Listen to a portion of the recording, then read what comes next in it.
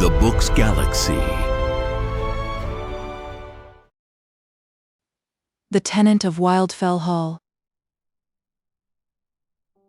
Chapter 1. You must go back with me to the autumn of 1827. My father, as you know, was a sort of gentleman farmer in Shire, and I, by his express desire, succeeded him in the same quiet occupation, not very willingly, for ambition urged me to higher aims, and self-conceit assured me that, in disregarding its voice, I was burying my talent in the earth and hiding my light under a bushel. My mother had done her utmost to persuade me that I was capable of great achievements, but my father, who thought ambition was the surest road to ruin, and change but another word for destruction, would listen to no scheme for bettering either my own condition or that of my fellow mortals. He assured me it was all rubbish, and exhorted me, with his dying breath, to continue in the good old way, to follow his steps, and those of his father before him, and let my highest ambition be to walk honestly through the world, looking neither to the right hand nor to the left, and to transmit the paternal acres to my children in, at least, as flourishing a condition as he left them to me. Well, an honest and industrious farmer is one of the most useful members of society, and if I devote my talents to the cultivation of my farm and the improvement of agriculture in general, I shall thereby benefit not only my own immediate connections and dependents, but, in some degree, mankind at large. Hence I shall not have lived in vain.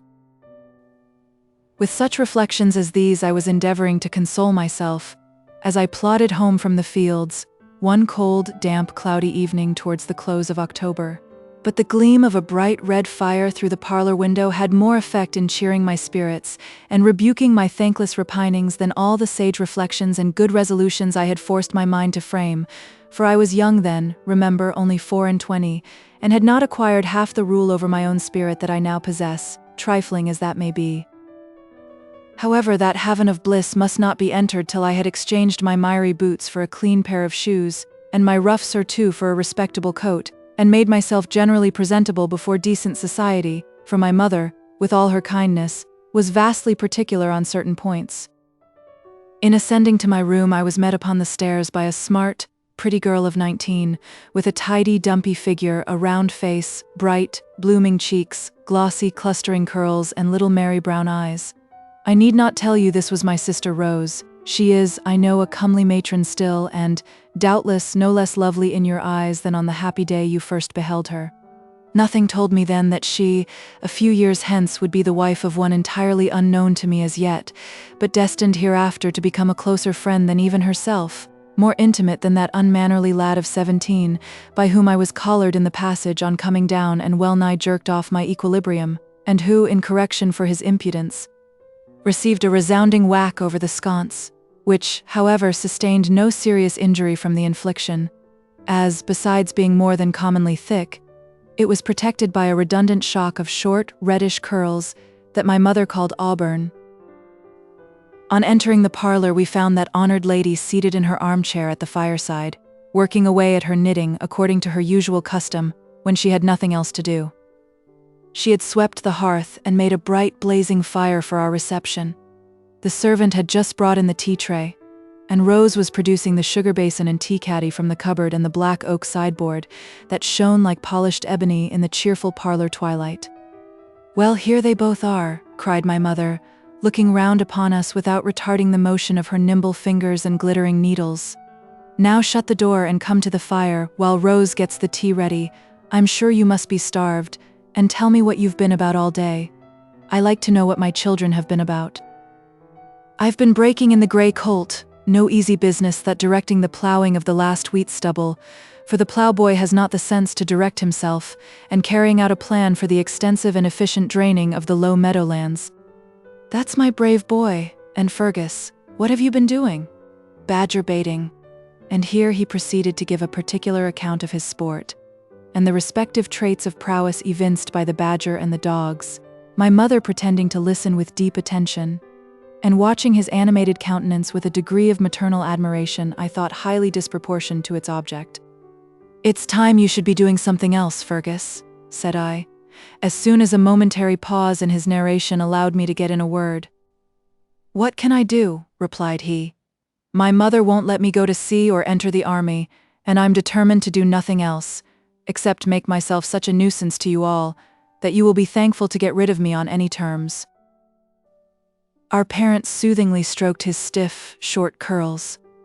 He growled and tried to look sulky, and then we all took our seats at the table in obedience to the thrice-repeated summons of Rose. "Now take your tea," said she, "and I'll tell you what I've been doing. I've been to call on the Wilsons, and it's 1,000 pities you didn't go with me, Gilbert, for Eliza Millward was there." "Well, what of her?" "Oh, nothing. I'm not going to tell you about her, only that she's a nice, amusing little thing, when she is in a merry humor, and I shouldn't mind calling her—" "Hush, hush, my dear. Your brother has no such idea," whispered my mother earnestly, holding up her finger. "Well," resumed Rose, "I was going to tell you an important piece of news I heard there. I have been bursting with it ever since. You know, it was reported a month ago that somebody was going to take Wildfell Hall, and what do you think? It has actually been inhabited above a week, and we never knew." "Impossible," cried my mother. "Preposterous!" shrieked Fergus. "It has indeed, and by a single lady."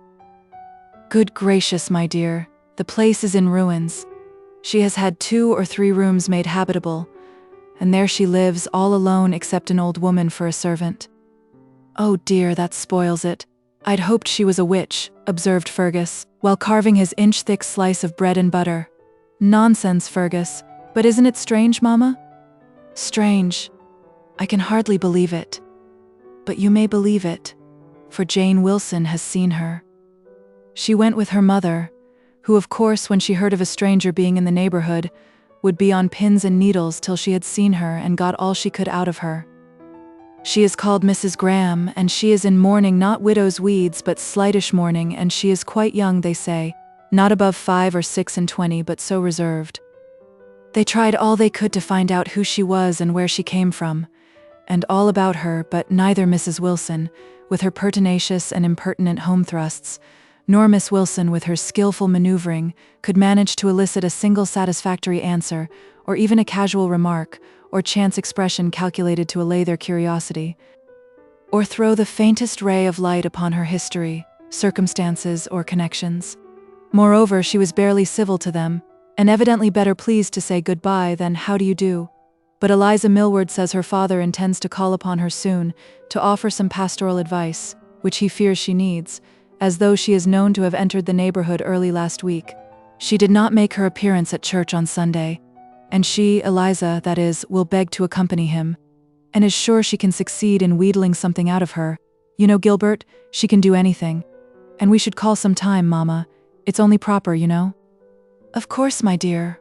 Poor thing. How lonely she must feel. And pray, be quick about it, and mind you bring me word how much sugar she puts in her tea, and what sort of caps and aprons she wears, and all about it, for I don't know how I can live till I know," said Fergus, very gravely. But if he intended the speech to be hailed as a masterstroke of wit, he signally failed, for nobody laughed. However, he was not much disconcerted at that, for when he had taken a mouthful of bread and butter and was about to swallow a gulp of tea, the humor of the thing burst upon him with such irresistible force that he was obliged to jump up from the table and rush snorting and choking from the room, and a minute after was heard screaming in fearful agony in the garden. As for me, I was hungry and contented myself with silently demolishing the tea, ham, and toast, while my mother and sister went on talking and continued to discuss the apparent or non-apparent circumstances and probable or improbable history of the mysterious lady. But I must confess that after my brother's misadventure, I once or twice raised the cup to my lips and put it down again without daring to taste the contents, lest I should injure my dignity by a similar explosion. The next day my mother and Rose hastened to pay their compliments to the fair recluse, and came back but little wiser than they went, though my mother declared she did not regret the journey, for if she had not gained much good, she flattered herself she had imparted some, and that was better. She had given some useful advice which, she hoped, would not be thrown away, for Mrs. Graham, though she said little to any purpose, and appeared somewhat self-opinionated, seemed not incapable of reflection, though she did not know where she had been all her life, poor thing, for she betrayed a lamentable ignorance on certain points, and had not even the sense to be ashamed of it. "On what points, mother?" asked I. "On household matters, and all the little niceties of cookery, and such things, that every lady ought to be familiar with, whether she be required to make a practical use of her knowledge or not."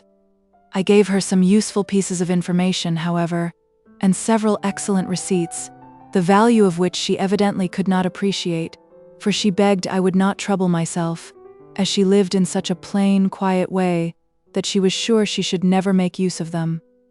"No matter, my dear," said I. "It is what every respectable female ought to know. And besides, though you are alone now, you will not be always so. You have been married, and probably, I might say almost certainly, will be again." "You are mistaken there, ma'am," said she, almost haughtily. "I am certain I never shall." But I told her I knew better. "Some romantic young widow, I suppose," said I, "come there to end her days in solitude and mourn in secret for the dear departed, but it won't last long." "No, I think not," observed Rose, "for she didn't seem very disconsolate after all, and she's excessively pretty, handsome rather. You must see her, Gilbert. You will call her a perfect beauty, though you could hardly pretend to discover a resemblance between her and Eliza Millward." "Well, I can imagine many faces more beautiful than Eliza's, though not more charming.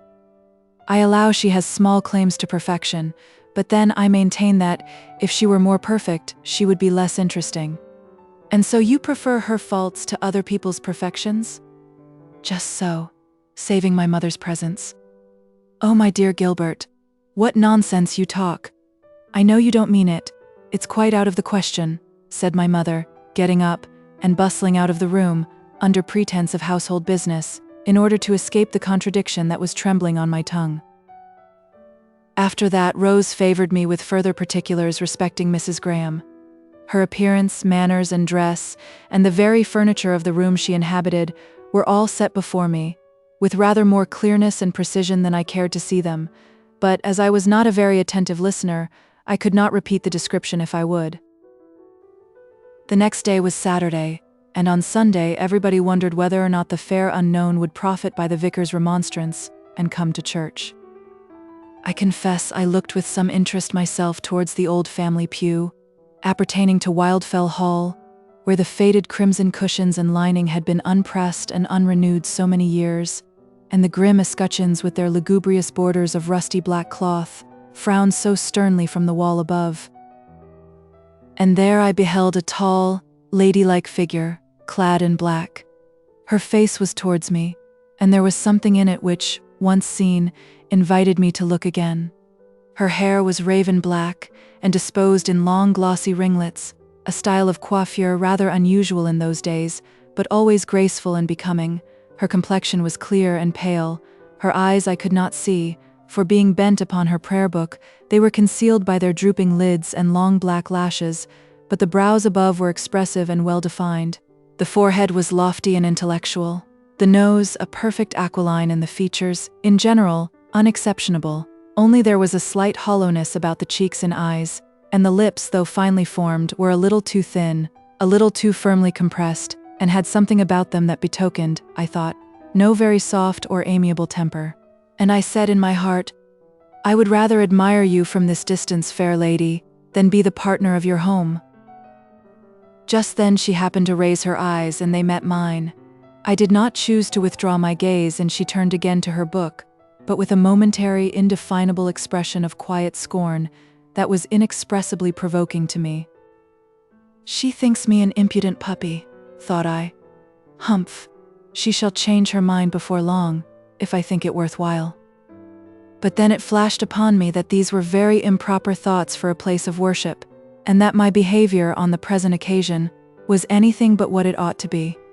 Previous, however, to directing my mind to the service, I glanced round the church to see if anyone had been observing me, but no, all, who were not attending to their prayer books, were attending to the strange lady, my good mother and sister among the rest, and Mrs. Wilson and her daughter. And even Eliza Millward was slyly glancing from the corners of her eyes towards the object of general attraction. Then she glanced at me, simpered a little, and blushed, modestly looked at her prayer book, and endeavored to compose her features. Here I was transgressing again, and this time I was made sensible of it by a sudden dig in the ribs, from the elbow of my pert brother. For the present, I could only resent the insult by pressing my foot upon his toes, deferring further vengeance till we got out of church. Now, Halford, before I close this letter, I'll tell you who Eliza Millward was. She was the vicar's younger daughter, and a very engaging little creature, for whom I felt no small degree of partiality, and she knew it, though I had never come to any direct explanation, and had no definite intention of so doing, for my mother, who maintained there was no one good enough for me within 20 miles round, could not bear the thoughts of my marrying that insignificant little thing, who, in addition to her numerous other disqualifications, had not 20 pounds to call her own. Eliza's figure was at once slight and plump, her face small and nearly as round as my sister's, complexion something similar to hers, but more delicate and less decidedly blooming, nose retroussé, features generally irregular, and altogether she was rather charming than pretty. But her eyes, I must not forget those remarkable features, for therein her chief attraction lay in outward aspect at least. They were long and narrow in shape, the irids black, or very dark brown, the expression various and ever-changing, but always either preternaturally, I had almost said diabolically wicked, or irresistibly bewitching, often both. Her voice was gentle and childish, her tread light and soft as that of a cat, but her manners more frequently resembled those of a pretty playful kitten that is now pert and roguish, now timid and demure, according to its own sweet will. Her sister, Mary, was several years older, several inches taller, and of a larger, coarser build, a plain, quiet, sensible girl who had patiently nursed their mother through her last long, tedious illness, and been the housekeeper and family drudge from thence to the present time. She was trusted and valued by her father, loved and courted by all dogs, cats, children, and poor people, and slighted and neglected by everybody else. The Reverend Michael Millward himself was a tall, ponderous elderly gentleman who placed a shovel hat above his large, square, massive-featured face, carried a stout walking stick in his hand, and encased his still powerful limbs in knee breeches and gaiters, or black silk stockings on state occasions. He was a man of fixed principles, strong prejudices, and regular habits, intolerant of dissent in any shape, acting under a firm conviction that his opinions were always right, and whoever differed from them must be either most deplorably ignorant or willfully blind. In childhood, I had always been accustomed to regard him with a feeling of reverential awe, but lately, even now, surmounted, for though he had a fatherly kindness for the well-behaved, he was a strict disciplinarian, and had often sternly reproved our juvenile failings and peccadillos, and moreover in those days, whenever he called upon our parents, we had to stand up before him, and say our catechism, or repeat, "How doth the little busy bee," or some other hymn, or worse than all, be questioned about his last text, and the heads of the discourse which we never could remember. Sometimes the worthy gentleman would reprove my mother for being overindulgent to her sons, with a reference to old Eli, or David and Absalom, which was particularly galling to her feelings, and very highly as she respected him, and all his sayings. I once heard her exclaim, "I wish to goodness he had a son himself. He wouldn't be so ready with his advice to other people then. He'd see what it is to have a couple of boys to keep in order." He had a laudable care for his own bodily health, kept very early hours, regularly took a walk before breakfast, was vastly particular about warm and dry clothing, had never been known to preach a sermon without previously swallowing a raw egg, albeit he was gifted with good lungs and a powerful voice, and was, generally, extremely particular about what he ate and drank, though by no means abstemious, and having a mode of dietary peculiar to himself, being a great despiser of tea and such slops, and a patron of malt liquors, bacon and eggs, ham, hung beef, and other strong meats, which agreed well enough with his digestive organs, and therefore were maintained by him to be good and wholesome for everybody, and confidently recommended to the most delicate convalescents or dyspeptics, who, if they failed to derive the promised benefit from his prescriptions, were told it was because they had not persevered, and if they complained of inconvenient results therefrom, were assured it was all fancy. I will just touch upon two other persons whom I have mentioned, and then bring this long letter to a close. These are Mrs. Wilson and her daughter. The former was the widow of a substantial farmer, a narrow-minded, tattling old gossip, whose character is not worth describing. She had two sons, Robert, a rough countrified farmer, and Richard, a retiring studious young man who was studying the classics with the vicar's assistants, preparing for college with a view to enter the church. Their sister Jane was a young lady of some talents and more ambition. She had, at her own desire, received a regular boarding school education, superior to what any member of the family had obtained before. She had taken the polish well, acquired considerable elegance of manners, quite lost her provincial accent, and could boast of more accomplishments than the vicar's daughters. She was considered a beauty besides, but never for a moment could she number me amongst her admirers. She was about 26, rather tall and very slender. Her hair was neither chestnut nor auburn, but a most decided bright, light red. Her complexion was remarkably fair and brilliant, her head small, neck long, chin well turned, but very short, lips thin and red, eyes clear hazel, quick and penetrating, but entirely destitute of poetry or feeling. She had or might have had many suitors in her own rank of life, but scornfully repulsed or rejected them all, for none but a gentleman could please her refined taste, and none but a rich one could satisfy her soaring ambition. One gentleman there was from whom she had lately received some rather pointed attentions, and upon whose heart, name, and fortune, it was whispered, she had serious designs.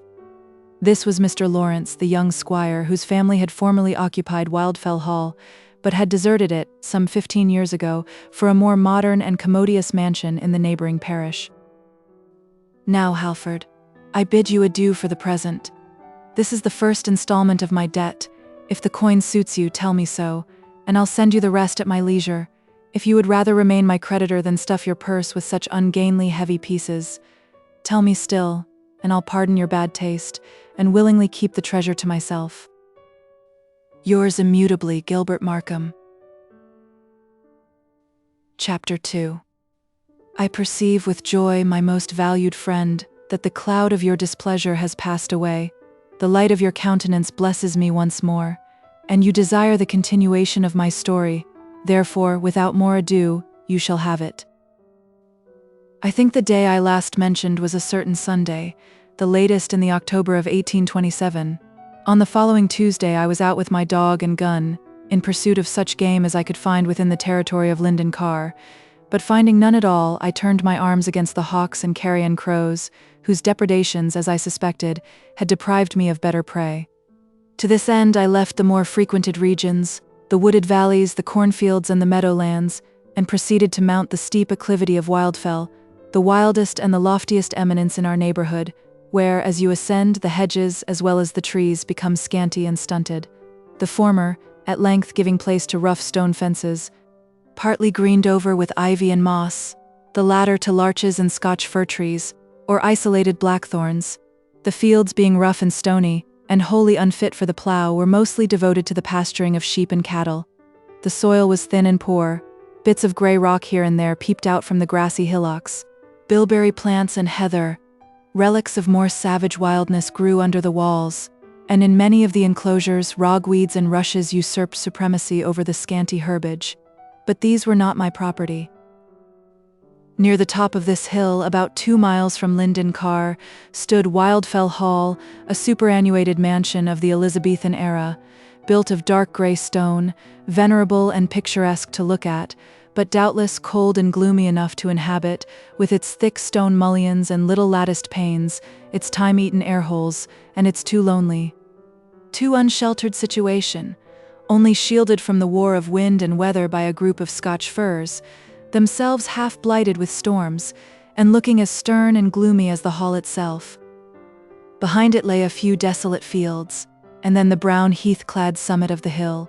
Before it, enclosed by stone walls, and entered by an iron gate with large balls of grey granite, similar to those which decorated the roof and gables surmounting the gateposts, was a garden, once stocked with such hard plants and flowers as could best brook the soil and climate, and such trees and shrubs as could best endure the gardener's torturing shears, and most readily assume the shapes he chose to give them. Now, having been left so many years untilled and untrimmed, abandoned to the weeds and the grass, to the frost and the wind, the rain and the drought, it presented a very singular appearance indeed. The close green walls of privet that had bordered the principal walk were 2/3 withered away and the rest grown beyond all reasonable bounds. The old boxwood swan that sat beside the scraper had lost its neck and half its body, the castellated towers of laurel in the middle of the garden, the gigantic warrior that stood on one side of the gateway, and the lion that guarded the other, were sprouted into such fantastic shapes as resembled nothing either in heaven or earth, or in the waters under the earth. But, to my young imagination, they presented all of them a goblinish appearance that harmonized well with the ghostly legions and dark traditions our old nurse had told us respecting the haunted hall and its departed occupants. I had succeeded in killing a hawk and 2 crows when I came within sight of the mansion, and then, relinquishing further depredations, I sauntered on, to have a look at the old place and see what changes had been wrought in it by its new inhabitant. I did not like to go quite to the front and stare in at the gate, but I paused beside the garden wall and looked, and saw no change except in one wing, where the broken windows and dilapidated roof had evidently been repaired, and where a thin wreath of smoke was curling up from the stack of chimneys. While I thus stood leaning on my gun and looking up at the dark gables, sunk in an idle reverie, weaving a tissue of wayward fancies in which old associations and the fair young hermit, now within those walls, bore a nearly equal part, I heard a slight rustling and scrambling just within the garden, and, glancing in the direction whence the sound proceeded, I beheld a tiny hand elevated above the wall. It clung to the topmost stone, and then another little hand was raised to take a firmer hold, and then appeared a small white forehead, surmounted with wreaths of light brown hair, with a pair of deep blue eyes beneath, and the upper portion of a diminutive ivory nose. The eyes did not notice me, but sparkled with glee on beholding Sancho, my beautiful black and white setter, that was coursing about the field with its muzzle to the ground. The little creature raised its face and called aloud to the dog. The good-natured animal paused, looked up, and wagged his tail, but made no further advances.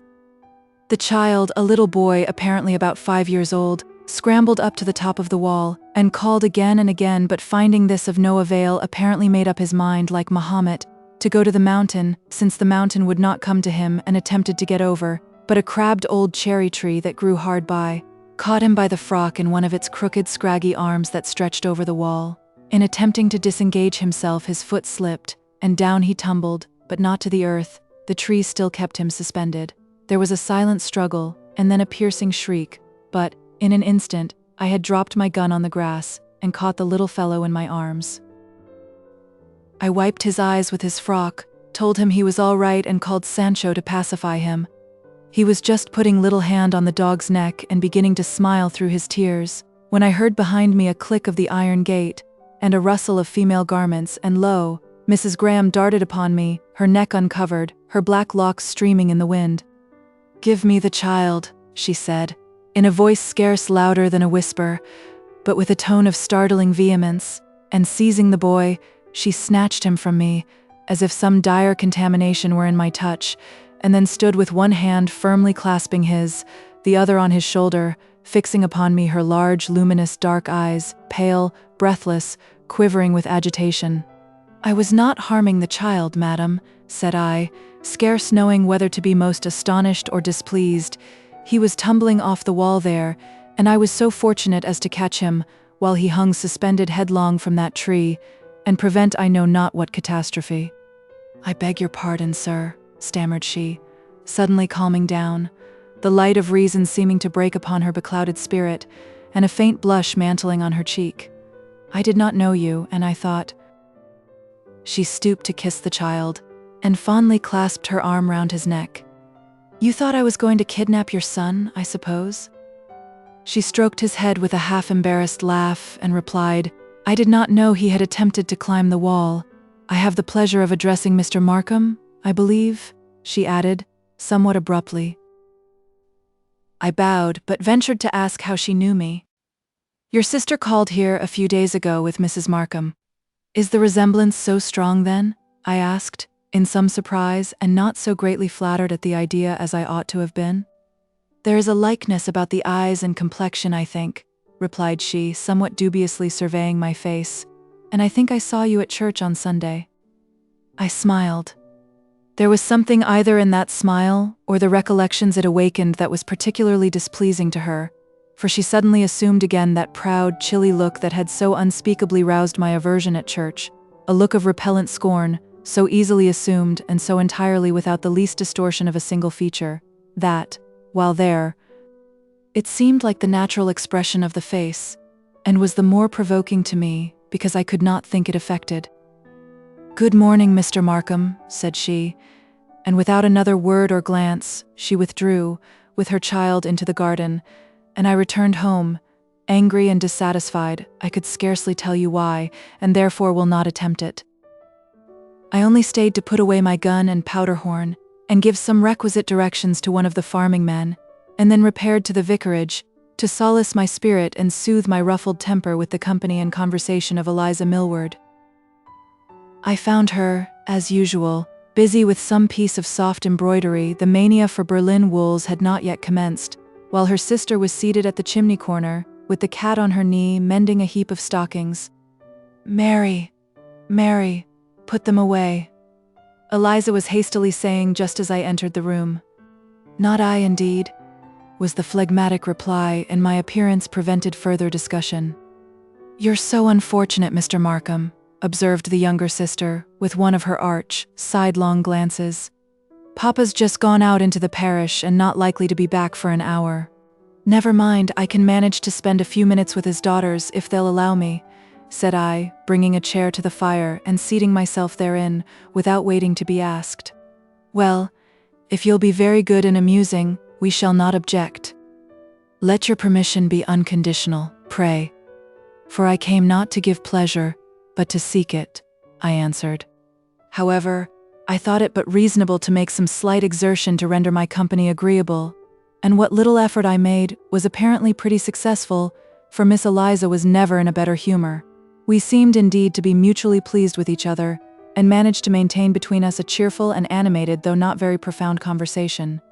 It was little better than a tête-à-tête, for Miss Millward never opened her lips, except occasionally to correct some random assertion or exaggerated expression of her sister's, and once to ask her to pick up the ball of cotton that had rolled under the table. I did this myself, however, as in duty bound. "Thank you, Mr. Markham," said she, as I presented it to her. "I would have picked it up myself, only I did not want to disturb the cat." "Mary, dear, that won't excuse you in Mr. Markham's eyes," said Eliza. "He hates cats, I dare say, as cordially as he does old maids, like all other gentlemen. Don't you, Mr. Markham?" "I believe it is natural for our unamiable sex to dislike the creatures," replied I, "for you ladies lavish so many caresses upon them." "Bless them, little darlings," cried she, in a sudden burst of enthusiasm, turning round and overwhelming her sister's pet with a shower of kisses.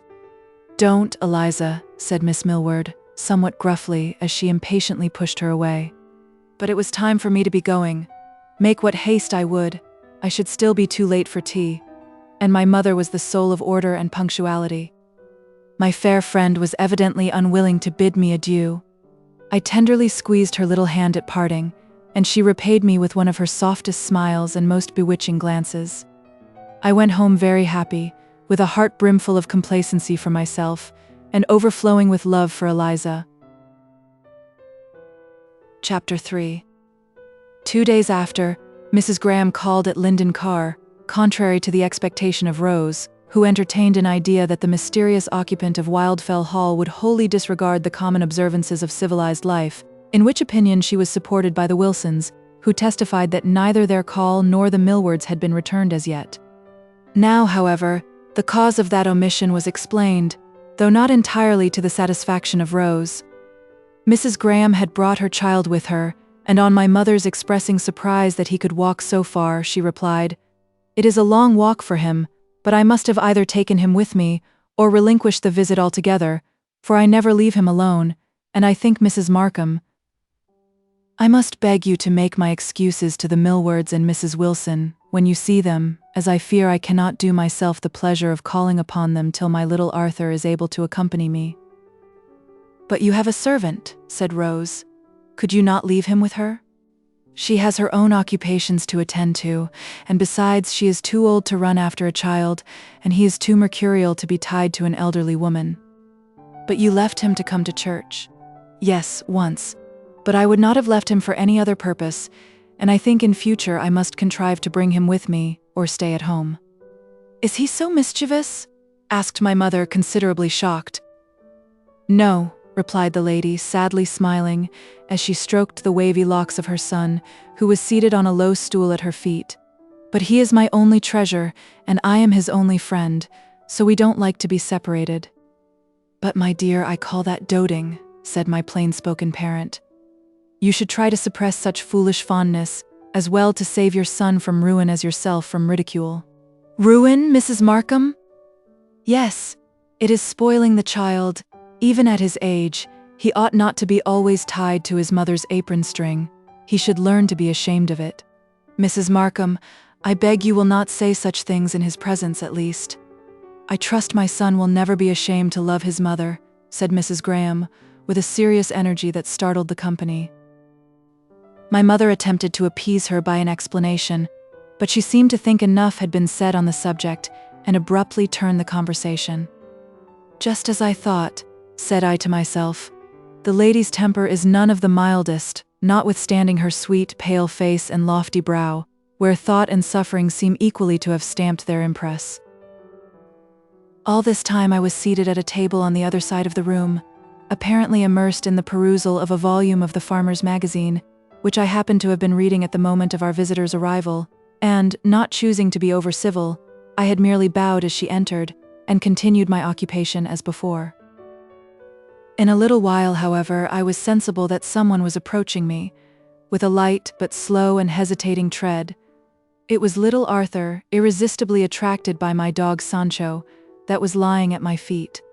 On looking up, I beheld him standing about 2 yards off, with his clear blue eyes wistfully gazing on the dog, transfixed to the spot, not by fear of the animal, but by a timid disinclination to approach its master. A little encouragement, however, induced him to come forward. The child, though shy, was not sullen. In a minute he was kneeling on the carpet, with his arms round Sancho's neck, and, in a minute or two more, the little fellow was seated on my knee, surveying with eager interest the various specimens of horses, cattle, pigs, and model farms portrayed in the volume before me. I glanced at his mother now and then to see how she relished the new-sprung intimacy, and I saw by the unquiet aspect of her eye that for some reason or other she was uneasy at the child's position. "Arthur," said she, at length, "come here. You are troublesome to Mr. Markham. He wishes to read." "By no means, Mrs. Graham. Pray let him stay. I am as much amused as he is," pleaded I, but still, with hand and eye, she silently called him to her side. "No, Mamma," said the child. "Let me look at these pictures first, and then I'll come and tell you all about them." "We are going to have a small party on Monday, the 5th of November, said my mother, "and I hope you will not refuse to make one, Mrs. Graham. You can bring your little boy with you, you know, I dare say we shall be able to amuse him, and then you can make your own apologies to the Millwards and Wilsons. They will all be here, I expect." "Thank you, I never go to parties." "Oh, but this will be quite a family concern.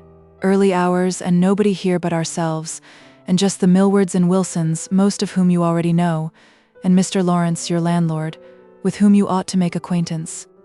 "I do know something of him, but you must excuse me this time, for the evenings now are dark and damp, and Arthur, I fear, is too delicate to risk exposure to their influence with impunity. We must defer the enjoyment of your hospitality till the return of longer days and warmer nights." Rose, now at a hint from my mother, produced a decanter of wine, with accompaniments of glasses and cake, from the cupboard and the oak sideboard, and the refreshment was duly presented to the guests. They both partook of the cake, but obstinately refused the wine, in spite of their hostess's hospitable attempts to force it upon them. Arthur especially shrank from the ruby nectar as if in terror and disgust, and was ready to cry when urged to take it. "Never mind, Arthur," said his mamma. "Mrs. Markham thinks it will do you good, as you were tired with your walk, but she will not oblige you to take it. I dare say you will do very well without. He detests the very sight of wine," she added, "and the smell of it almost makes him sick. I have been accustomed to make him swallow a little wine or weak spirits and water, by way of medicine, when he was sick, and in fact, I have done what I could to make him hate them." Everybody laughed except the young widow and her son. "Well, Mrs. Graham," said my mother, wiping the tears of merriment from her bright blue eyes. "Well, you surprise me. I really gave you credit for having more sense. The poor child will be the veriest milksop that ever was sopped. Only think what a man you will make of him if you persist in—" "I think it a very excellent plan," interrupted Mrs. Graham, with imperturbable gravity. "By that means I hope to save him from one degrading vice at least. I wish I could render the incentives to every other equally innoxious in his case." "But by such means," said I, "you will never render him virtuous." "What is it that constitutes virtue, Mrs. Graham? Is it the circumstance of being able and willing to resist temptation?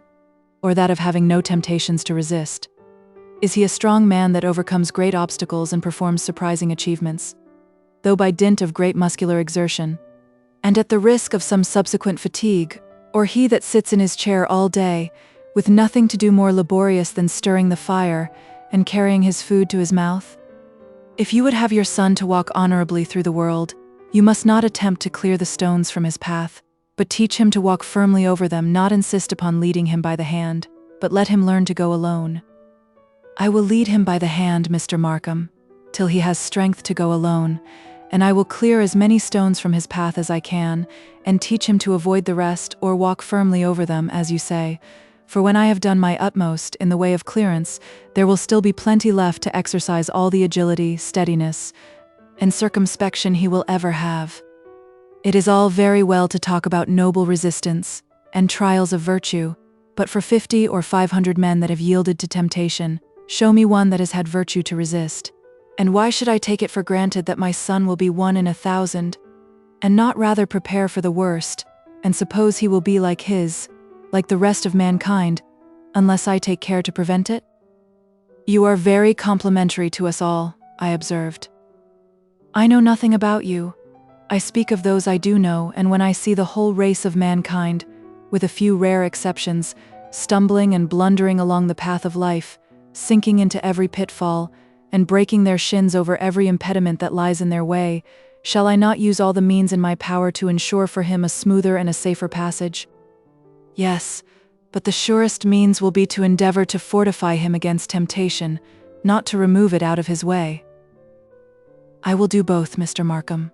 God knows he will have temptations enough to assail him, both from within and without, when I have done all I can to render vice as uninviting to him as it is abominable in its own nature. I myself have had, indeed, but few incentives to what the world calls vice, but yet I have experienced temptations and trials of another kind, that have required, on many occasions, more watchfulness and firmness to resist than I have hitherto been able to muster against them. And this, I believe, is what most others would acknowledge who are accustomed to reflection, and wishful to strive against their natural corruptions." "Yes," said my mother, but half apprehending her drift, "but you would not judge of a boy by yourself, and, my dear Mrs. Graham, let me warn you in good time against the error, the fatal error, I may call it, of taking that boy's education upon yourself. Because you are clever in some things and well informed, you may fancy yourself equal to the task, but indeed you are not, and if you persist in the attempt, believe me, you will bitterly repent it when the mischief is done. I am to send him to school, I suppose, to learn to despise his mother's authority and affection," said the lady, with rather a bitter smile. "Oh no, but if you would have a boy to despise his mother, let her keep him at home, and spend her life in petting him up and slaving to indulge his follies and caprices." "I perfectly agree with you, Mrs. Markham, but nothing can be further from my principles and practice than such criminal weakness as that." "Well, but you will treat him like a girl, you'll spoil his spirit, and make a mere Miss Nancy of him. You will, indeed, Mrs. Graham, whatever you may think. But I'll get Mr. Millward to talk to you about it. He'll tell you the consequences. He'll set it before you as plain as the day, and tell you what you ought to do and all about it. And I don't doubt, he'll be able to convince you in a minute." "No occasion to trouble the vicar," said Mrs. Graham, glancing at me. I suppose I was smiling at my mother's unbounded confidence in that worthy gentleman. Mr. Markham here thinks his powers of conviction at least equal to Mr. Millward's. If I hear not him, neither should I be convinced, though one rose from the dead, he would tell you. "Well, Mr. Markham, you that maintain that a boy should not be shielded from evil, but sent out to battle against it, alone and unassisted, not taught to avoid the snares of life, but boldly to rush into them, or over them as he may, to seek danger rather than shun it, and feed his virtue by temptation, would you? I beg your pardon, Mrs. Graham, but you get on too fast. I have not yet said that a boy should be taught to rush into the snares of life, or even willfully to seek temptation for the sake of exercising his virtue by overcoming it. I only say that it is better to arm and strengthen your hero than to disarm and enfeeble the foe, and if you were to rear an oak sapling in a hothouse, tending it carefully night and day, and shielding it from every breath of wind, you could not expect it to become a hardy tree, like that which has grown up on the mountainside, exposed to all the action of the elements, and not even sheltered from the shock of the tempest. Granted, but would you use the same argument with regard to a girl? Certainly not. No. You would have her to be tenderly and delicately nurtured, like a hothouse plant, taught to cling to others for direction and support, and guarded, as much as possible, from the very knowledge of evil. But will you be so good as to inform me why you make this distinction? Is it that you think she has no virtue? Assuredly not. Well, but you affirm that virtue is only elicited by temptation, and you think that a woman cannot be too little exposed to temptation, or too little acquainted with vice, or anything connected therewith. It must be either that you think she is essentially so vicious or so feeble-minded that she cannot withstand temptation, and though she may be pure and innocent as long as she is kept in ignorance and restraint, yet being destitute of real virtue, to teach her how to sin is at once to make her a sinner. And the greater her knowledge, the wider her liberty, the deeper will be her depravity, whereas in the nobler sex there is a natural tendency to goodness, guarded by a superior fortitude, which, the more it is exercised by trials and dangers, is only the further developed. Heaven forbid that I should think so, I interrupted her at last. Well then, it must be that you think they are both weak and prone to err, and the slightest error, the merest shadow of pollution, will ruin the one, while the character of the other will be strengthened and embellished, his education properly finished by a little practical acquaintance with forbidden things. Such experience to him, to use a trite simile, will be like the storm to the oak, which, though it may scatter the leaves and snap the smaller branches, serves but to rivet the roots, and to harden and condense the fibers of the tree. You would have us encourage our sons to prove all things by their own experience, while our daughters must not even profit by the experience of others.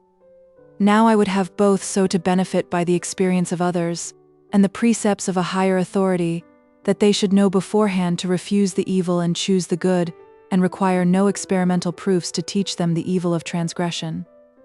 I would not send a poor girl into the world unarmed against her foes, and ignorant of the snares that beset her path, nor would I watch and guard her till, deprived of self-respect and self-reliance, she lost the power or the will to watch and guard herself.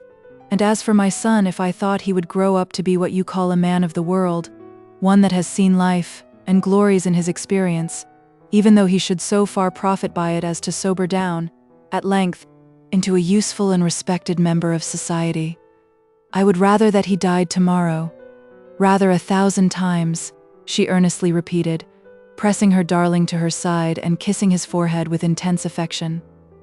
He had already left his new companion, and been standing for some time beside his mother's knee, looking up into her face, and listening in silent wonder to her incomprehensible discourse. "Well, you ladies must always have the last word, I suppose," said I, observing her rise and begin to take leave of my mother. "You may have as many words as you please, only I can't stay to hear them." "No, that is the way. You hear just as much of an argument as you please, and the rest may be spoken to the wind." "If you are anxious to say anything more on the subject," replied she as she shook hands with Rose, "you must bring your sister to see me some fine day, and I'll listen, as patiently as you could wish, to whatever you please to say. I would rather be lectured by you than the vicar, because I should have less remorse in telling you, at the end of the discourse, that I preserve my own opinion precisely the same as at the beginning, as would be the case, I am persuaded, with regard to either logician." "Yes, of course," replied I, determined to be as provoking as herself, for when a lady does consent to listen to an argument against her own opinions, she is always predetermined to withstand it, to listen only with her bodily ears, keeping the mental organs resolutely closed against the strongest reasoning. "Good morning, Mr. Markham," said my fair antagonist, with a pitying smile, and deigning no further rejoinder, she slightly bowed, and was about to withdraw, but her son, with childish impertinence, arrested her by exclaiming, "Mama, you have not shaken hands with Mr. Markham." She laughingly turned round and held out her hand. I gave it a spiteful squeeze, for I was annoyed at the continual injustice she had done me from the very dawn of our acquaintance. Without knowing anything about my real disposition and principles, she was evidently prejudiced against me, and seemed bent upon showing me that her opinions respecting me on every particular fell far below those I entertained of myself. I was naturally touchy, or it would not have vexed me so much. Perhaps, too, I was a little bit spoiled by my mother and sister, and some other ladies of my acquaintance, and yet I was by no means a fop, of that I am fully convinced, whether you are or not. Chapter 4. Our party on the 5th of November passed off very well, in spite of Mrs. Graham's refusal to grace it with her presence. Indeed, it is probable that, had she been there would have been less cordiality, freedom, and frolic amongst us than there was without her. My mother, as usual, was cheerful and chatty, full of activity and good nature, and only faulty in being too anxious to make her guests happy, thereby forcing several of them to do what their soul abhorred in the way of eating or drinking, sitting opposite the blazing fire, or talking when they would be silent. Nevertheless, they bore it very well, being all in their holiday humors. Mr. Millward was mighty in important dogmas and sententious jokes, pompous anecdotes and oracular discourses, dealt out for the edification of the whole assembly in general, and of the admiring Mrs. Markham, the polite Mr. Lawrence, the sedate Mary Millward, the quiet Richard Wilson, and the matter-of-fact Robert in particular, as being the most attentive listeners. Mrs. Wilson was more brilliant than ever, with her budgets of fresh news and old scandal, strung together with trivial questions and remarks, and oft-repeated observations, uttered apparently for the sole purpose of denying a moment's rest to her inexhaustible organs of speech. She had brought her knitting with her, and it seemed as if her tongue had laid a wager with her fingers, to outdo them in swift and ceaseless motion.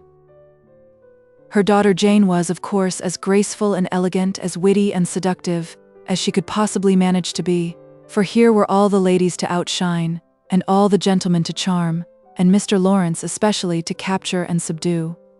Her little arts to effect his subjugation were too subtle and impalpable to attract my observation, but I thought there was a certain refined affectation of superiority and an ungenial self-consciousness about her that negatived all her advantages, and after she was gone, Rose interpreted to me her various looks, words, and actions with a mingled acuteness and asperity that made me wonder, equally, at the lady's artifice and my sister's penetration, and ask myself if she too had an eye to the squire, but never mind, Halford.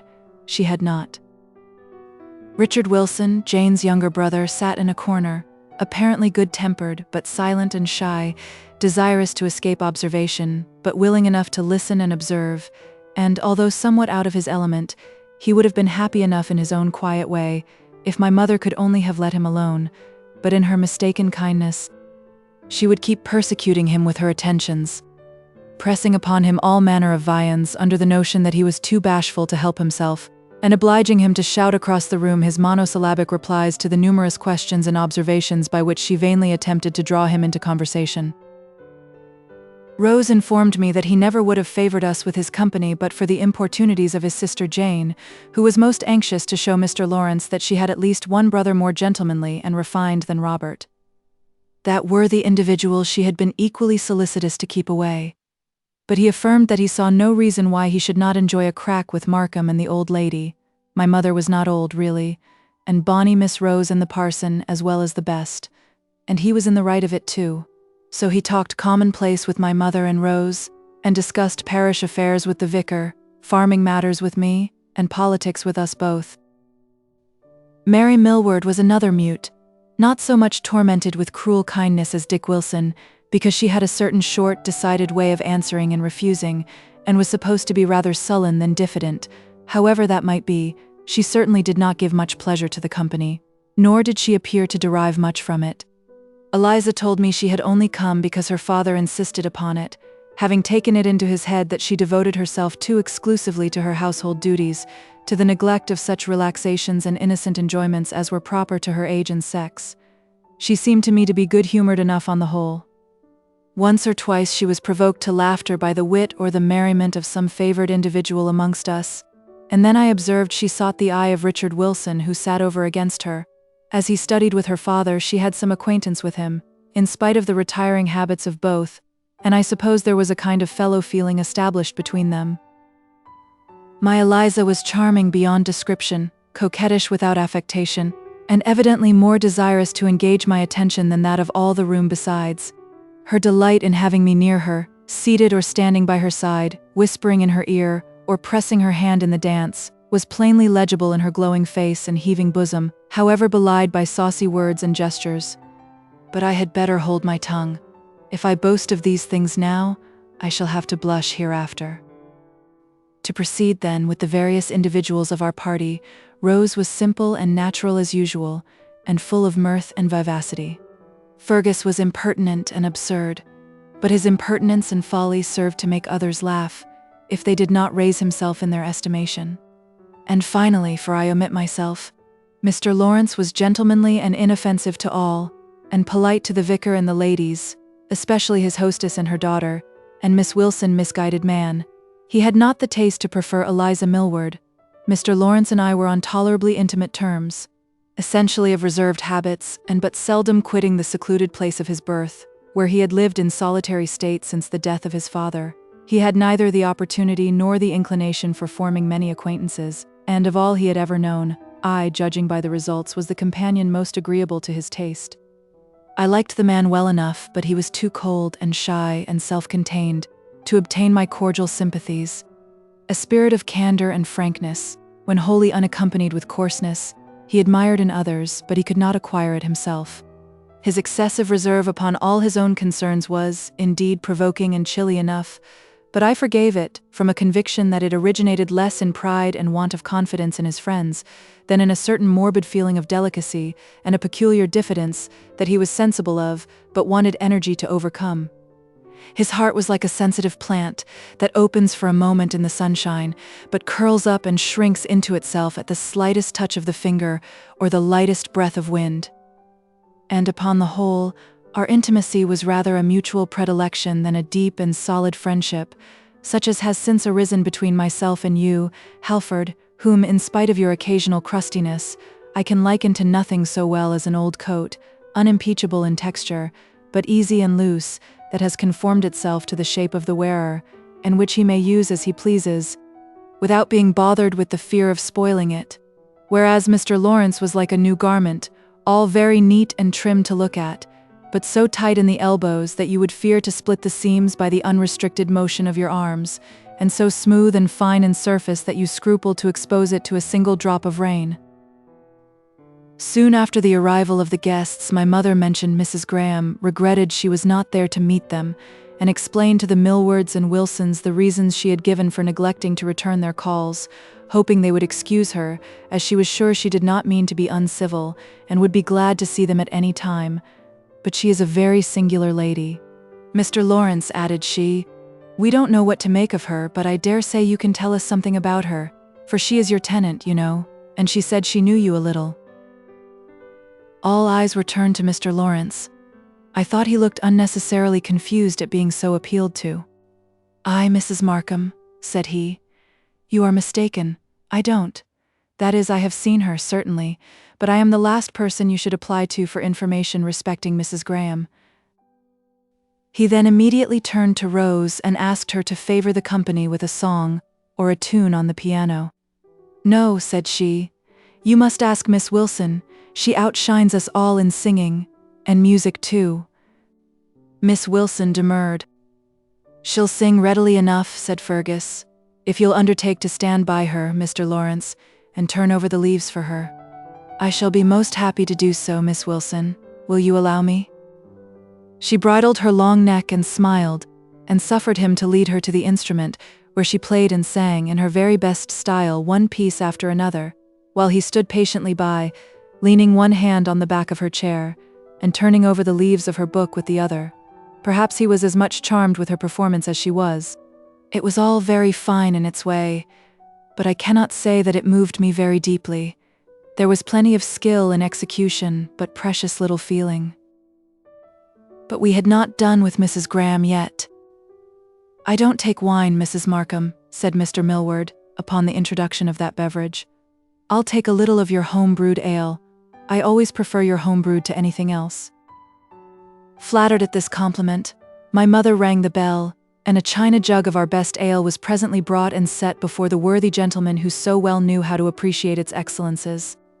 "Now this is the thing," cried he, pouring out a glass of the same in a long stream, skillfully directed from the jug to the tumbler, so as to produce much foam without spilling a drop, and having surveyed it for a moment opposite the candle, he took a deep draught and then smacked his lips, drew a long breath, and refilled his glass, my mother looking on with the greatest satisfaction.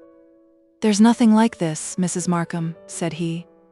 "I always maintain that there's nothing to compare with your home-brewed ale. I'm sure I'm glad you like it, sir. I always look after the brewing myself, as well as the cheese and the butter. I like to have things well done while we're about it." "Quite right, Mrs. Markham. But then, Mr. Millward, you don't think it wrong to take a little wine now and then, or a little spirits either?" said my mother, as she handed a smoking tumbler of gin and water to Mrs. Wilson, who affirmed that wine sat heavy on her stomach, and whose son Robert was at that moment helping himself to a pretty stiff glass of the same. "By no means," replied the oracle, with a Jove-like nod. "These things are all blessings and mercies, if we only knew how to make use of them. But Mrs. Graham doesn't think so. You shall just hear now what she told us the other day. I told her I'd tell you."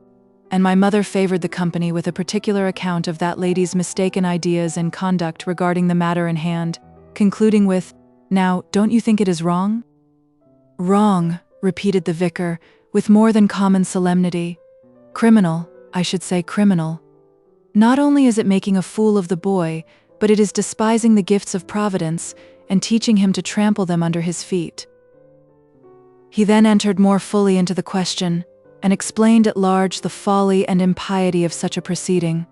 My mother heard him with profoundest reverence, and even Mrs. Wilson vouchsafed to rest her tongue for a moment and listen in silence, while she complacently sipped her gin and water. Mr. Lawrence sat with his elbow on the table, carelessly playing with his half-empty wine-glass, and covertly smiling to himself. "But don't you think, Mr. Millward," suggested he, when at length that gentleman paused in his discourse, "that when a child may be naturally prone to intemperance by the fault of its parents or ancestors, for instance, some precautions are advisable?" Now it was generally believed that Mr. Lawrence's father had shortened his days by intemperance. "Some precautions it may be, but temperance, sir, is one thing, and abstinence another. But I have heard that, with some persons, temperance, that is, moderation, is almost impossible, and if abstinence be an evil which some have doubted, no one will deny that excess is a greater. Some parents have entirely prohibited their children from tasting intoxicating liquors, but a parent's authority cannot last forever. Children are naturally prone to hanker after forbidden things, and a child in such a case would be likely to have a strong curiosity to taste and try the effect of what has been so lauded and enjoyed by others. So strictly forbidden to himself, which curiosity would generally be gratified on the first convenient opportunity, and the restraint once broken, serious consequences might ensue.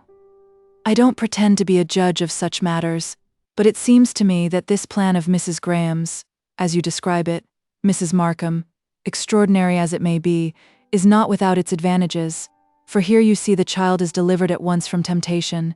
He has no secret curiosity, no hankering desire. He is as well acquainted with the tempting liquors as he ever wishes to be, and is thoroughly disgusted with them without having suffered from their effects. And is that right, sir? Have I not proven to you how wrong it is, how contrary to Scripture and to reason, to teach a child to look with contempt and disgust upon the blessings of Providence, instead of to use them aright? You may consider laudanum a blessing of Providence, sir, replied Mr. Lawrence, smiling, and yet you will allow that most of us had better abstain from it, even in moderation. But, added he, I would not desire you to follow out my simile too closely, in witness whereof I finish my glass. And take another, I hope, Mr. Lawrence, said my mother, pushing the bottle towards him. He politely declined, and pushing his chair a little away from the table, leant back towards me. I was seated a trifle behind, on the sofa beside Eliza Millward, and carelessly asked me if I knew Mrs. Graham. "I have met her once or twice," I replied. "What do you think of her?" "I cannot say that I like her much.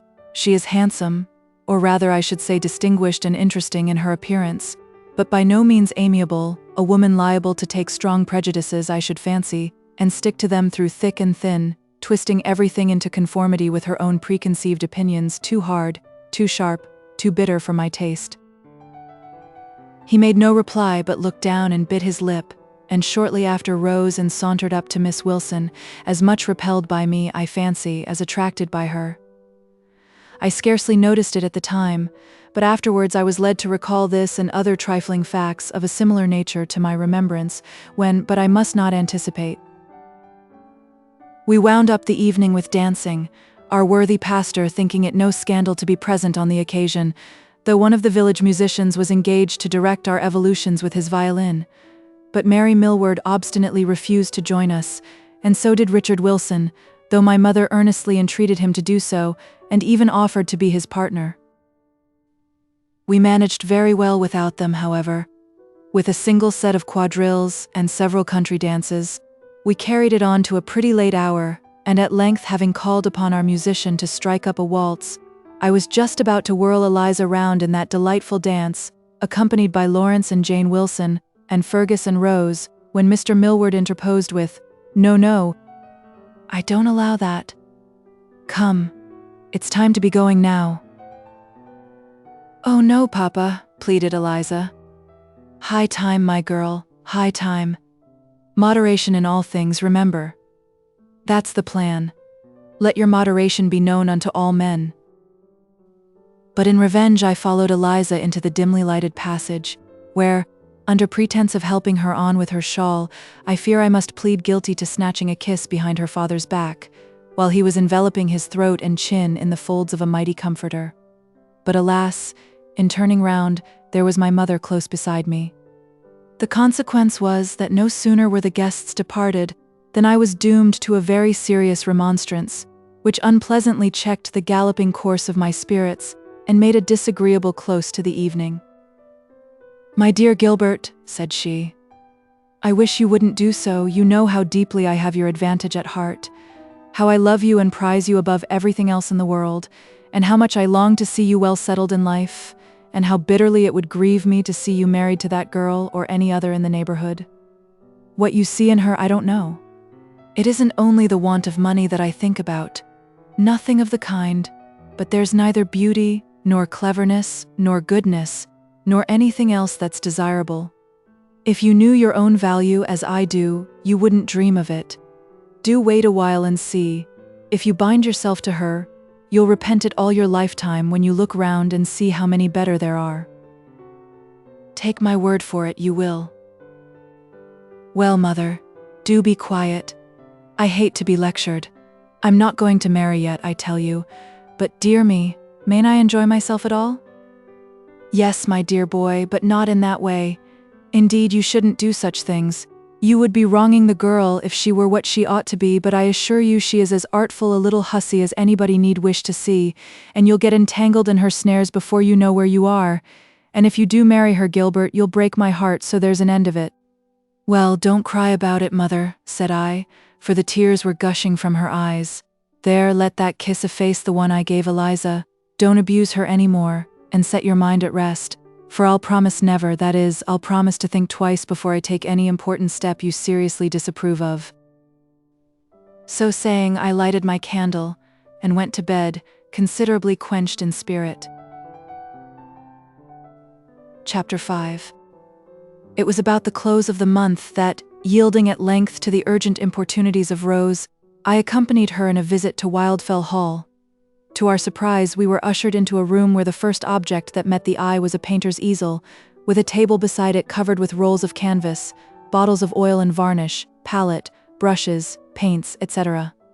Leaning against the wall were several sketches in various stages of progression, and a few finished paintings, mostly of landscapes and figures. "I must make you welcome to my studio," said Mrs. Graham. "There is no fire in the sitting room today, and it is rather too cold to show you into a place with an empty grate." and disengaging a couple of chairs from the artistical lumber that usurped them, she bid us be seated, and resumed her place beside the easel, not facing it exactly, but now and then glancing at the picture upon it while she conversed, and giving it an occasional touch with her brush, as if she found it impossible to wean her attention entirely from her occupation to fix it upon her guests. It was a view of Wildfell Hall, as seen at early morning from the field below, rising in dark relief against a sky of clear silvery blue, with a few red streaks on the horizon, faithfully drawn and colored and very elegantly and artistically handled. "I see your heart is in your work, Mrs. Graham," observed I. "I must beg you to go on with it, for if you suffer our presence to interrupt you, we shall be constrained to regard ourselves as unwelcome intruders." "Oh no," replied she, throwing her brush onto the table as if startled into politeness. "I am not so beset with visitors but that I can readily spare a few minutes to the few that do favor me with their company." "You have almost completed your painting," said I, approaching to observe it more closely, and surveying it with a greater degree of admiration and delight than I cared to express. "A few more touches in the foreground will finish it, I should think." "But why have you called it Fernley Manor, Cumberland, instead of Wildfell Hall, Shire?" I asked, alluding to the name she had traced in small characters at the bottom of the canvas. But immediately I was sensible of having committed an act of impertinence in so doing, for she colored and hesitated, but after a moment's pause, with a kind of desperate frankness, she replied, "Because I have friends, acquaintances at least in the world, from whom I desire my present abode to be concealed, and as they might see the picture and might possibly recognize the style in spite of the false initials I have put in the corner, I take the precaution to give a false name to the place also, in order to put them on a wrong scent, if they should attempt to trace me out by it." "Then you don't intend to keep the picture?" said I, anxious to say anything to change the subject. "No, I cannot afford to paint for my own amusement. Mamma sends all her pictures to London," said Arthur, "and somebody sells them for her there and sends us the money." In looking round upon the other pieces, I remarked a pretty sketch of Lindenhope from the top of the hill, another view of the old hall basking in the sunny haze of a quiet summer afternoon, and a simple but striking little picture of a child brooding, with looks of silent but deep and sorrowful regret, over a handful of withered flowers, with glimpses of dark low hills and autumnal fields behind it, and a dull beclouded sky above. "You see there is a sad dearth of subjects," observed the fair artist. "I took the old hall once on a moonlight night, and I suppose I must take it again on a snowy winter's day, and then again on a dark, cloudy evening, for I really have nothing else to paint. I have been told that you have a fine view of the sea somewhere in the neighborhood. Is it true? And is it within walking distance?" "Yes, if you don't object to walking 4 miles or nearly so, little short of 8 miles there and back, and over a somewhat rough, fatiguing road." "In what direction does it lie?" I described the situation as well as I could, and was entering upon an explanation of the various roads, lanes, and fields to be traversed in order to reach it, the goings straight on, and turnings to the right and the left, when she checked me with, "Oh, stop, don't tell me now. I shall forget every word of your directions before I require them. I shall not think about going till next spring, and then, perhaps, I may trouble you. At present we have the winter before us, and—" She suddenly paused, with a suppressed exclamation, started up from her seat, and saying, "Excuse me one moment," hurried from the room and shut the door behind her. Curious to see what had startled her so, I looked towards the window, for her eyes had been carelessly fixed upon it the moment before, and just beheld the skirts of a man's coat vanishing behind a large holly bush that stood between the window and the porch. "It's Mamma's friend," said Arthur. Rose and I looked at each other. "I don't know what to make of her at all," whispered Rose. The child looked at her in grave surprise. She straightway began to talk to him on indifferent matters, while I amused myself with looking at the pictures. There was one in an obscure corner that I had not before observed. It was a little child, seated on the grass with its lap full of flowers. The tiny features and large blue eyes, smiling through a shock of light brown curls, shaken over the forehead as it bent above its treasure, bore sufficient resemblance to those of the young gentleman before me to proclaim it a portrait of Arthur Graham in his early infancy. In taking this up to bring it to the light, I discovered another behind it, with its face to the wall. I ventured to take that up too. It was the portrait of a gentleman in the full prime of youthful manhood, handsome enough, and not badly executed, but if done by the same hand as the others, it was evidently some years before, for there was far more careful minuteness of detail, and less of that freshness of coloring and freedom of handling that delighted and surprised me in them. Nevertheless, I surveyed it with considerable interest. There was a certain individuality in the features and expression that stamped it, at once a successful likeness. The bright blue eyes regarded the spectator with a kind of lurking drollery. You almost expected to see them wink. The lips, a little too voluptuously full, seemed ready to break into a smile. The warmly tinted cheeks were embellished with a luxuriant growth of reddish whiskers, while the bright chestnut hair clustering in abundant wavy curls trespassed too much upon the forehead, and seemed to intimate that the owner thereof was prouder of his beauty than his intellect, as, perhaps, he had reason to be, and yet he looked no fool. I had not had the portrait in my hands 2 minutes before the fair artist returned. "Only someone come about the pictures," said she, in apology for her abrupt departure. I told him to wait. "I fear it will be considered an act of impertinence," I said, "to presume to look at a picture that the artist has turned to the wall. But may I ask?" "It is an act of very great impertinence, sir, and therefore I beg you will ask nothing about it, for your curiosity will not be gratified," replied she, attempting to cover the tartness of her rebuke with a smile. But I could see, by her flushed cheek and kindling eye, that she was seriously annoyed. "I was only going to ask if you had painted it yourself," said I, sulkily resigning the picture into her hands, for without a grain of ceremony she took it from me, and quickly restoring it to the dark corner, with its face to the wall, placed the other against it as before, and then turned to me and laughed.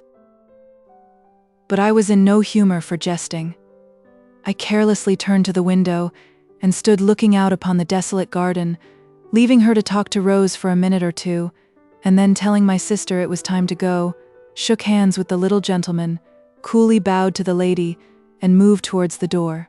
But, having bid adieu to Rose, Mrs. Graham presented her hand to me, saying with a soft voice, and by no means a disagreeable smile, "Let not the sun go down upon your wrath, Mr. Markham. I'm sorry I offended you by my abruptness." When a lady condescends to apologize, there is no keeping one's anger, of course, so we parted good friends for once, and this time I squeezed her hand with a cordial, not a spiteful pressure. Chapter 6. During the next 4 months I did not enter Mrs. Graham's house, nor she mine, but still the ladies continued to talk about her, and still our acquaintance continued, though slowly, to advance. As for their talk, I paid but little attention to that, when it related to the fair hermit, I mean, and the only information I derived from it was that one fine frosty day she had ventured to take her little boy as far as the vicarage, and that unfortunately nobody was at home but Miss Millward. Nevertheless, she had sat a long time, and, by all accounts, they had found a good deal to say to each other, and parted with a mutual desire to meet again. But Mary liked children, and fond mammas like those who can duly appreciate their treasures.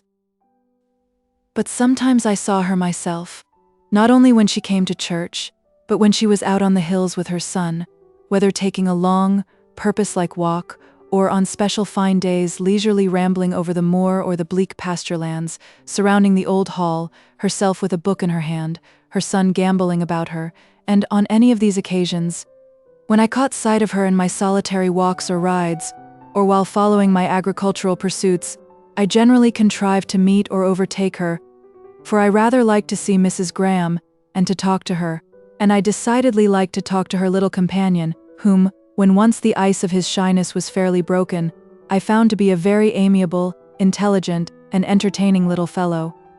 And we soon became excellent friends, how much to the gratification of his mamma I cannot undertake to say.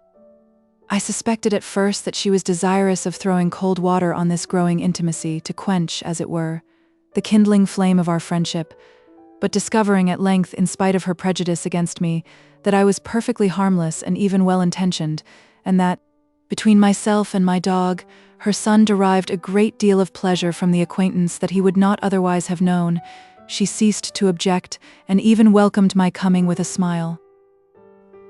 As for Arthur, he would shout his welcome from afar, and run to meet me 50 yards from his mother's side. If I happened to be on horseback, he was sure to get a canter or a gallop, or if there was one of the draft horses within an available distance, he was treated to a steady ride upon that, which served his turn almost as well. But his mother would always follow and trudge beside him, not so much, I believe, to ensure his safe conduct, as to see that I instilled no objectionable notions into his infant mind, for she was ever on the watch, and never would allow him to be taken out of her sight.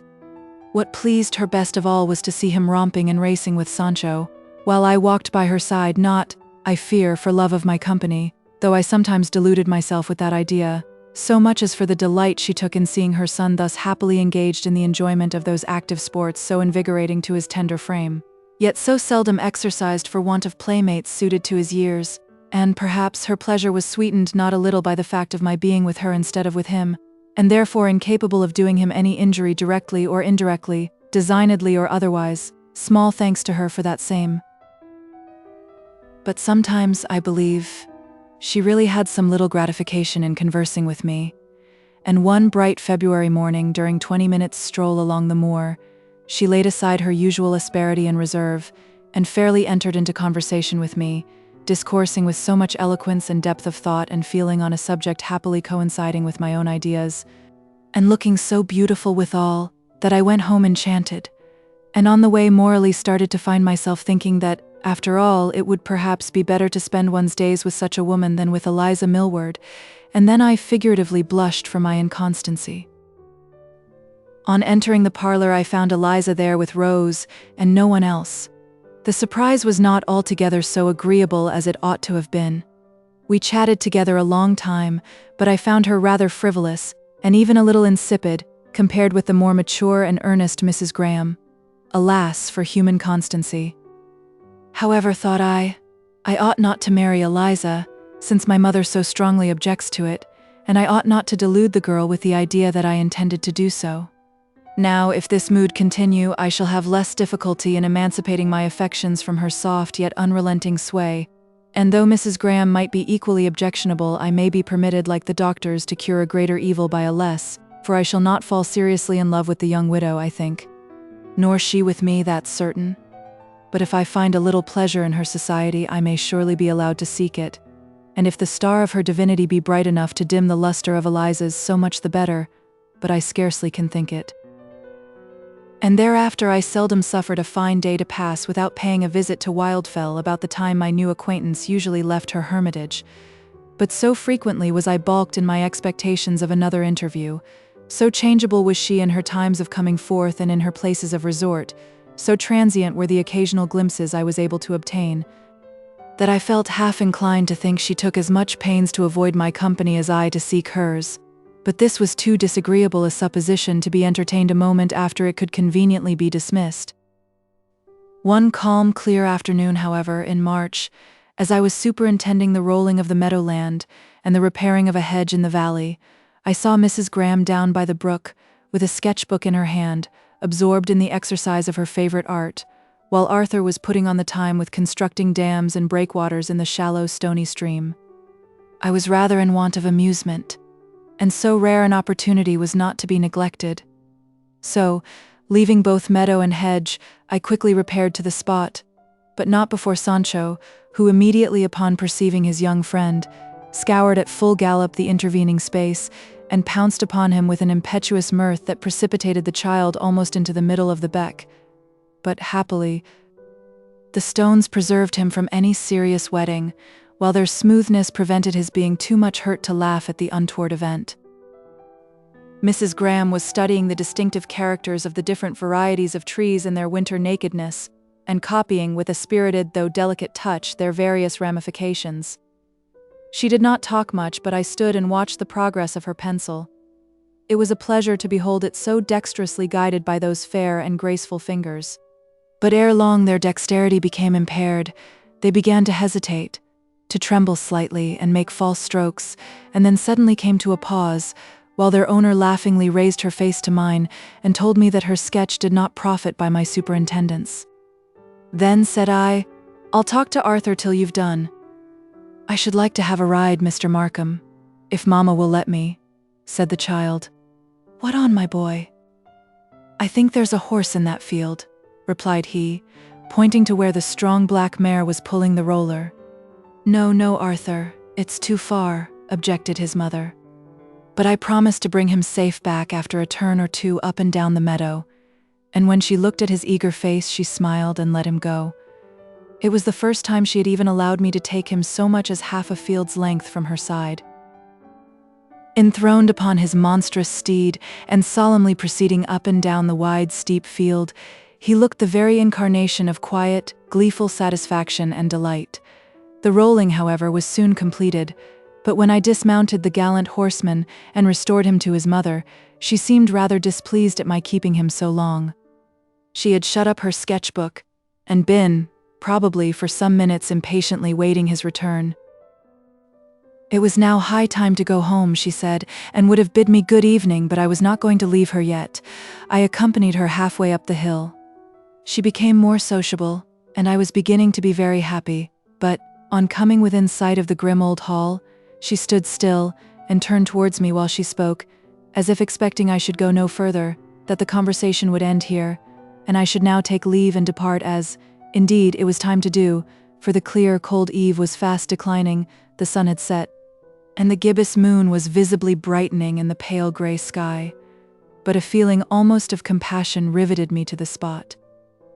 It seemed hard to leave her to such a lonely, comfortless home. I looked up at it. Silent and grim it frowned before us. A faint red light was gleaming from the lower windows of one wing, but all the other windows were in darkness, and many exhibited their black, cavernous gulfs, entirely destitute of glazing or framework. "Do you not find it a desolate place to live in?" said I, after a moment of silent contemplation. "I do sometimes," replied she.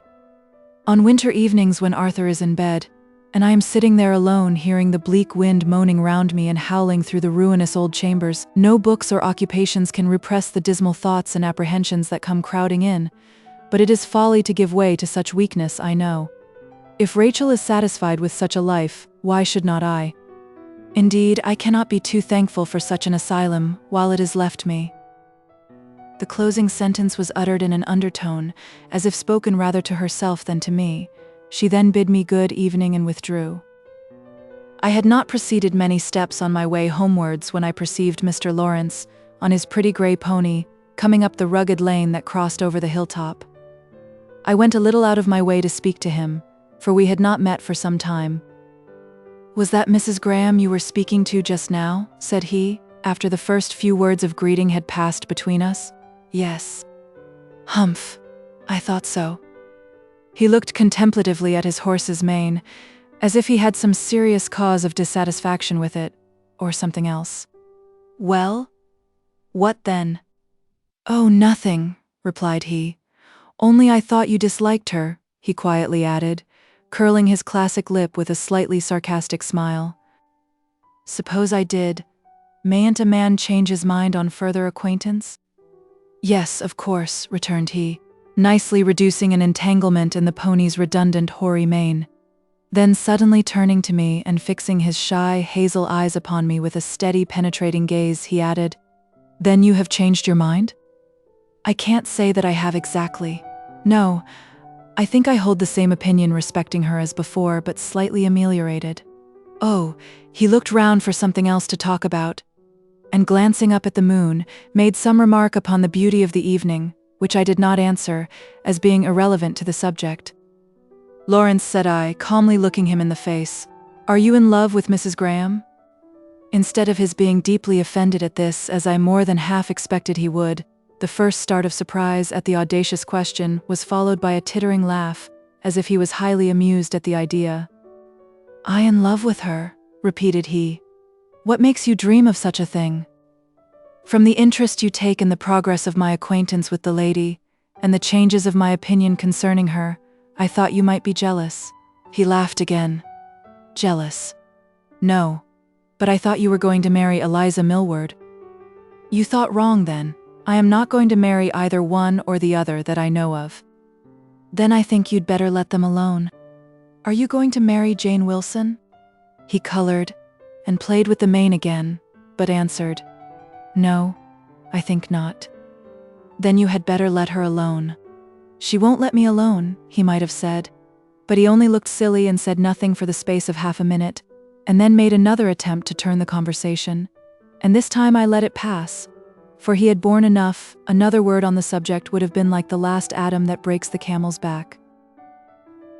I was too late for tea, but my mother had kindly kept the teapot and muffin warm upon the hobs, and, though she scolded me a little, readily admitted my excuses, and when I complained of the flavor of the overdrawn tea, she poured the remainder into the slop basin, and bade Rose put some fresh into the pot, and reboil the kettle, which offices were performed with great commotion, and certain remarkable comments. Well, if it had been me now, I should have had no tea at all. If it had been Fergus even, he would have to put up with such as there was, and been told to be thankful, for it was far too good for him. But we can't do too much for you. It's always so. If there's anything particularly nice at table, Mama winks and nods at me to abstain from it, and if I don't attend to that, she whispers, "Don't eat so much of that, Rose. Gilbert will like it for his supper." I'm nothing at all. In the parlor, it's "Come, Rose, put away your things, and let's have the room nice and tidy against they come in, and keep up a good fire. Gilbert likes a cheerful fire. In the kitchen, make that pie a large one, Rose. I dare say the boys'll be hungry. And don't put so much pepper in, they'll not like it, I'm sure. Or, Rose, don't put so many spices in the pudding, Gilbert likes it plain. Or, mind you put plenty of currants in the cake? Fergus liked plenty. If I say, "Well, Mama, I don't," I'm told I ought not to think of myself. You know, Rose, in all household matters, we have only two things to consider. First, what's proper to be done, and secondly, what's most agreeable to the gentlemen of the house. Anything will do for the ladies. "And very good doctrine too," said my mother. "Gilbert thinks so, I'm sure." "Very convenient doctrine for us at all events," said I. "But if you would really study my pleasure, Mother, you must consider your own comfort and convenience a little more than you do. As for Rose, I have no doubt she'll take care of herself, and whenever she does make a sacrifice or perform a remarkable act of devotedness, she'll take good care to let me know the extent of it. But for you, I might sink into the grossest condition of self-indulgence and carelessness about the wants of others, from the mere habit of being constantly cared for myself, and having all my wants anticipated or immediately supplied, while left in total ignorance of what is done for me, if Rose did not enlighten me now and then, and I should receive all your kindness as a matter of course, and never know how much I owe you. Ah, and you never will know, Gilbert, till you're married. Then, when you've got some trifling, self-conceited girl like Eliza Millward, careless of everything but her own immediate pleasure and advantage, or some misguided, obstinate woman, like Mrs. Graham, ignorant of her principal duties, and clever only in what concerns her least to know, then you'll find the difference. It will do me good, Mother. I was not sent into the world merely to exercise the good capacities and good feelings of others, was I? But to exert my own towards them. And when I marry, I shall expect to find more pleasure in making my wife happy and comfortable than in being made so by her. I would rather give than receive. Oh, that's all nonsense, my dear. It's mere boys' talk that. You'll soon tire of petting and humoring your wife, be she ever so charming, and then comes the trial. Well then, we must bear one another's burdens. Then you must fall each into your proper place. You'll do your business, and she, if she's worthy of you, will do hers. But it's your business to please yourself, and hers to please you. I'm sure your poor dear father was as good a husband as ever lived, and after the first 6 months or so were over, I should as soon have expected him to fly, as to put himself out of his way to pleasure me. He always said I was a good wife and did my duty, and he always did his, bless him. He was steady and punctual, seldom found fault without a reason, always did justice to my good dinners, and hardly ever spoiled my cookery by delay, and that's as much as any woman can expect of any man. Is it so, Halford? Is that the extent of your domestic virtues, and does your happy wife exact no more? Chapter 7. Not many days after this, on a mild sunny morning, rather soft underfoot, for the last fall of snow was only just wasted away, leaving yet a thin ridge here and there, lingering on the fresh green grass beneath the hedges, but beside them already, the young primroses were peeping from among their moist, dark foliage, and the lark above was singing of summer, and hope, and love, and every heavenly thing. I was out on the hillside, enjoying these delights, and looking after the well-being of my young lambs and their mothers, when, on glancing round me, I beheld 3 persons ascending from the vale below. They were Eliza Millward, Fergus, and Rose. So I crossed the field to meet them, and being told they were going to Wildfell Hall, I declared myself willing to go with them, and offering my arm to Eliza, who readily accepted it in lieu of my brothers, told the latter he might go back, for I would accompany the ladies. "I beg your pardon?" exclaimed he. "It's the ladies that are accompanying me, not I them. You had all had a peep at this wonderful stranger but me, and I could endure my wretched ignorance no longer. Come what would, I must be satisfied. So I begged Rose to go with me to the hall, and introduce me to her at once. She swore she would not unless Miss Eliza would go too, so I ran to the vicarage and fetched her, and we've come hooked all the way, as fond as a pair of lovers, and now you've taken her from me, and you want to deprive me of my walk and my visit besides. Go back to your fields and your cattle, you lubberly fellow. You're not fit to associate with ladies and gentlemen like us, that have nothing to do but to run snooking about to our neighbors' houses, peeping into their private corners, and scenting out their secrets, and picking holes in their coats, when we don't find them ready-made to our hands. You don't understand such refined sources of enjoyment." "Can't you both go?" suggested Eliza, disregarding the latter half of the speech. "Yes, both, to be sure," cried Rose. "The more the merrier, and I'm sure we shall want all the cheerfulness we can carry with us to that great, dark, gloomy room, with its narrow latticed windows and its dismal old furniture, unless she shows us into her studio again." So we went all in a body, and the meager old maidservant that opened the door ushered us into an apartment such as Rose had described to me as the scene of her first introduction to Mrs. Graham, a tolerably spacious and lofty room, but obscurely lighted by the old-fashioned windows, the ceiling, panels, and chimney-piece of grim black oak, the latter elaborately but not very tastefully carved, with tables and chairs to match, an old bookcase on one side of the fireplace, stocked with a motley assemblage of books, and an elderly cabinet piano on the other. The lady was seated in a stiff, high-backed armchair, with a small round table containing a desk and a work-basket on one side of her, and her little boy on the other, who stood leaning his elbow on her knee, and reading to her with wonderful fluency from a small volume that lay in her lap, while she rested her hand on his shoulder, and abstractedly played with the long, wavy curls that fell on his ivory neck. They struck me as forming a pleasing contrast to all the surrounding objects, but of course their position was immediately changed on our entrance. I could only observe the picture during the few brief seconds that Rachel held the door for our admittance. I do not think Mrs. Graham was particularly delighted to see us. There was something indescribably chilly in her quiet, calm civility, but I did not talk much to her. Seating myself near the window a little back from the circle, I called Arthur to me, and he and I and Sancho amused ourselves very pleasantly together, while the 2 young ladies baited his mother with small talk, and Fergus sat opposite with his legs crossed and his hands in his breeches pockets, leaning back in his chair and staring now up at the ceiling, now straight forward at his hostess, in a manner that made me strongly inclined to kick him out of the room, now whistling sotto voce to himself a snatch of a favorite air, now interrupting the conversation or filling up a pause, as the case might be, with some most impertinent question or remark. At one time it amazes me, Mrs. Graham, how you could choose such a dilapidated, rickety old place as this to live in. If you couldn't afford to occupy the whole house and have it mended up, why couldn't you take a neat little cottage? Perhaps I was too proud, Mr. Fergus, replied she, smiling. Perhaps I took a particular fancy for this romantic, old-fashioned place, but indeed it has many advantages over a cottage. In the first place, you see, the rooms are larger and more airy. In the second place, the unoccupied apartments, which I don't pay for, may serve as lumber rooms if I have anything to put in them.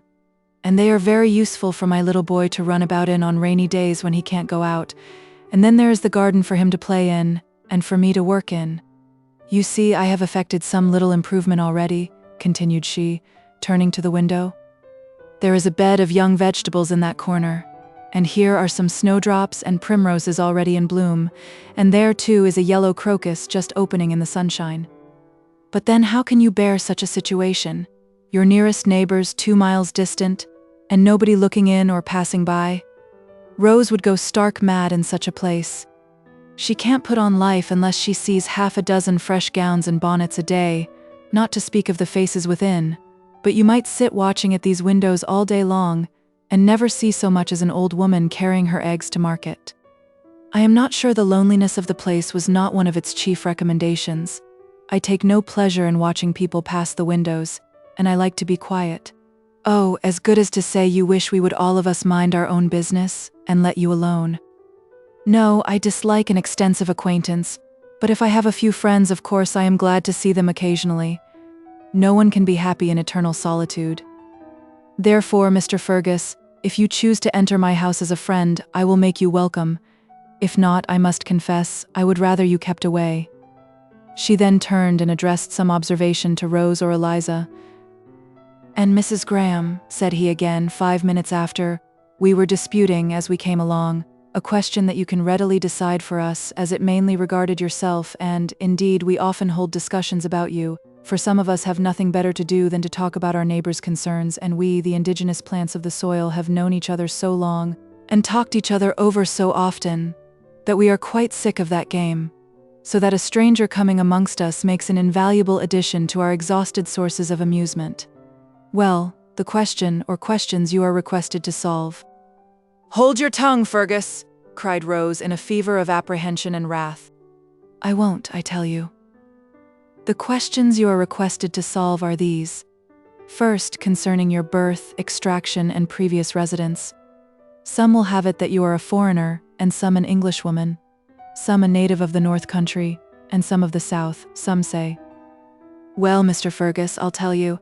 I'm an Englishwoman, and I don't see why anyone should doubt it, and I was born in the country, neither in the extreme north nor south of our happy isle, and in the country I have chiefly passed my life, and now I hope you are satisfied, for I am not disposed to answer any more questions at present, except this." "No, not one more," laughed she, and instantly quitting her seat, she sought refuge at the window by which I was seated, and in very desperation, to escape my brother's persecutions, endeavored to draw me into conversation. "Mr. Markham," said she, her rapid utterance and heightened color too plainly evincing her disquietude, "have you forgotten the fine sea view we were speaking of some time ago? I think I must trouble you now to tell me the nearest way to it, for if this beautiful weather continue, I shall, perhaps, be able to walk there and take my sketch. I have exhausted every other subject for painting, and I long to see it." I was about to comply with her request, but Rose would not suffer me to proceed. "Oh, don't tell her, Gilbert," cried she. "She shall go with us. It's Bay you're thinking about, I suppose, Mrs. Graham? It is a very long walk, too far for you and out of the question for Arthur. But we were thinking about making a picnic to see it some fine day, and if you will wait till the settled fine weather comes, I'm sure we shall all be delighted to have you amongst us." Poor Mrs. Graham looked dismayed, and attempted to make excuses, but Rose, either compassionating her lonely life, or anxious to cultivate her acquaintance, was determined to have her, and every objection was overruled. She was told it would only be a small party, and all friends, and that the best view of all was from cliffs, full 5 miles distant. "Just a nice walk for the gentlemen," continued Rose, "but the ladies will drive and walk by turns, for we shall have our pony carriage, which will be plenty large enough to contain little Arthur and 3 ladies, together with your sketching apparatus and our provisions." So the proposal was finally acceded to, and after some further discussion respecting the time and manner of the projected excursion, we rose and took our leave. But this was only March. A cold, wet April, and 2 weeks of May passed over before we could venture forth on our expedition with the reasonable hope of obtaining that pleasure we sought in pleasant prospects, cheerful society, fresh air, good cheer and exercise, without the alloy of bad roads, cold winds, or threatening clouds. Then, on a glorious morning, we gathered our forces and set forth. The company consisted of Mrs. and Master Graham, Mary and Eliza Millward, Jane and Richard Wilson, and Rose, Fergus, and Gilbert Markham. Mr. Lawrence had been invited to join us, but, for some reason best known to himself, had refused to give us his company. I had solicited the favor myself. When I did so, he hesitated and asked who were going. Upon my naming Miss Wilson among the rest, he seemed half inclined to go, but when I mentioned Mrs. Graham, thinking it might be a further inducement, it appeared to have a contrary effect, and he declined it altogether, and to confess the truth, the decision was not displeasing to me, though I could scarcely tell you why. It was about midday when we reached the place of our destination. Mrs. Graham walked all the way to the cliffs, and little Arthur walked the greater part of it too, for he was now much more hardy and active than when he first entered the neighborhood, and he did not like being in the carriage with strangers, while all his 4 friends, Mamma and Sancho and Mr. Markham and Miss Millward, were on foot, journeying far behind, or passing through distant fields and lanes. I have a very pleasant recollection of that walk, along the hard, white, sunny road, shaded here and there with bright green trees, and adorned with flowery banks and blossoming hedges of delicious fragrance, or through pleasant fields and lanes, all glorious in the sweet flowers and brilliant verdure of delightful May. It was true, Eliza was not beside me, but she was with her friends in the pony carriage, as happy, I trusted, as I was, and even when we pedestrians, having forsaken the highway for a short cut across the fields, beheld the little carriage far away, disappearing amid the green, embowering trees, I did not hate those trees for snatching the dear little bonnet and shawl from my sight. Nor did I feel that all those intervening objects lay between my happiness and me, for, to confess the truth, I was too happy in the company of Mrs. Graham to regret the absence of Eliza Millward. The former, it is true, was most provokingly unsociable at first, seemingly bent upon talking to no one but Mary Millward and Arthur.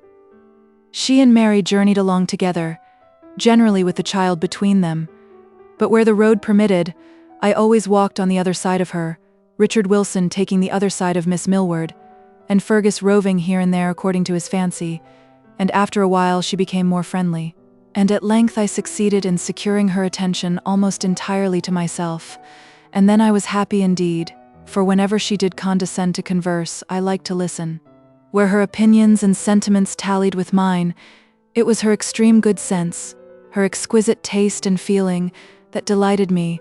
Where they differed, it was still her uncompromising boldness in the avowal or defense of that difference, her earnestness and keenness, that piqued my fancy, and even when she angered me by her unkind words or looks, and her uncharitable conclusions respecting me, it only made me the more dissatisfied with myself for having so unfavorably impressed her, and the more desirous to vindicate my character and disposition in her eyes, and, if possible, to win her esteem.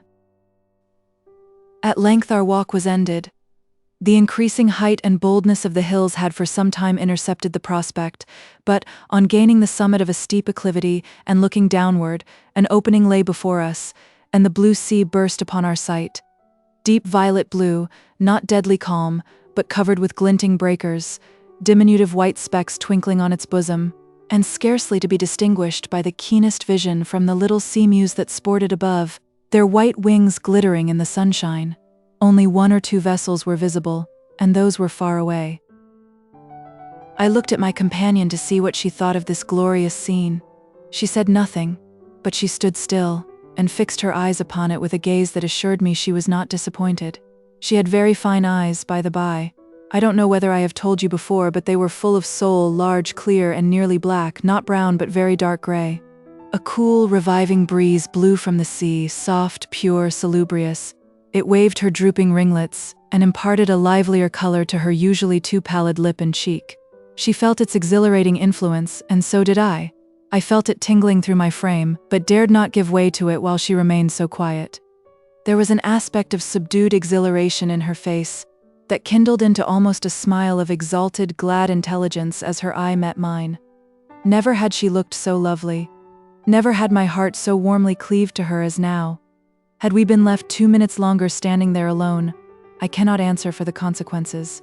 Happily for my discretion, perhaps for my enjoyment during the remainder of the day, we were speedily summoned to the repast, a very respectable collation, which Rose, assisted by Miss Wilson and Eliza, who, having shared her seat in the carriage, had arrived with her a little before the rest, had set out upon an elevated platform overlooking the sea, and sheltered from the hot sun by a shelving rock and overhanging trees.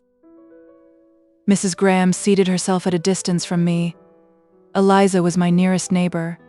She exerted herself to be agreeable, in her gentle, unobtrusive way, and was no doubt as fascinating and charming as ever, if I could only have felt it. But soon my heart began to warm towards her once again, and we were all very merry and happy together, as far as I could see throughout the protracted social meal. When that was over, Rose summoned Fergus to help her to gather up the fragments and the knives, dishes, etc., and restore them to the baskets. And Mrs. Graham took her camp stool and drawing materials, and having begged Miss Millward to take charge of her precious son, and strictly enjoined him not to wander from his new guardian's side, she left us and proceeded along the steep, stony hill to a loftier, more precipitous eminence at some distance, whence a still finer prospect was to be had, where she preferred taking her sketch, though some of the ladies told her it was a frightful place and advised her not to attempt it. When she was gone, I felt as if there was to be no more fun, though it is difficult to say what she had contributed to the hilarity of the party. No jests and little laughter had escaped her lips, but her smile had animated my mirth. A keen observation or a cheerful word from her had insensibly sharpened my wits, and thrown an interest over all that was done and said by the rest. Even my conversation with Eliza had been enlivened by her presence, though I knew it not, and now that she was gone, Eliza's playful nonsense ceased to amuse me, nay, grew wearisome to my soul. And I grew weary of amusing her. I felt myself drawn by an irresistible attraction to that distant point where the fair artist sat and plied her solitary task, and not long did I attempt to resist it. While my little neighbor was exchanging a few words with Miss Wilson, I rose and cannily slipped away. A few rapid strides, and a little active clambering, soon brought me to the place where she was seated, a narrow ledge of rock at the very verge of the cliff, which descended with a steep, precipitous slant, quite down to the rocky shore. She did not hear me coming. The falling of my shadow across her paper gave her an electric start, and she looked hastily round. Any other lady of my acquaintance would have screamed under such a sudden alarm. "Oh, I didn't know it was you. Why did you startle me so?" said she, somewhat testily. "I hate anybody to come upon me so unexpectedly." "Why? What did you take me for?" said I. "If I had known you were so nervous, I would have been more cautious, but—" "Well, never mind. What did you come for? Are they all coming?" "No, this little ledge could scarcely contain them all." "I'm glad, for I'm tired of talking."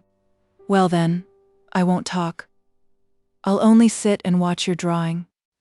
"Oh, but you know I don't like that." "Then I'll content myself with admiring this magnificent prospect." She made no objection to this, and for some time sketched away in silence. But I could not help stealing a glance now and then, from the splendid view at our feet to the elegant white hand that held the pencil, and the graceful neck and glossy raven curls that drooped over the paper.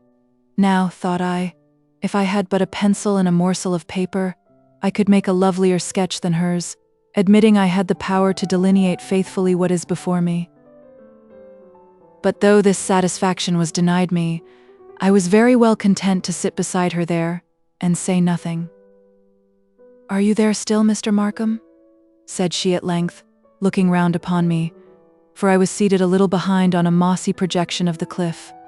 "Why don't you go and amuse yourself with your friends?" "Because I am tired of them like you, and I shall have enough of them tomorrow or at any time hence. But you I may not have the pleasure of seeing again for I know not how long."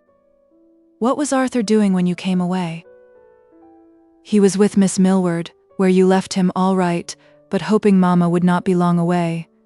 "You didn't entrust him to me, by the by," I grumbled, though I had the honor of a much longer acquaintance. "But Miss Millward has the art of conciliating and amusing children," I carelessly added, "if she is good for nothing else." "Miss Millward has many estimable qualities, which such as you cannot be expected to perceive or appreciate. Will you tell Arthur that I shall come in a few minutes?" "If that be the case, I will wait, with your permission, till those few minutes are past, and then I can assist you to descend this difficult path." "Thank you. I always manage best on such occasions without assistance. But at least I can carry your stool and sketchbook." She did not deny me this favor, but I was rather offended at her evident desire to be rid of me, and was beginning to repent of my pertinacity, when she somewhat appeased me by consulting my taste and judgment about some doubtful matter in her drawing. My opinion happily met her approbation, and the improvement I suggested was adopted without hesitation. "I have often wished in vain," said she, for another's judgment to appeal to when I could scarcely trust the direction of my own eye and head, they having been so long occupied with the contemplation of a single object as to become almost incapable of forming a proper idea respecting it.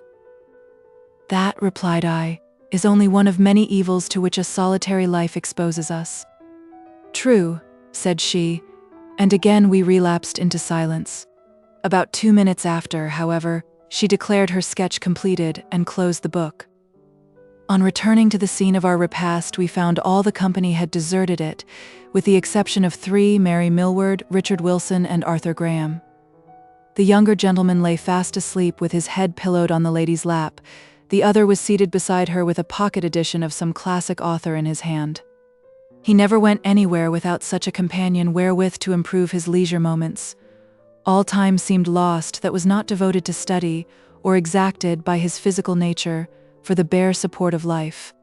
Even now he could not abandon himself to the enjoyment of that pure air and balmy sunshine, that splendid prospect and those soothing sounds, the music of the waves and of the soft wind in the sheltering trees above him, not even with a lady by his side, though not a very charming one, I will allow. He must pull out his book and make the most of his time while digesting his temperate meal, and reposing his weary limbs unused to so much exercise. Perhaps, however, he spared a moment to exchange a word or a glance with his companion now and then. At any rate, she did not appear at all resentful of his conduct, for her homely features wore an expression of unusual cheerfulness and serenity, and she was studying his pale, thoughtful face with great complacency when we arrived. The journey homeward was by no means so agreeable to me as the former part of the day, for now Mrs. Graham was in the carriage, and Eliza Millward was the companion of my walk. She had observed my preference for the young widow, and evidently felt herself neglected. She did not manifest her chagrin by keen reproaches, bitter sarcasms, or pouting sullen silence. Any or all of these I could easily have endured, or lightly laughed away.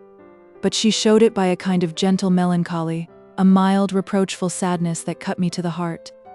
I tried to cheer her up, and apparently succeeded in some degree before the walk was over. But in the very act my conscience reproved me, knowing as I did that, sooner or later, the tie must be broken, and this was only nourishing false hopes and putting off the evil day. When the pony carriage had approached as near Wildfell Hall as the road would permit, unless indeed it proceeded up the long rough lane which Mrs. Graham would not allow, the young widow and her son alighted, relinquishing the driver's seat to Rose, and I persuaded Eliza to take the latter's place.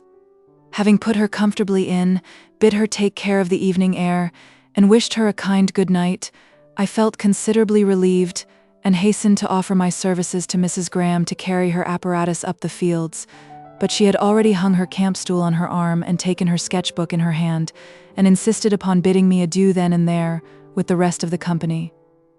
But this time she declined my proffered aid in so kind and friendly a manner that I almost forgave her. Chapter 8. 6 weeks had passed away. It was a splendid morning about the close of June. Most of the hay was cut, but the last week had been very unfavorable, and now that fine weather was come at last, being determined to make the most of it, I had gathered all hands together into the hayfield, and was working away myself, in the midst of them, in my shirt sleeves, with a light, shady straw hat on my head, catching up armfuls of moist, reeking grass, and shaking it out to the four winds of heaven, at the head of a goodly file of servants and hirelings, intending so to labor, from morning till night, with as much zeal and assiduity as I could look for from any of them, as well to prosper the work by my own exertion, as to animate the workers by my example, when lo! My resolutions were overthrown in a moment, by the simple fact of my brother's running up to me and putting into my hand a small parcel, just arrived from London, which I had been for some time expecting. I tore off the cover, and disclosed an elegant and portable edition of Marmion. "I guess I know who that's for," said Fergus, who stood looking on while I complacently examined the volume. "That's for Miss Eliza now." He pronounced this with a tone and look so prodigiously knowing that I was glad to contradict him. "You're wrong, my lad," said I, and taking up my coat, I deposited the book in one of its pockets, and then put it on. "That is the coat. Now come here, you idle dog, and make yourself useful for once," I continued. pull off your coat, and take my place in the field till I come back." "Till you come back? And where are you going, pray?" "No matter where, the when is all that concerns you. And I shall be back by dinner, at least." Oh, and I'm to labor away till then, am I? And to keep all these fellows hard at it besides? Well, I'll submit, for once in a way. Come, my lads, you must look sharp. I'm come to help you now. And woe be to that man or woman either, that pauses for a moment amongst you, whether to stare about him, to scratch his head, or blow his nose. No pretext will serve. Nothing but work, work, work in the sweat of your face, etc., etc. Leaving him thus haranguing the people, more to their amusement than edification, I returned to the house and, having made some alteration in my toilet, hastened away to Wildfell Hall, with the book in my pocket, for it was destined for the shelves of Mrs. Graham. What? Then had she and you got on so well together as to come to the giving and receiving of presents? Not precisely, old buck. This was my first experiment in that line, and I was very anxious to see the result of it. We had met several times since the bay excursion, and I had found she was not averse to my company, provided I confined my conversation to the discussion of abstract matters or topics of common interest. The moment I touched upon the sentimental or the complimentary, or made the slightest approach to tenderness in word or look, I was not only punished by an immediate change in her manner at the time, but doomed to find her more cold and distant, if not entirely inaccessible, when next I sought her company. This circumstance did not greatly disconcert me, however, because I attributed it not so much to any dislike of my person as to some absolute resolution against a second marriage formed prior to the time of our acquaintance, whether from excess of affection for her late husband or because she had had enough of him and the matrimonial state together. At first, indeed, she had seemed to take a pleasure in mortifying my vanity and crushing my presumption, relentlessly nipping off bud by bud as they ventured to appear, and then I confess I was deeply wounded, though at the same time stimulated to seek revenge, but latterly finding, beyond a doubt, that I was not that empty-headed coxcomb she had first supposed me. She had repulsed my modest advances in quite a different spirit. It was a kind of serious, almost sorrowful displeasure which I soon learnt carefully to avoid awakening. Let me first establish my position as a friend, thought I, the patron and playfellow of her son, the sober, solid, plain-dealing friend of herself, and then, when I have made myself fairly necessary to her comfort and enjoyment in life, as I believe I can, we'll see what next may be effected. So we talked about painting, poetry, and music, theology, geology, and philosophy. Once or twice I lent her a book, and once she lent me one in return. I met her in her walks as often as I could. I came to her house as often as I dared. My first pretext for invading the sanctum was to bring Arthur a little waddling puppy of which Sancho was the father, and which delighted the child beyond expression, and consequently could not fail to please his mamma. My second was to bring him a book, which, knowing his mother's particularity, I had carefully selected, and which I submitted for her approbation before presenting it to him. Then I brought her some plants for her garden, in my sister's name, having previously persuaded Rose to send them. Each of these times I inquired after the picture she was painting from the sketch taken on the cliff, and was admitted into the studio, and asked my opinion or advice respecting its progress. My last visit had been to return the book she had lent me, and then it was that, in casually discussing the poetry of Sir Walter Scott, she had expressed a wish to see Marmion, and I had conceived the presumptuous idea of making her a present of it, and on my return home, instantly sent for the smart little volume I had this morning received. But an apology for invading the hermitage was still necessary, so I had furnished myself with a blue morocco collar for Arthur's little dog, and that being given and received with much more joy and gratitude on the part of the receiver than the worth of the gift or the selfish motive of the giver deserved, I ventured to ask Mrs. Graham for one more look at the picture, if it was still there. "Oh yes, come in," said she, for I had met them in the garden.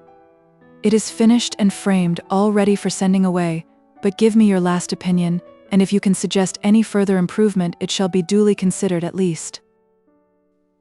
The picture was strikingly beautiful. It was the very scene itself, transferred as if by magic to the canvas, but I expressed my approbation in guarded terms and few words for fear of displeasing her. She, however, attentively watched my looks, and her artist's pride was gratified, no doubt, to read my heartfelt admiration in my eyes. But while I gazed, I thought upon the book, and wondered how it was to be presented. My heart failed me, but I determined not to be such a fool as to come away without having made the attempt. It was useless waiting for an opportunity, and useless trying to concoct a speech for the occasion. The more plainly and naturally the thing was done, the better, I thought. So I just looked out of the window to screw up my courage, and then pulled out the book, turned round, and put it into her hand, with this short explanation. "You were wishing to see Marmion, Mrs. Graham, and here it is, if you will be so kind as to take it." A momentary blush suffused her face, perhaps, a blush of sympathetic shame for such an awkward style of presentation. She gravely examined the volume on both sides, then silently turned over the leaves, knitting her brows the while, in serious cogitation, then closed the book and turning from it to me, quietly asked the price of it. I felt the hot blood rush to my face. "I'm sorry to offend you, Mr. Markham," said she, "but unless I pay for the book, I cannot take it," and she laid it on the table. "Why cannot you?" "Because—" She paused and looked at the carpet. "Why cannot you?" I repeated, with a degree of irascibility that roused her to lift her eyes and look me steadily in the face. "Because I don't like to put myself under obligations that I can never repay. I am obliged to you already for your kindness to my son, but his grateful affection and your own good feelings must reward you for that." "Nonsense," ejaculated I. She turned her eyes on me again, with a look of quiet, grave surprise that had the effect of a rebuke, whether intended for such or not. "Then you won't take the book?" I asked, more mildly than I had yet spoken. "I will gladly take it, if you will let me pay for it." I told her the exact price, and the cost of the carriage besides, in as calm a tone as I could command, for, in fact, I was ready to weep with disappointment and vexation. She produced her purse and coolly counted out the money, but hesitated to put it into my hand. Attentively regarding me, in a tone of soothing softness, she observed, "You think yourself insulted, Mr. Markham? I wish I could make you understand that I do understand you, perfectly," I said. "You think that if you were to accept that trifle from me now, I should presume upon it hereafter. But you are mistaken. If you will only oblige me by taking it, believe me, I shall build no hopes upon it. And consider this no precedent for future favors. And it is nonsense to talk about putting yourself under obligations to me when you must know that in such a case the obligation is entirely on my side, the favor on yours." "Well then, I'll take you at your word," she answered, with a most angelic smile, returning the odious money to her purse. "But remember—" "I will remember what I have said, but do not you punish my presumption by withdrawing your friendship entirely from me, or expect me to atone for it by being more distant than before," said I, extending my hand to take leave, for I was too much excited to remain. "Well then, let us be as we were," replied she, frankly placing her hand in mine, and while I held it there, I had much difficulty to refrain from pressing it to my lips, but that would be suicidal madness.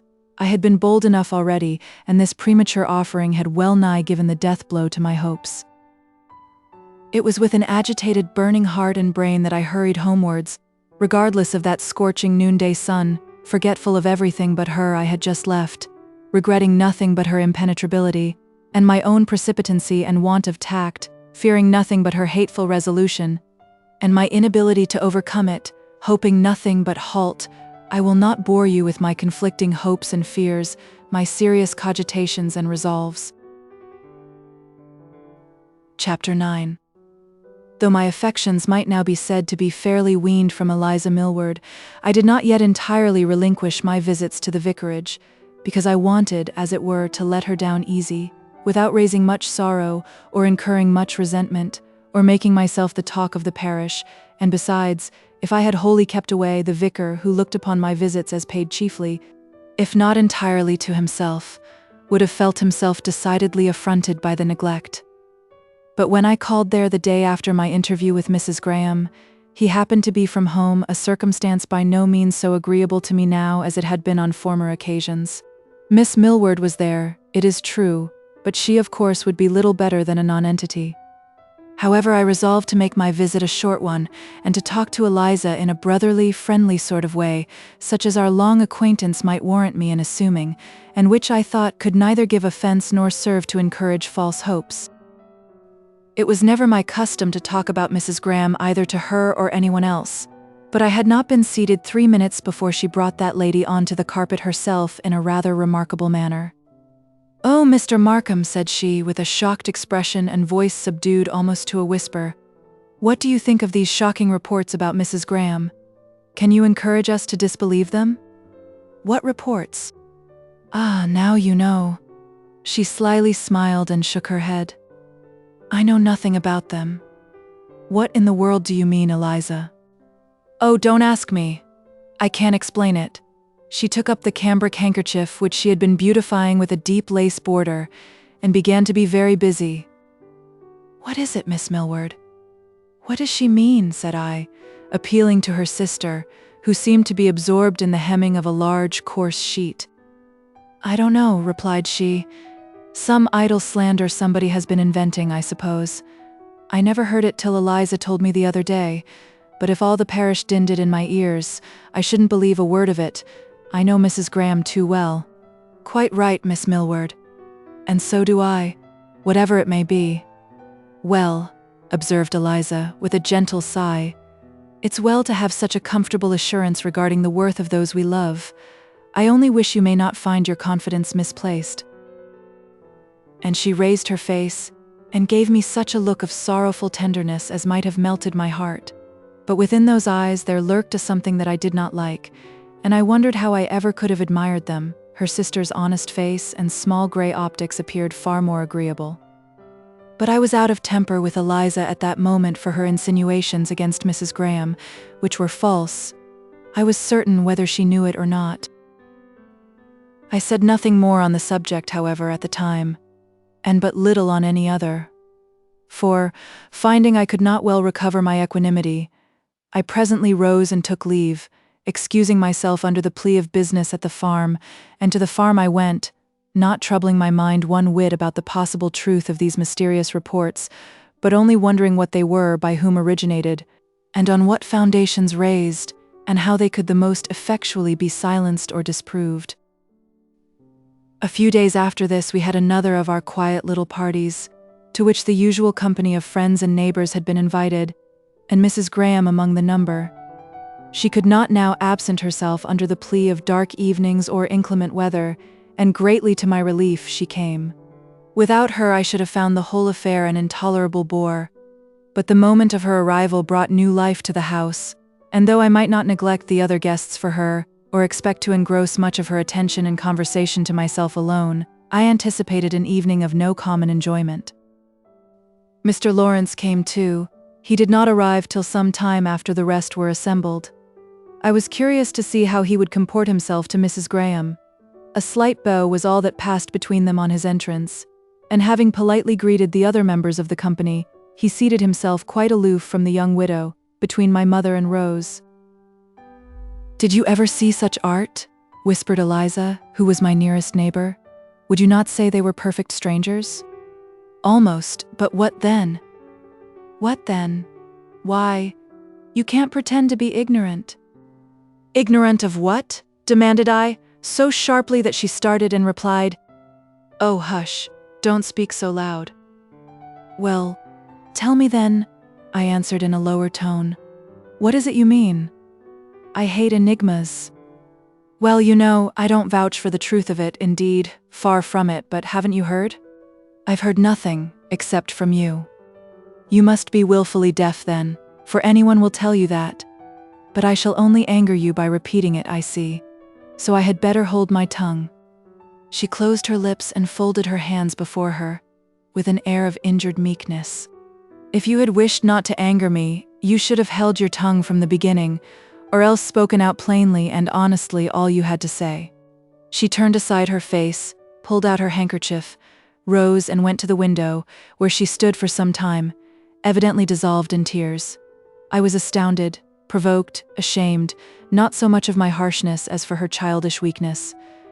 However, no one seemed to notice her, and shortly after we were summoned to the tea-table, In those parts it was customary to sit to the table at tea time on all occasions, and make a meal of it, for we dined early. On taking my seat, I had Rose on one side of me and an empty chair on the other. "May I sit by you?" said a soft voice at my elbow.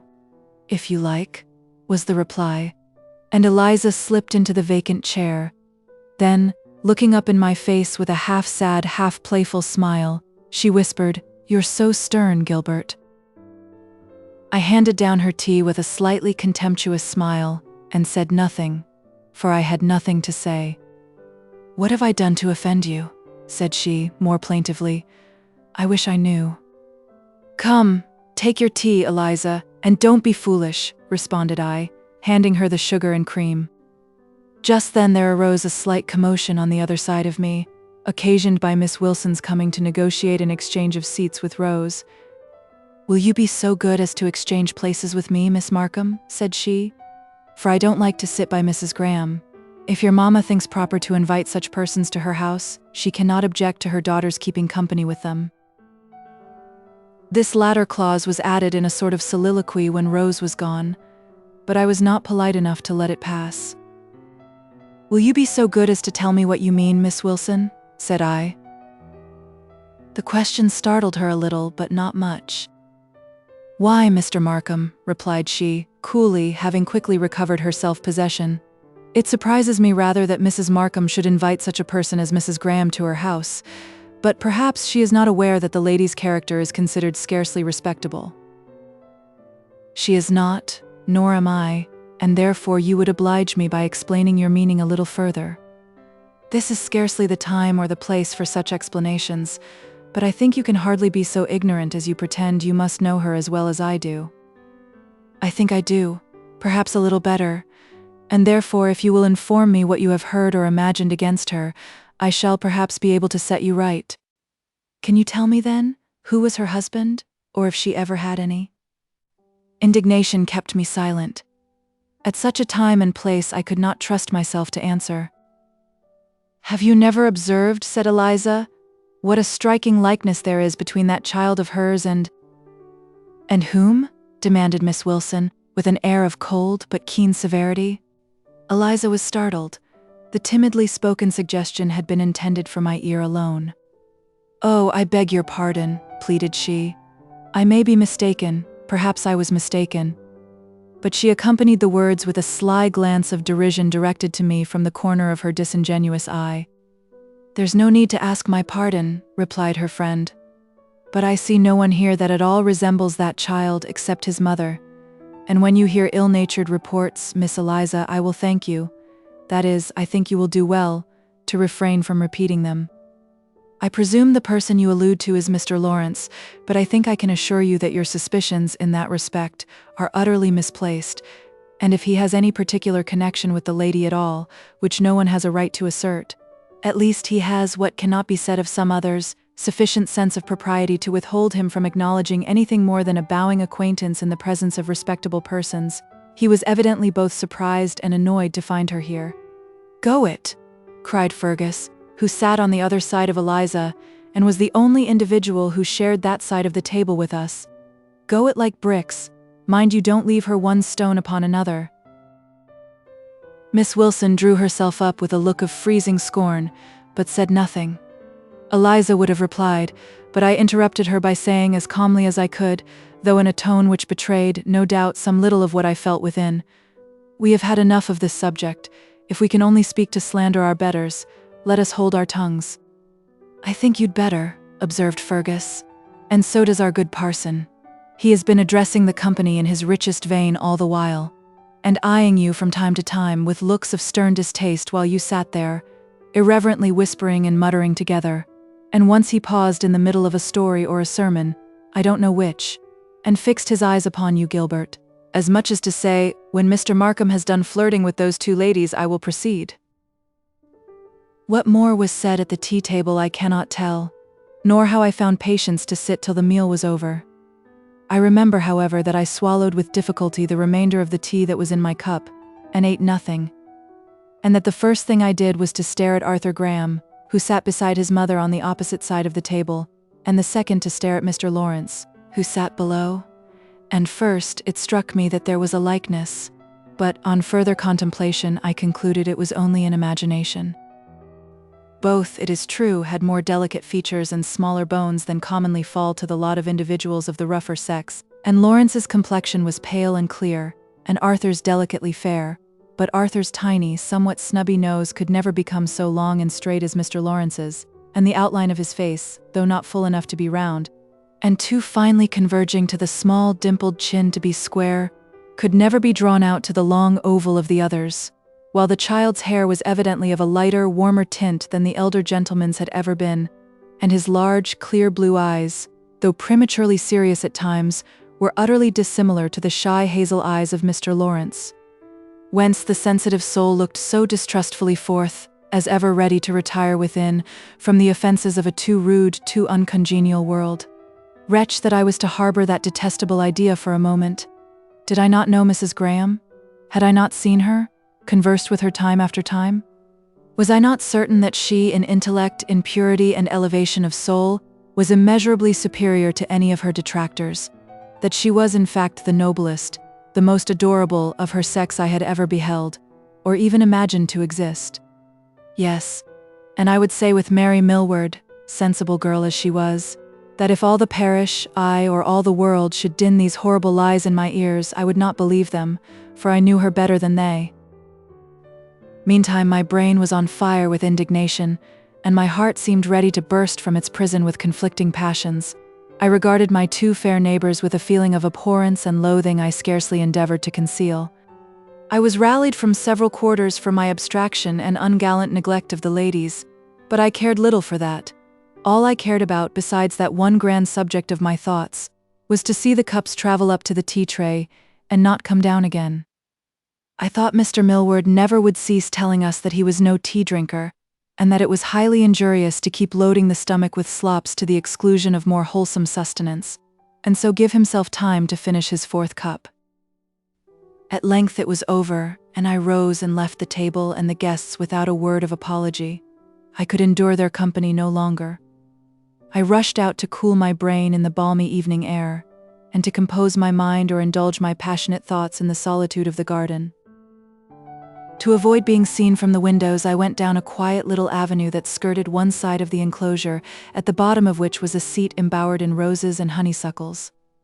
Here I sat down to think over the virtues and wrongs of the Lady of Wildfell Hall, but I had not been so occupied 2 minutes, before voices and laughter, and glimpses of moving objects through the trees, informed me that the whole company had turned out to take an airing in the garden too.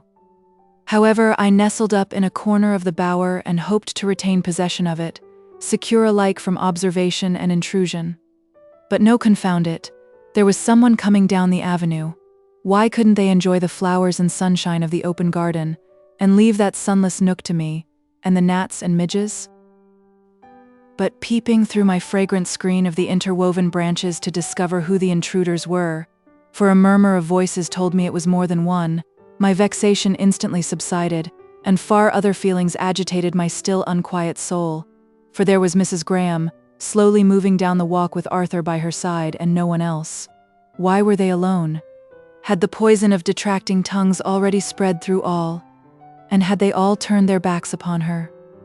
I now recollected having seen Mrs. Wilson, in the early part of the evening, edging her chair close up to my mother, and bending forward, evidently in the delivery of some important confidential intelligence, and from the incessant wagging of her head, the frequent distortions of her wrinkled physiognomy, and the winking and malicious twinkle of her little ugly eyes, I judged it was some spicy piece of scandal that engaged her powers, and from the cautious privacy of the communication, I supposed some person then present was the luckless object of her calumnies, and from all these tokens, together with my mother's looks and gestures of mingled horror and incredulity, I now concluded that object to have been Mrs. Graham.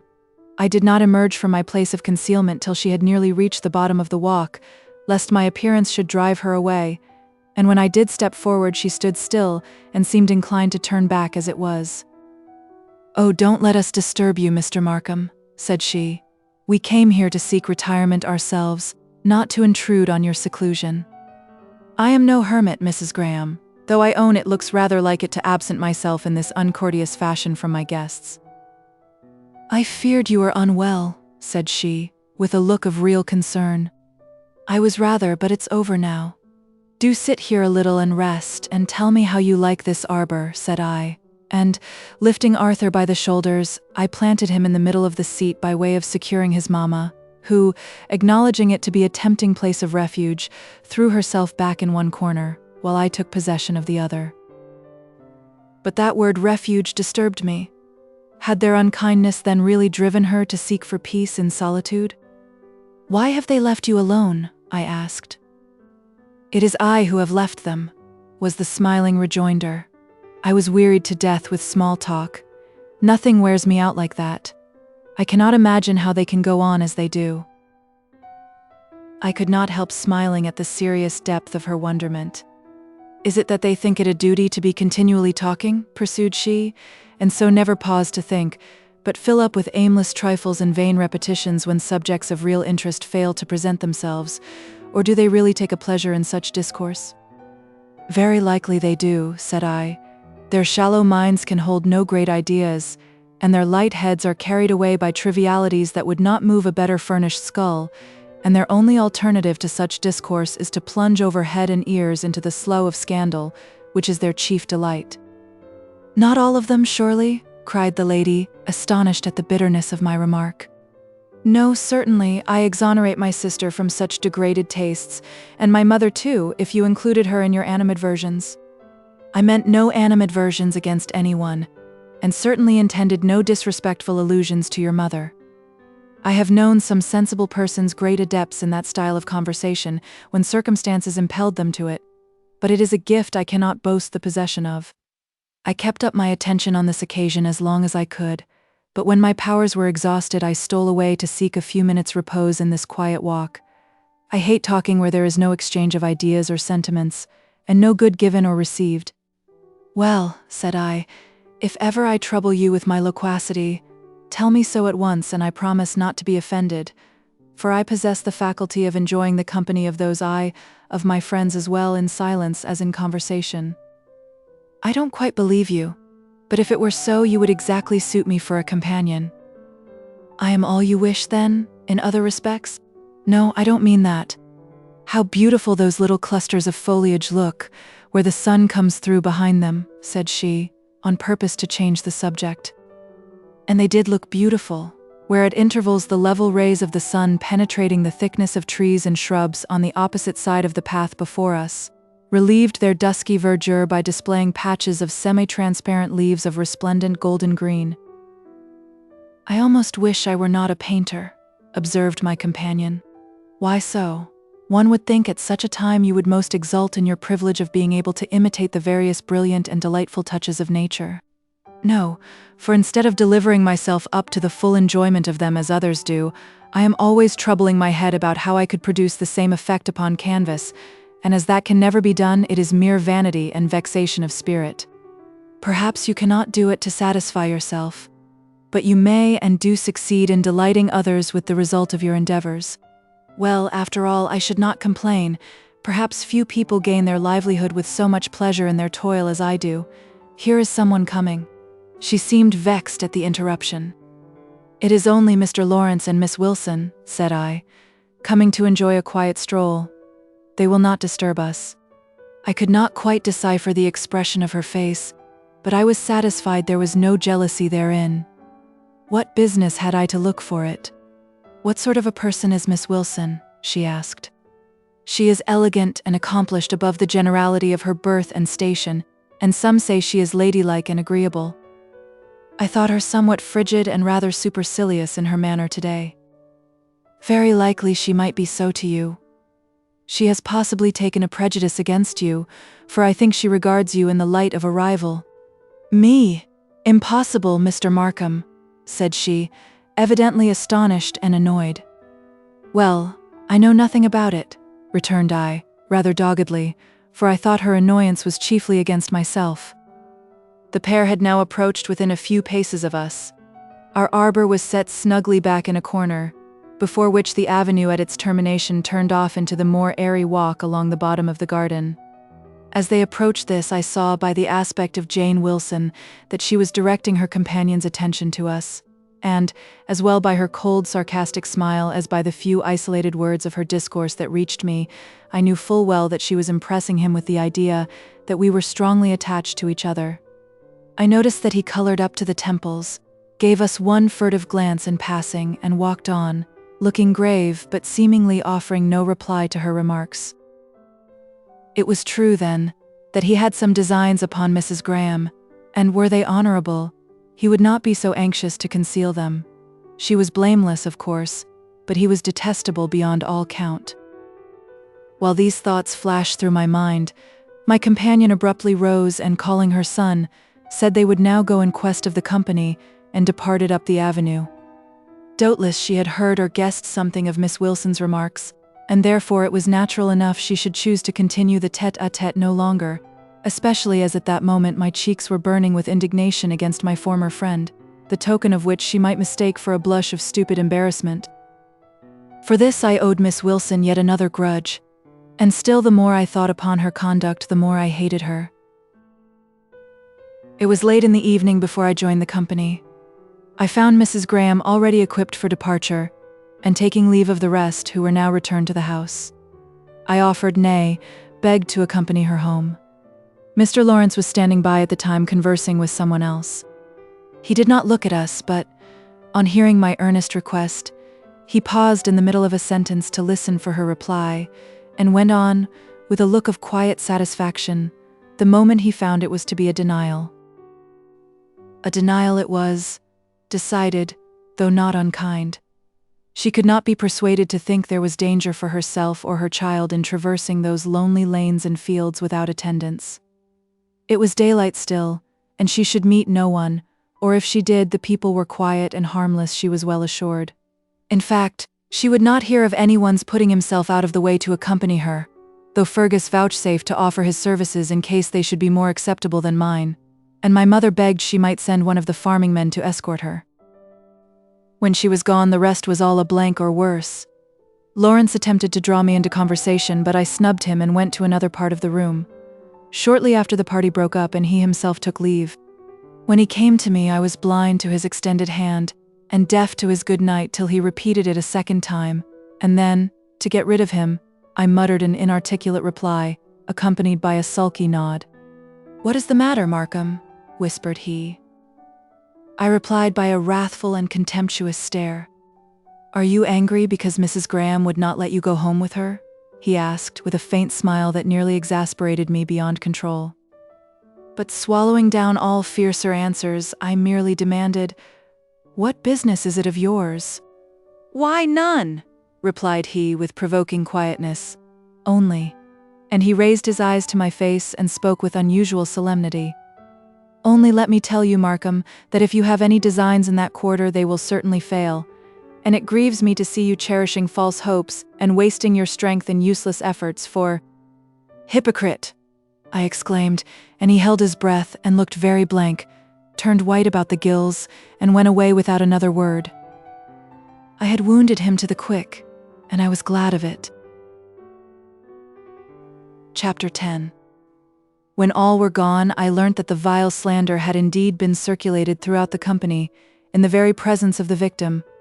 Rose, however, vowed she did not and would not believe it, and my mother made the same declaration, though not, I fear, with the same amount of real, unwavering incredulity.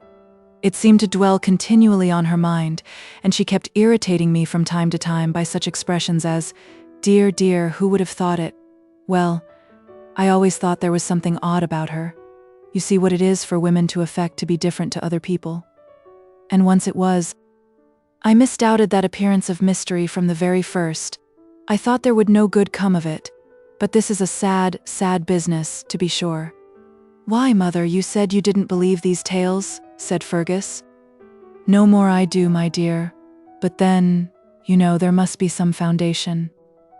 "The foundation is in the wickedness and falsehood of the world," said I, "and in the fact that Mr. Lawrence has been seen to go that way once or twice of an evening, and the village gossips say he goes to pay his addresses to the strange lady, and the scandalmongers have greedily seized the rumor to make it the basis of their own infernal structure."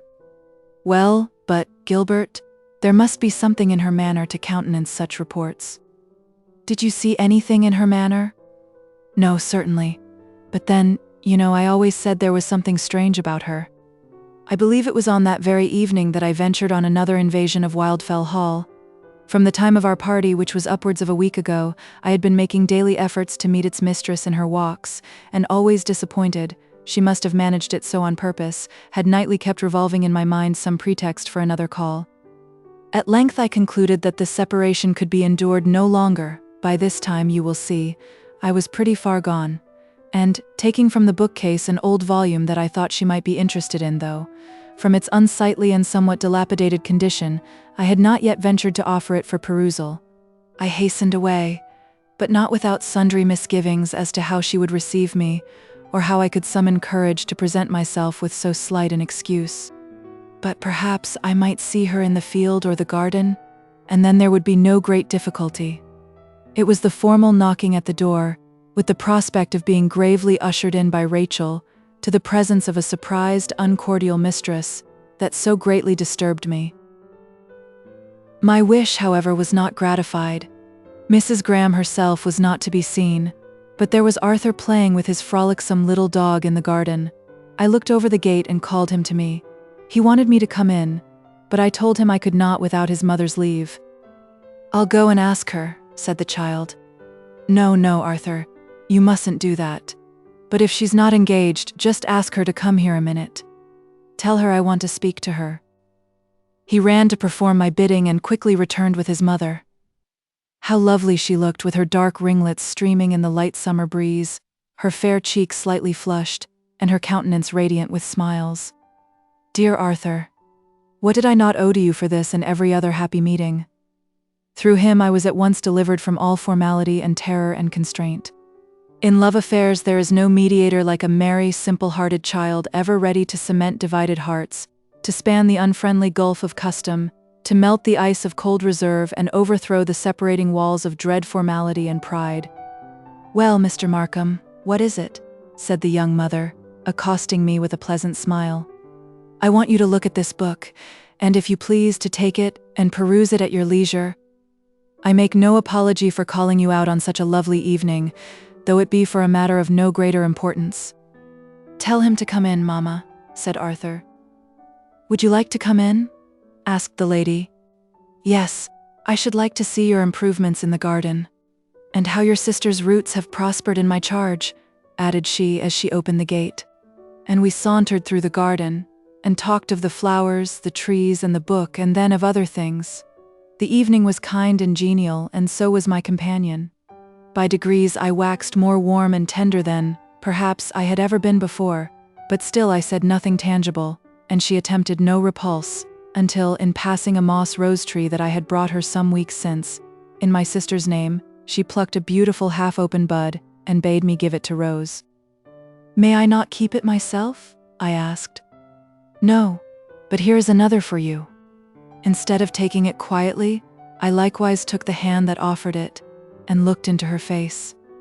She let me hold it for a moment, and I saw a flash of ecstatic brilliance in her eye, a glow of glad excitement on her face.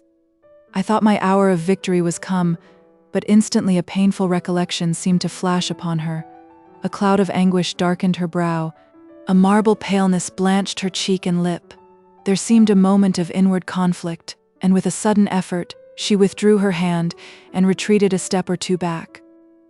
"Now, Mr. Markham," said she with a kind of desperate calmness, "I must tell you plainly that I cannot do with this. I like your company because I am alone here, and your conversation pleases me more than that of any other person. But if you cannot be content to regard me as a friend, a plain, cold, motherly or sisterly friend, I must beg you to leave me now, and let me alone hereafter. In fact, we must be strangers for the future. I will then be your friend, or brother, or anything you wish, if you will only let me continue to see you, but tell me why I cannot be anything more." There was a perplexed and thoughtful pause. "Is it in consequence of some rash vow?" "It is something of the kind," she answered. "Some day I may tell you, but at present you had better leave me, and never, Gilbert, put me to the painful necessity of repeating what I have just now said to you," she earnestly added, giving me her hand in serious kindness. How sweet, how musical my own name sounded in her mouth. I will not, I replied. But you pardon this offense? On condition that you never repeat it. And may I come to see you now and then? Perhaps occasionally, provided you never abuse the privilege. I make no empty promises, but you shall see. The moment you do, our intimacy is at an end, that's all. And will you always call me Gilbert? It sounds more sisterly, and it will serve to remind me of our contract. She smiled, and once more bid me go, and at length I judged it prudent to obey, and she re-entered the house, and I went down the hill. But as I went, the tramp of horses' hoofs fell on my ear, and broke the stillness of the dewy evening, and looking towards the lane, I saw a solitary equestrian coming up. Inclining to dusk as it was, I knew him at a glance. It was Mr. Lawrence on his gray pony. I flew across the field, leaped the stone fence, and then walked down the lane to meet him. On seeing me, he suddenly drew in his little steed, and seemed inclined to turn back, but on second thought apparently judged it better to continue his course as before. He accosted me with a slight bow, and edging close to the wall, endeavored to pass on, but I was not so minded. Seizing his horse by the bridle, I exclaimed, "Now, Lawrence, I will have this mystery explained. Tell me where you are going, and what you mean to do at once and distinctly." "Will you take your hand off the bridle?" said he, quietly. "You're hurting my pony's mouth." "You and your pony be. What makes you so coarse and brutal, Markham? I'm quite ashamed of you. You answer my questions before you leave this spot. I will know what you mean by this perfidious duplicity. I shall answer no questions till you let go the bridle, if you stand till morning." "Now then," said I, unclosing my hand but still standing before him. "Ask me some other time, when you can speak like a gentleman," returned he, and he made an effort to pass me again. But I quickly recaptured the pony, scarce less astonished than its master at such uncivil usage. "Really, Mr. Markham, this is too much," said the latter. "Can I not go to see my tenant on matters of business, without being assaulted in this manner by—" "This is no time for business, sir. I'll tell you, now, what I think of your conduct." "You'd better defer your opinion to a more convenient season," interrupted he in a low tone. "Here's the vicar." And in truth, the vicar was just behind me, plodding homeward from some remote corner of his parish. I immediately released the squire, and he went on his way, saluting Mr. Millward as he passed. "What? Quarreling, Markham?" cried the latter, addressing himself to me. "And about that young widow, I doubt," he added, reproachfully shaking his head. "But let me tell you, young man," here he put his face into mine with an important confidential air, "she's not worth it," and he confirmed the assertion by a solemn nod. "Mr. Millward," I exclaimed in a tone of wrathful menace that made the reverend gentleman look round, aghast, astounded at such unwonted insolence, and stare me in the face with a look that plainly said, "What? This to me?" But I was too indignant to apologize or to speak another word to him. I turned away and hastened homewards, descending with rapid strides the steep, rough lane, and leaving him to follow as he pleased. Chapter 11. You must suppose about 3 weeks passed over. Mrs. Graham and I were now established friends, or brother and sister, as we rather chose to consider ourselves. She called me Gilbert, by my express desire, and I called her Helen, for I had seen that name written in her books. I seldom attempted to see her above twice a week, and still I made our meetings appear the result of accident as often as I could, for I found it necessary to be extremely careful, and altogether I behaved with such exceeding propriety that she never had occasion to reprove me once. Yet I could not but perceive that she was at times unhappy and dissatisfied with herself or her position, and truly I myself was not quite contented with the latter. This assumption of brotherly nonchalance was very hard to sustain, and I often felt myself a most confounded hypocrite with it all. I saw too, or rather I felt, that in spite of herself, I was not indifferent to her, as the novel heroes modestly express it, and while I thankfully enjoyed my present good fortune, I could not fail to wish and hope for something better in future. But of course I kept such dreams entirely to myself. "Where are you going, Gilbert?" said Rose one evening, shortly after tea, when I had been busy with the farm all day. "To take a walk," was the reply. "Do you always brush your hat so carefully, and do your hair so nicely, and put on such smart new gloves when you take a walk?" not always. You're going to Wildfell Hall, aren't you? What makes you think so? Because you look as if you were, but I wish you wouldn't go so often. Nonsense, child. I don't go once in 6 weeks. What do you mean? Well, but if I were you, I wouldn't have so much to do with Mrs. Graham. Why, Rose, are you too giving in to the prevailing opinion?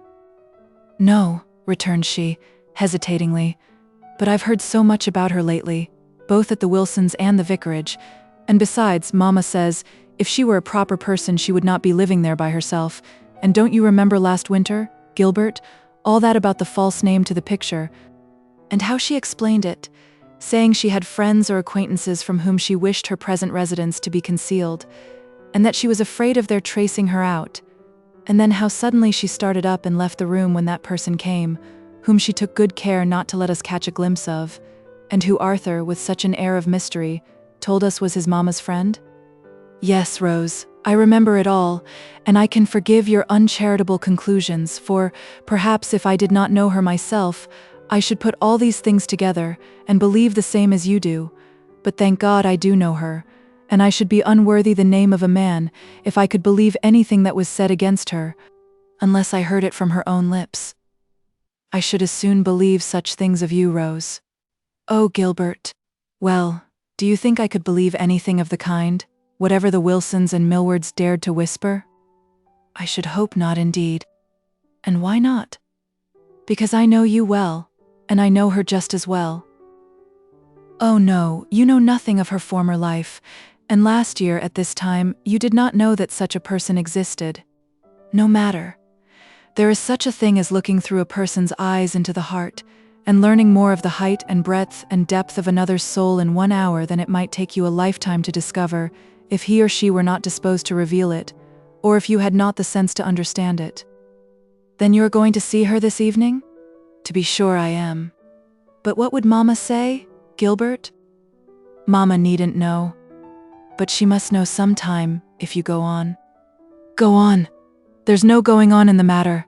Mrs. Graham and I are two friends, and will be, and no man breathing shall hinder it, or has a right to interfere between us.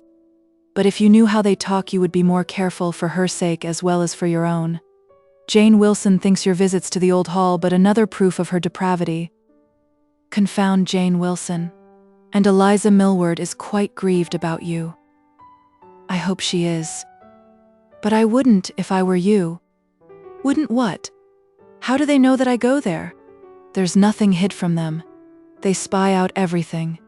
Oh, I never thought of this. And so they dare to turn my friendship into food for further scandal against her. That proves the falsehood of their other lies at all events, if any proof were wanting. Mind you contradict them, Rose, whenever you can. But they don't speak openly to me about such things. It is only by hints and innuendos, and by what I hear others say, that I knew what they think. Well then, I won't go today as it's getting laddish. But oh deuce take their cursed and venomed tongues, I muttered, in the bitterness of my soul. And just at that moment the vicar entered the room. We had been too much absorbed in our conversation to observe his knock. After his customary cheerful and fatherly greeting of Rose, who was rather a favorite with the old gentleman, he turned somewhat sternly to me. Well, sir, said he, you're quite a stranger. It is, let me see, he continued, slowly, as he deposited his ponderous bulk in the armchair that Rose officiously brought towards him, it is just 6 weeks by my reckoning, since you darkened my door. He spoke it with emphasis, and struck his stick on the floor. Is it, sir? Said I. Aye, it is so, he added an affirmatory nod, and continued to gaze upon me with a kind of irate solemnity, holding his substantial stick between his knees, with his hands clasped upon its head. I have been busy, I said, for an apology was evidently demanded. Busy, repeated he derisively. Yes, you know I've been getting in my hay, and now the harvest is beginning. Humph. Just then my mother came in, and created a diversion in my favor by her loquacious and animated welcome of the reverend guest. She regretted deeply that he had not come a little earlier, in time for tea, but offered to have some immediately prepared, if he would do her the favor to partake of it. Not any for me, I thank you, replied he. I shall be at home in a few minutes. "Oh, but do stay and take a little. It will be ready in 5 minutes." But he rejected the offer with a majestic wave of the hand. "I'll tell you what I'll take, Mrs. Markham," said he. "I'll take a glass of your excellent ale." "With pleasure," cried my mother, proceeding with alacrity to pull the bell and order the favored beverage. "I thought," continued he, "I'd just look in upon you as I passed and taste your home-brewed ale. I've been to call on Mrs. Graham." "Have you indeed?" He nodded gravely and added with awful emphasis, "I thought it incumbent upon me to do so." "Really?" ejaculated my mother. "Why so, Mr. Millward?" asked I. He looked at me with some severity and turning again to my mother, repeated, "I thought it incumbent upon me," and struck his stick on the floor again. My mother sat opposite, an awestruck but admiring auditor. "Mrs. Graham," said I, he continued, shaking his head as he spoke, "these are terrible reports." "What, sir?" says she, affecting to be ignorant of my meaning. "It is my duty as your pastor," said I, "to tell you both everything that I myself see reprehensible in your conduct, and all I have reason to suspect, and what others tell me concerning you." So I told her. "You did, sir?" cried I, starting from my seat and striking my fist on the table. He merely glanced towards me, and continued, addressing his hostess. "It was a painful duty, Mrs. Markham, but I told her." "And how did she take it?" asked my mother. "Hardened, I fear, hardened," he replied, with a despondent shake of the head, and at the same time there was a strong display of unchastened, misdirected passions. She turned white in the face, and drew her breath through her teeth in a savage sort of way, but she offered no extenuation or defense, and with a kind of shameless calmness, shocking indeed to witness in one so young, as good as told me that my remonstrance was unavailing, and my pastoral advice quite thrown away upon her, nay, that my very presence was displeasing while I spoke such things.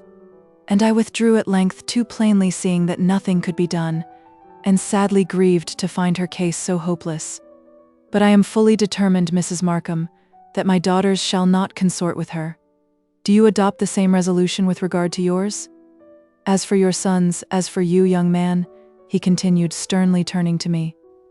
"As for me, sir," I began, but checked by some impediment in my utterance, and finding that my whole frame trembled with fury, I said no more, but took the wiser part of snatching up my hat and bolting from the room, slamming the door behind me with a bang that shook the house to its foundations, and made my mother scream, and gave a momentary relief to my excited feelings. The next minute saw me hurrying with rapid strides in the direction of Wildfell Hall, to what intent or purpose I could scarcely tell, but I must be moving somewhere, and no other goal would do. I must see her too, and speak to her, that was certain. But what to say or how to act, I had no definite idea. Such stormy thoughts, so many different resolutions crowded in upon me, that my mind was little better than a chaos of conflicting passions. Chapter 12. In little more than 20 minutes the journey was accomplished. I paused at the gate to wipe my streaming forehead and recover my breath and some degree of composure. Already the rapid walking had somewhat mitigated my excitement, and with a firm and steady tread I paced the garden walk. In passing the inhabited wing of the building, I caught a sight of Mrs. Graham through the open window, slowly pacing up and down her lonely room. She seemed agitated and even dismayed at my arrival, as if she thought I too was coming to accuse her. I had entered her presence intending to condole with her upon the wickedness of the world, and help her to abuse the vicar and his vile informants, but now I felt positively ashamed to mention the subject, and determined not to refer to it, unless she led the way. "I am come at an unseasonable hour," said I, assuming a cheerfulness I did not feel, in order to reassure her, "but I won't stay many minutes." She smiled upon me, faintly, it is true, but most kindly, I had almost said thankfully, as her apprehensions were removed. "How dismal you are, Helen! Why have you no fire?" I said, looking round on the gloomy apartment. "It is summer yet," she replied. "But we always have a fire in the evenings if we can bear it, and you especially require one in this cold house and dreary room. You should have come a little sooner, and I would have had one lighted for you, but it is not worth while now. You won't stay many minutes, you say, and Arthur is gone to bed. But I have a fancy for a fire, nevertheless. Will you order one, if I ring?" "Why, Gilbert, you don't look cold," said she, smilingly regarding my face, which no doubt seemed warm enough. "No," replied I, "but I want to see you comfortable before I go." "Me comfortable," repeated she with a bitter laugh, as if there were something amusingly absurd in the idea. "It suits me better as it is," she added in a tone of mournful resignation. But determined to have my own way, I pulled the bell. "There now, Helen," I said, as the approaching steps of Rachel were heard in answer to the summons. There was nothing for it but to turn round and desire the maid to light the fire. I owe Rachel a grudge to this day for the look she cast upon me ere she departed on her mission, the sour, suspicious, inquisitorial look that plainly demanded, "What are you here for, I wonder?" Her mistress did not fail to notice it, and a shade of uneasiness darkened her brow. "You must not stay long, Gilbert," said she, when the door was closed upon us. "I'm not going to," said I, somewhat testily, though without a grain of anger in my heart against anyone but the meddling old woman. "But, Helen, I've something to say to you before I go."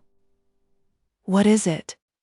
"No, not now, I don't know yet precisely what it is, or how to say it," replied I, with more truth than wisdom, and then, fearing lest she should turn me out of the house, I began talking about indifferent matters in order to gain time. Meanwhile, Rachel came in to kindle the fire, which was soon effected by thrusting a red-hot poker between the bars of the grate, where the fuel was already disposed for ignition. She honored me with another of her hard, inhospitable looks in departing, but, little moved thereby, I went on talking, and setting a chair for Mrs. Graham on one side of the hearth, and one for myself on the other, I ventured to sit down, though half suspecting she would rather see me go.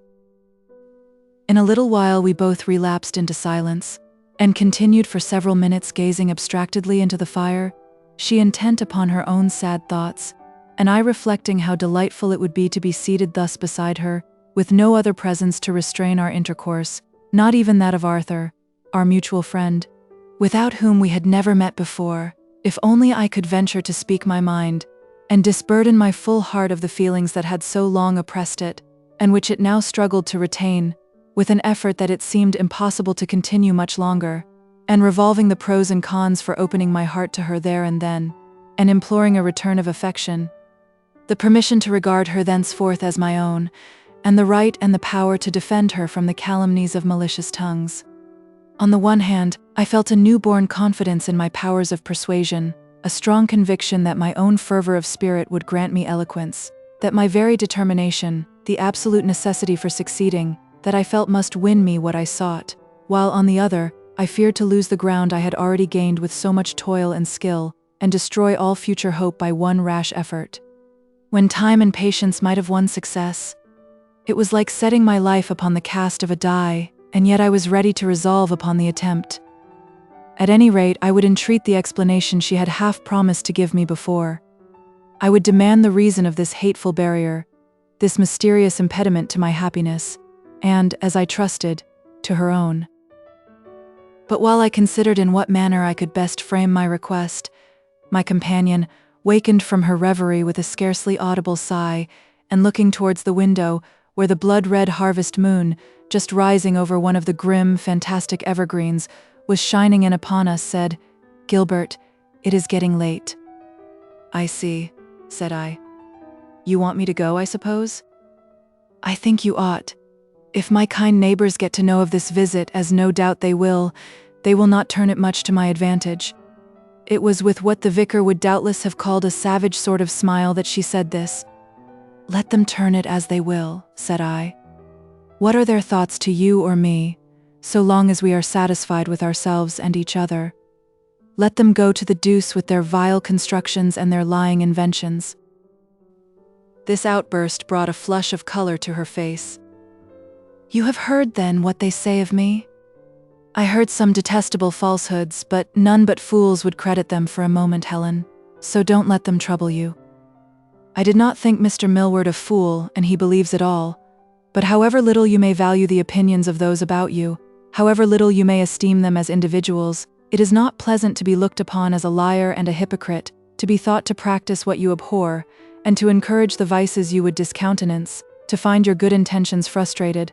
and your hands crippled by your supposed unworthiness, and to bring disgrace on the principles you profess. True, and if I, by my thoughtlessness and selfish disregard to appearances, have at all assisted to expose you to these evils, let me entreat you not only to pardon me, but to enable me to make reparation, authorize me to clear your name from every imputation, give me the right to identify your honor with my own, and to defend your reputation as more precious than my life. Are you hero enough to unite yourself to one whom you know to be suspected and despised by all around you, and identify your interests and your honor with hers? Think, it is a serious thing. I should be proud to do it, Helen. Most happy, delighted beyond expression. And if that be all the obstacle to our union, it is demolished. And you shall be mine. And starting from my seat in a frenzy of ardor, I seized her hand and would have pressed it to my lips, but she as suddenly caught it away, exclaiming in the bitterness of intense affliction, "No, no, it is not all." "What is it, then?" "You promised I should know some time, and—" "You shall know some time, but not now. My head aches terribly," she said, pressing her hand to her forehead, "and I must have some repose, and surely I have had misery enough today," she added, almost wildly. "But it could not harm you to tell it," I persisted. "It would ease your mind, and I should then know how to comfort you." She shook her head despondingly. "If you knew all, you too would blame me, perhaps even more than I deserve, though I have cruelly wronged you," she added in a low murmur, as if she mused aloud. "You, Helen? Impossible?" "Yes, not willingly, for I did not know the strength and depth of your attachment. I thought at least I endeavored to think your regard for me was as cold and fraternal as you professed it to be. Or as yours? Or as mine ought to have been, of such a light and selfish, superficial nature that— There indeed you wronged me.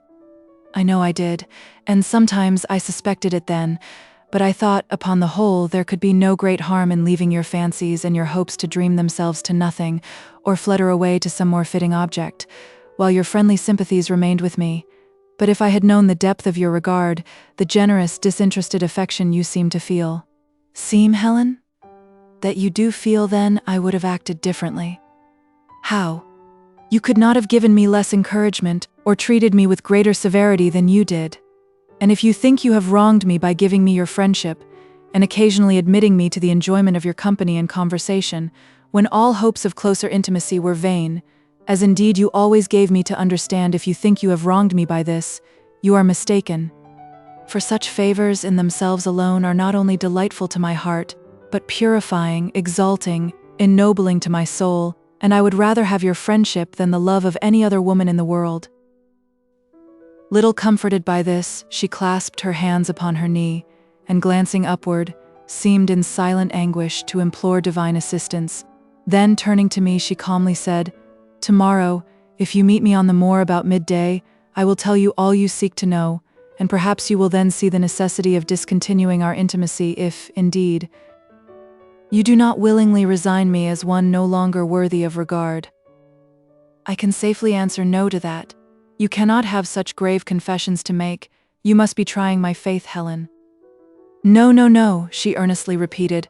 "I wish it were so. Thank heaven," she added. "I have no great crime to confess, but I have more than you will like to hear, or perhaps can readily excuse, and more than I can tell you now, so let me entreat you to leave me." "I will, but answer me this one question first. Do you love me?" "I will not answer it." "Then I will conclude you do, and so good night." She turned from me to hide the emotion she could not quite control, but I took her hand and fervently kissed it. "Gilbert, do leave me," she cried, in a tone of such thrilling anguish that I felt it would be cruel to disobey. But I gave one look back before I closed the door, and saw her leaning forward on the table, with her hands pressed against her eyes, sobbing convulsively, yet I withdrew in silence. I felt that to obtrude my consolations on her then would only serve to aggravate her sufferings. To tell you all the questionings and conjectures, the fears and hopes and wild emotions that jostled and chased each other through my mind as I descended the hill, would almost fill a volume in itself. But before I was halfway down, a sentiment of strong sympathy for her I had left behind me had displaced all other feelings, and seemed imperatively to draw me back. I began to think, why am I hurrying so fast in this direction? Can I find comfort or consolation, peace, certainty, contentment, all or anything that I want at home? And can I leave all perturbation, sorrow, and anxiety behind me there? And I turned round to look at the old hall. There was little besides the chimneys visible above my contracted horizon. I walked back to get a better view of it. When it rose in sight, I stood still a moment to look, and then continued moving towards the gloomy object of attraction. Something called me nearer, nearer still, and why not pray? Might I not find more benefit in the contemplation of that venerable pile, with the full moon in the cloudless heaven shining so calmly above it, with that warm yellow luster peculiar to an August night, and the mistress of my soul within, than in returning to my home, where all comparatively was light, and life, and cheerfulness, and therefore inimical to me in my present frame of mind, and the more so that its inmates all were more or less imbued with that detestable belief, the very thought of which made my blood boil in my veins. And how could I endure to hear it openly declared, or cautiously insinuated, which was worse? I had had trouble enough already, with some babbling fiend that would keep whispering in my ear, "It may be true," till I had shouted aloud, "It is false. I defy you to make me suppose it." I could see the red firelight dimly gleaming from her parlor window. I went up to the garden wall, and stood leaning over it, with my eyes fixed upon the lattice, wondering what she was doing, thinking, or suffering now, and wishing I could speak to her but one word, or even catch one glimpse of her, before I went.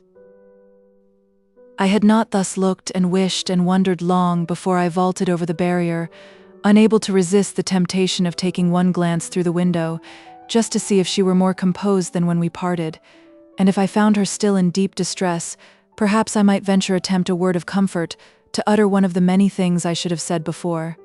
Instead of aggravating her sufferings by my stupid impetuosity, I looked. Her chair was vacant. So was the room. But at that moment someone opened the outer door, and her voice said, "Come out. I want to see the moon, and breathe the evening air. They will do me good if anything will." Here then were she and Rachel coming to take a walk in the garden. I wished myself safe back over the wall. I stood, however, in the shadow of the tall holly bush, which, standing between the window and the porch, at present screened me from observation, but did not prevent me from seeing two figures come forth into the moonlight.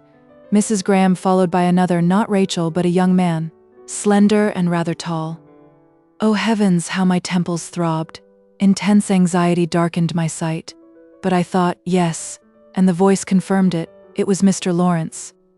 "You should not let it worry you so much, Helen," said he. "I will be more cautious in future, and in time."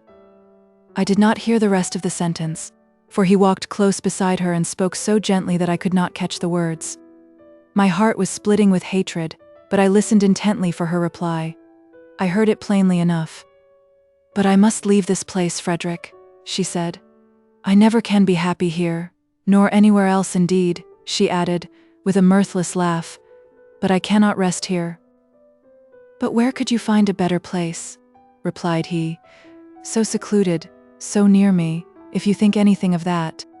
"Yes," interrupted she, "it is all I could wish, if they could only have left me alone. But wherever you go, Helen, there will be the same sources of annoyance. I cannot consent to lose you. I must go with you, or come to you, and there are meddling fools elsewhere as well as here." While thus conversing, they had sauntered slowly past me, down the walk, and I heard no more of their discourse, but I saw him put his arm round her waist, while she lovingly rested her hand on his shoulder, and then a tremulous darkness obscured my sight. My heart sickened, and my head burned like fire. I half rushed, half staggered from the spot, where horror had kept me rooted, and leaped or tumbled over the wall. I hardly know which, but I know that, afterwards, like a passionate child, I dashed myself on the ground and lay there in a paroxysm of anger and despair. How long I cannot undertake to say, but it must have been a considerable time. For when, having partially relieved myself by a torrent of tears, and looked up at the moon shining so calmly and carelessly on, as little influenced by my misery as I was by its peaceful radiance, and earnestly prayed for death or forgetfulness, I had risen and journeyed homewards, little regarding the way, but carried instinctively by my feet to the door. I found it bolted against me, and everyone in bed except my mother, who hastened to answer my impatient knocking, and received me with a shower of questions and rebukes. "Oh, Gilbert, how could you do so? Where have you been? Do come in and take your supper. I've got it all ready, though you don't deserve it, for keeping me in such a fright, after the strange manner you left the house this evening. Mr. Millward was quite, bless the boy, how ill he looks. Oh, gracious, what is the matter?" "Nothing, nothing. Give me a candle." "But won't you take some supper?" "No, I want to go to bed," said I, taking a candle and lighting it at the one she held in her hand. "Oh, Gilbert, how you tremble!" exclaimed my anxious parent. "How white you look! Do tell me what it is. Has anything happened?" "It's nothing," cried I, ready to stamp with vexation because the candle would not light. Then, suppressing my irritation, I added, "I've been walking too fast. That's all. Good night," and marched off to bed regardless of the walking too fast. "Where have you been?" that was called after me from below. My mother followed me to the very door of my room with her questionings and advice concerning my health and my conduct, but I implored her to let me alone till morning, and she withdrew, and at length I had the satisfaction to hear her close her own door. There was no sleep for me, however, that night as I thought, and instead of attempting to solicit it, I employed myself in rapidly pacing the chamber, having first removed my boots, lest my mother should hear me. But the boards creaked, and she was watchful. I had not walked above a quarter of an hour before she was at the door again. "Gilbert, why are you not in bed? You said you wanted to go?" "Confound it! I'm going," said I. "But why are you so long about it? You must have something on your mind. For heaven's sake, let me alone, and get to bed yourself. Can it be that Mrs. Graham that distresses you so?" No, I tell you, it's nothing." "I wish to goodness it mayn't," murmured she with a sigh as she returned to her own apartment, while I threw myself on the bed, feeling most undutifully disaffected towards her for having deprived me of what seemed the only shadow of a consolation that remained, and chained me to that wretched couch of thorns. Never did I endure so long, so miserable a night as that, and yet it was not wholly sleepless. Towards morning my distracting thoughts began to lose all pretensions to coherency, and shape themselves into confused and feverish dreams, and, at length, there followed an interval of unconscious slumber. But then the dawn of bitter recollection that succeeded the waking to find life a blank, and worse than a blank, teeming with torment and misery. Not a mere barren wilderness, but full of thorns and briars, to find myself deceived, duped, hopeless, my affections trampled upon, my angel not an angel, and my friend a fiend incarnate. It was worse than if I had not slept at all.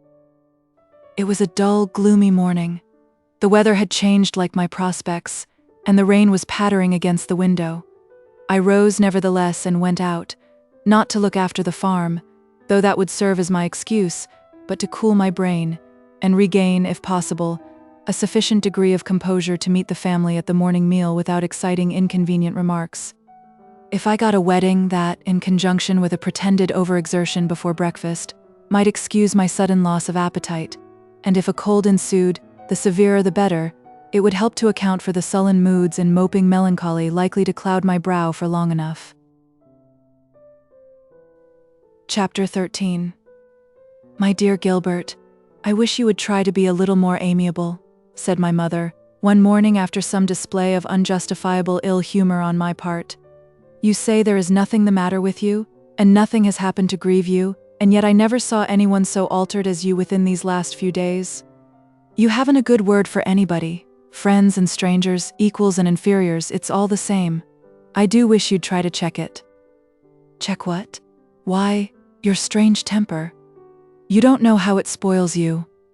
I'm sure a finer disposition than yours by nature could not be, if you'd let it have fair play, so you've no excuse that way." While she thus remonstrated, I took up a book, and laying it open on the table before me, pretended to be deeply absorbed in its perusal, for I was equally unable to justify myself and unwilling to acknowledge my errors, and I wished to have nothing to say on the matter. But my excellent parent went on lecturing, and then came to coaxing, and began to stroke my hair. And I was getting to feel quite a good boy, but my mischievous brother, who was idling about the room, revived my corruption by suddenly calling out, "Don't touch him, Mother. He'll bite. He's a very tiger in human form. I've given him up for my part, fairly disowned him, cast him off, root and branch. It's as much as my life is worth to come within 6 yards of him. The other day he nearly fractured my skull for singing a pretty, inoffensive love song on purpose to amuse him." "Oh, Gilbert, how could you?" exclaimed my mother. "I told you to hold your noise first, you know, Fergus," said I.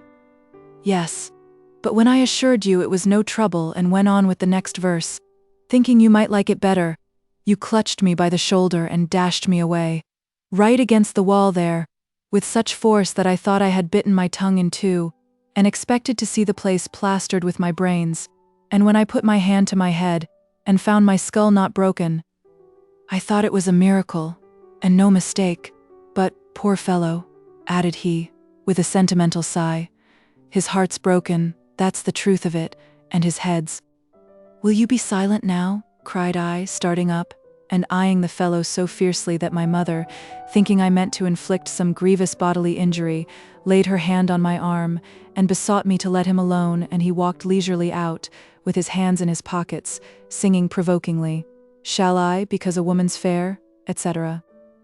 "I'm not going to defile my fingers with him," said I, in answer to the maternal intercession. "I wouldn't touch him with the tongs."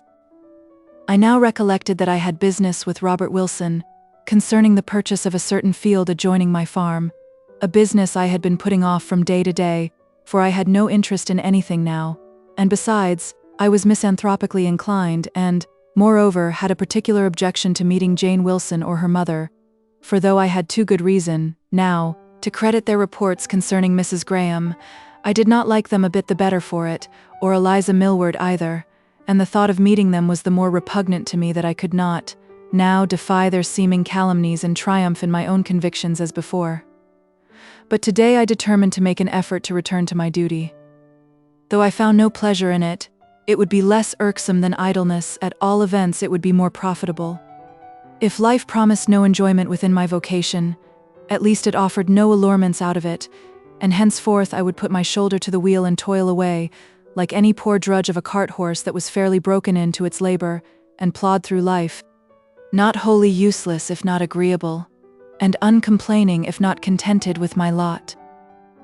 Thus resolving with a kind of sullen resignation, if such a term may be allowed, I wended my way to Ryacote Farm, scarcely expecting to find its owner within at this time of day, but hoping to learn in what part of the premises he was most likely to be found. Absent he was, but expected home in a few minutes, and I was desired to step into the parlor and wait. Mrs. Wilson was busy in the kitchen, but the room was not empty, and I scarcely checked an involuntary recoil as I entered it, for there sat Miss Wilson chattering with Eliza Millward. However, I determined to be cool and civil. Eliza seemed to have made the same resolution on her part. We had not met since the evening of the tea party, but there was no visible emotion either of pleasure or pain, no attempt at pathos, no display of injured pride. She was cool in temper, civil in demeanor. There was even an ease and cheerfulness about her air and manner that I made no pretension to, but there was a depth of malice in her too expressive eye that plainly told me I was not forgiven, for, though she no longer hoped to win me to herself, she still hated her rival, and evidently delighted to wreak her spite on me. On the other hand, Miss Wilson was as affable and courteous as heart could wish, and though I was in no very conversible humor myself, the two ladies between them managed to keep up a pretty continuous fire of small talk.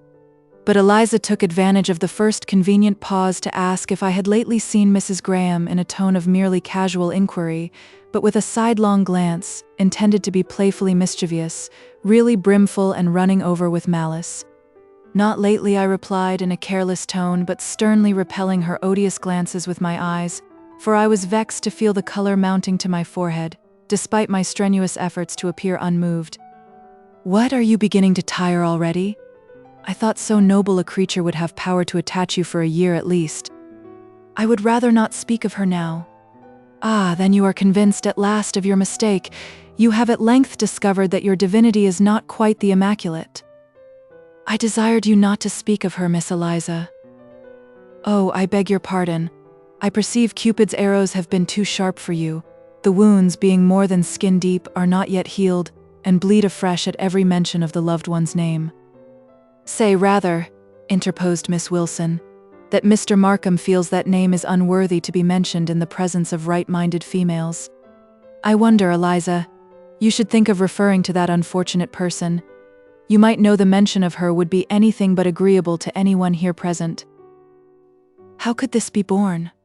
I rose and was about to clap my hat upon my head and burst away in wrathful indignation from the house, but recollecting, just in time to save my dignity, the folly of such a proceeding, and how it would only give my fair tormentors a merry laugh at my expense, for the sake of one I acknowledged in my own heart to be unworthy of the slightest sacrifice, though the ghost of my former reverence and love so hung about me still, that I could not bear to hear her name aspersed by others, I merely walked to the window, and having spent a few seconds invengably biting my lips and sternly repressing the passionate heavings of my chest, I observed to Miss Wilson that I could see nothing of her brother, and added that, as my time was precious, it would perhaps be better to call again tomorrow, at some time when I should be sure to find him at home.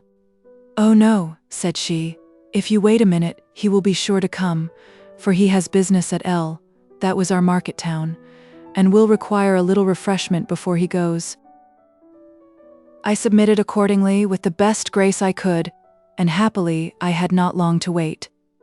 Mr. Wilson soon arrived, and indisposed for business as I was at that moment, and little as I cared for the field or its owner, I forced my attention to the matter in hand with very creditable determination, and quickly concluded the bargain, perhaps more to the thrifty farmer's satisfaction than he cared to acknowledge. Then, leaving him to the discussion of his substantial refreshment, I gladly quitted the house and went to look after my reapers. Leaving them busy at work on the side of the valley, I ascended the hill, intending to visit a cornfield in the more elevated regions and see when it would be ripe for the sickle. But I did not visit it that day, for, as I approached, I beheld at no great distance Mrs. Graham and her son coming down in the opposite direction. They saw me, and Arthur already was running to meet me, but I immediately turned back and walked steadily homeward, for I had fully determined never to encounter his mother again, and regardless of the shrill voice in my ear calling upon me to wait a moment, I pursued the even tenor of my way, and he soon relinquished the pursuit as hopeless, or was called away by his mother. At all events, when I looked back, 5 minutes after, not a trace of either was to be seen. This incident agitated and disturbed me most unaccountably, unless you would account for it by saying that Cupid's arrows not only had been too sharp for me, but they were barbed and deeply rooted, and I had not yet been able to wrench them from my heart. However that be, I was rendered doubly miserable for the remainder of the day. Chapter 14. Next morning I bethought me. I too had business at L, so I mounted my horse and set forth on the expedition soon after breakfast.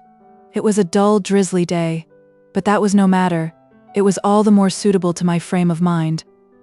It was likely to be a lonely journey, for it was no market day, and the road I traversed was little frequented at any other time, but that suited me all the better too. As I trotted along, however, chewing the cud of bitter fancies, I heard another horse at no great distance behind me, but I never conjectured who the rider might be or troubled my head about him, till, on slackening my pace to ascend a gentle acclivity, or rather suffering my horse to slacken his pace into a lazy walk, for wrapped in my own reflections, I was letting it jog on as leisurely as it thought proper, I lost ground, and my fellow traveler overtook me. He accosted me by name, for it was no stranger, it was Mr. Lawrence. Instinctively the fingers of my whip hand tingled and grasped their charge with convulsive energy, but I restrained the impulse and, answering his salutation with a nod, attempted to push on, but he pushed on beside me and began to talk about the weather and the crops. I gave the briefest possible answers to his queries and observations, and fell back. He fell back too, and asked if my horse was lame. I replied with a look, at which he placidly smiled. I was as much astonished as exasperated at this singular pertinacity and imperturbable assurance on his part. I had thought the circumstances of our last meeting would have left such an impression on his mind as to render him cold and distant ever after. Instead of that, he appeared not only to have forgotten all former offenses, but to be impenetrable to all present incivilities. Formerly, the slightest hint, or mere fancied coldness in tone or glance, had sufficed to repulse him. Now, positive rudeness could not drive him away. Had he heard of my disappointment, and was he come to witness the result, and triumph in my despair? I grasped my whip with more determined energy than before, but still forbore to raise it, and rode on in silence, waiting for some more tangible cause of offense, before I opened the floodgates of my soul and poured out the dammed-up fury that was foaming and swelling within. "Markham," said he, in his usual quiet tone, "why do you quarrel with your friends? Because you have been disappointed in one quarter. You have found your hopes defeated, but how am I to blame for it? I warned you beforehand, you know, but you would not." He said no more, for impelled by some fiend at my elbow, I had seized my whip by the small end, and swift and sudden as a flash of lightning brought the other down upon his head. It was not without a feeling of savage satisfaction that I beheld the instant, deadly pallor that overspread his face, and the few red drops that trickled down his forehead, while he reeled a moment in his saddle, and then fell backward to the ground. The pony, surprised to be so strangely relieved of its burden, started and capered, and kicked a little, and then made use of its freedom to go and crop the grass of the hedge-bank, while its master lay as still and silent as a corpse. Had I killed him? An icy hand seemed to grasp my heart and check its pulsation, as I bent over him, gazing with breathless intensity upon the ghastly, upturned face. But no, he moved his eyelids and uttered a slight groan. I breathed again. He was only stunned by the fall. It served him right. It would teach him better manners in future. Should I help him to his horse? No. For any other combination of offenses I would, but his were too unpardonable. He might mount it himself, if he liked, in a while. Already he was beginning to stir and look about him, and there it was for him, quietly browsing on the roadside. So, with a muttered execration, I left the fellow to his fate, and clapping spurs to my own horse, galloped away, excited by a combination of feelings it would not be easy to analyze, and perhaps if I did so, the result would not be very creditable to my disposition, for I am not sure that a species of exultation in what I had done was not one principal concomitant. Shortly, however, the effervescence began to abate, and not many minutes elapsed before I had turned and gone back to look after the fate of my victim. It was no generous impulse, no kind relentings that led me to this, nor even the fear of what might be the consequences to myself, if I finished my assault upon the squire by leaving him thus neglected, and exposed to further injury. It was simply the voice of conscience, and I took great credit to myself for attending so promptly to its dictates, and judging the merit of the deed by the sacrifice it cost. I was not far wrong. Mr. Lawrence and his pony had both altered their positions in some degree. The pony had wandered 8 or 10 yards further away, and he had managed, somehow, to remove himself from the middle of the road. I found him seated in a recumbent position on the bank, looking very white and sickly still, and holding his cambric handkerchief, now more red than white, to his head. It must have been a powerful blow, but half the credit or the blame of it, which you please, must be attributed to the whip, which was garnished with a massive horse's head of plated metal. The grass, being sodden with rain, afforded the young gentleman a rather inhospitable couch. His clothes were considerably bemired, and his hat was rolling in the mud on the other side of the road. But his thoughts seemed chiefly bent upon his pony, on which he was wistfully gazing, half in helpless anxiety, and half in hopeless abandonment to his fate. I dismounted, however, and having fastened my own animal to the nearest tree, first picked up his hat, intending to clap it on his head, but either he considered his head unfit for a hat, or the hat, in its present condition, unfit for his head. For shrinking away the one, he took the other from my hand, and scornfully cast it aside. "It's good enough for you," I muttered. My next good office was to catch his pony and bring it to him, which was soon accomplished, for the beast was quiet enough in the main, and only winced and flirted a trifle till I got hold of the bridle, but then I must see him in the saddle. "Here, you fellow, scoundrel dog, give me your hand, and I'll help you to mount." No. He turned from me in disgust. I attempted to take him by the arm. He shrank away as if there had been contamination in my touch. "What? You won't? Well, you may sit there till doomsday, for what I care. But I suppose you don't want to lose all the blood in your body. I'll just condescend to bind that up for you. Let me alone, if you please. Humph, with all my heart. You may go to the hell if you choose and say I sent you. But before I abandoned him to his fate, I flung his pony's bridle over a stake in the hedge and threw him my handkerchief, as his own was now saturated with blood. He took it and cast it back to me in abhorrence and contempt, with all the strength he could muster.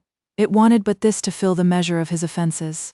With execrations not loud but deep, I left him to live or die as he could, well satisfied that I had done my duty in attempting to save him, but forgetting how I had erred in bringing him into such a condition, and how insultingly my after-services had been offered, and sullenly prepared to meet the consequences if he should choose to say I had attempted to murder him, which I thought not unlikely, as it seemed probable he was actuated by such spiteful motives in so perseveringly refusing my assistance. Having remounted my horse, I just looked back to see how he was getting on before I rode away. He had risen from the ground and, grasping his pony's mane, was attempting to resume his seat in the saddle, but scarcely had he put his foot in the stirrup when a sickness or dizziness seemed to overpower him. He leant forward a moment, with his head drooped on the animal's back, and then made one more effort, which, proving ineffectual, he sank back on the bank, where I left him, reposing his head on the oozy turf, and to all appearance, as calmly reclining as if he had been taking his rest on his sofa at home. I ought to have helped him in spite of himself, to have bound up the wound he was unable to staunch, and insisted upon getting him on his horse and seeing him safe home. But, besides my bitter indignation against himself, there was the question what to say to his servants, and what to my own family. Either I should have to acknowledge the deed, which would set me down as a madman, unless I acknowledged the motive too, and that seemed impossible, or I must get up a lie which seemed equally out of the question, especially as Mr. Lawrence would probably reveal the whole truth, and thereby bring me to tenfold disgrace, unless I were villain enough, presuming on the absence of witnesses, to persist in my own version of the case, and make him out a still greater scoundrel than he was. No, he had only received a cut above the temple, and perhaps a few bruises from the fall, or the hoofs of his own pony, that could not kill him if he lay there half the day, and if he could not help himself. Surely someone would be coming by. It would be impossible that a whole day should pass and no one traverse the road but ourselves. As for what he might choose to say hereafter, I would take my chance about it. If he told lies, I would contradict him. If he told the truth, I would bear it as best I could. I was not obliged to enter into explanations further than I thought proper. Perhaps he might choose to be silent on the subject, for fear of raising inquiries as to the cause of the quarrel, and drawing the public attention to his connection with Mrs. Graham, which, whether for her sake or his own, he seemed so very desirous to conceal. Thus reasoning, I trotted away to the town, where I duly transacted my business, and performed various little commissions for my mother and Rose, with very laudable exactitude, considering the different circumstances of the case. In returning home, I was troubled with sundry misgivings about the unfortunate Lawrence. The question, what if I should find him lying still on the damp earth, fairly dying of cold and exhaustion, or already stark and chill, thrust itself most unpleasantly upon my mind, and the appalling possibility pictured itself with painful vividness to my imagination as I approached the spot where I had left him. But no, thank heaven, both man and horse were gone, and nothing was left to witness against me but two objects, unpleasant enough in themselves to be sure, and presenting a very ugly, not to say murderous appearance. In one place, the hat saturated with rain and coated with mud, indented and broken above the brim by that villainous whip-handle. In another, the crimson handkerchief, soaking in a deeply tinctured pool of water, for much rain had fallen in the interim. Bad news flies fast. It was hardly 4 o'clock when I got home, but my mother gravely accosted me with, "Oh, Gilbert, such an accident. Rose has been shopping in the village, and she's heard that Mr. Lawrence has been thrown from his horse and brought home dying." This shocked me a trifle, as you may suppose, but I was comforted to hear that he had frightfully fractured his skull and broken a leg, for, assured of the falsehood of this, I trusted the rest of the story was equally exaggerated, and when I heard my mother and sister so feelingly deploring his condition, I had considerable difficulty in preventing myself from telling them the real extent of the injuries, as far as I knew them. "You must go and see him tomorrow," said my mother. Or today, suggested Rose. There's plenty of time, and you can have the pony as your horse is tired. Won't you, Gilbert, as soon as you've had something to eat? No, how can we tell that it isn't all a false report? It's highly Oh, I'm sure it isn't. For the village is all alive about it, and I saw 2 people that had seen others, that had seen the man that found him. That sounds far-fetched, but it isn't so when you think of it. Well, but Lawrence is a good rider. It is not likely he would fall from his horse at all. And if he did, it is highly improbable he would break his bones in that way. It must be a gross exaggeration at least. No, but the horse kicked him, or something. What? His quiet little pony? How do you know it was that? He seldom rides any other. At any rate, said my mother, you will call tomorrow, whether it be true or false, exaggerated or otherwise. We shall like to know how he is. Fergus may go. Why not you? He has more time. I am busy just now. Oh, but Gilbert, how can you be so composed about it? You won't mind business for an hour or 2 in a case of this sort, when your friend is at the point of death. He is not, I tell you. For anything you know he may be, you can't tell till you have seen him. At all events, he must have met with some terrible accident, and you ought to see him. He'll take it very unkind if you don't. Confound it. I can't. He and I have not been on good terms of late. Oh, my dear boy. Surely you are not so unforgiving as to carry your little differences to such a length as— Little differences, indeed, I muttered. Well, but only remember the occasion. Think how. Well, don't bother me now, I'll see about it, I replied. And my seeing about it was to send Fergus next morning, with my mother's compliments, to make the requisite inquiries, for of course my going was out of the question, or sending a message either. He brought back intelligence that the young squire was laid up with the complicated evils of a broken head and certain contusions, occasioned by a fall of which he did not trouble himself to relate the particulars, and the subsequent misconduct of his horse, and a severe cold, the consequence of lying on the wet ground in the rain, but there were no broken bones, and no immediate prospects of dissolution. It was evident then that for Mrs. Graham's sake it was not his intention to criminate me. Chapter 15. That day was rainy like its predecessor, but towards evening it began to clear up a little, and the next morning was fair and promising. I was out on the hill with the reapers. A light wind swept over the corn, and all nature laughed in the sunshine. The lark was rejoicing among the silvery floating clouds. The late rain had so sweetly freshened and cleared the air, and washed the sky, and left such glittering gems on branch and blade, that not even the farmers could have the heart to blame it. But no ray of sunshine could reach my heart. No breeze could freshen it. Nothing could fill the void my faith and hope and joy in Helen Graham had left, or drive away the keen regrets and bitter dregs of lingering love that still oppressed it. While I stood with folded arms abstractedly gazing on the undulating swell of the corn, not yet disturbed by the reapers, something gently pulled my skirts, and a small voice, no longer welcome to my ears, aroused me with the startling words, "Mr. Markham, Mama wants you." "Wants me, Arthur?" "Yes." "Why do you look so queer?" said he, half laughing, half frightened at the unexpected aspect of my face and suddenly turning towards him. "And why have you kept so long away? Come, won't you come?" "I'm busy just now," I replied, scarce knowing what to answer. He looked up in childish bewilderment, but before I could speak again, the lady herself was at my side. "Gilbert, I must speak with you," said she, in a tone of suppressed vehemence. I looked at her pale cheek and glittering eye, but answered nothing. "Only for a moment," pleaded she.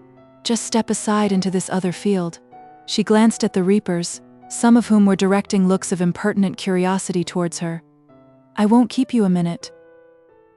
I accompanied her through the gap.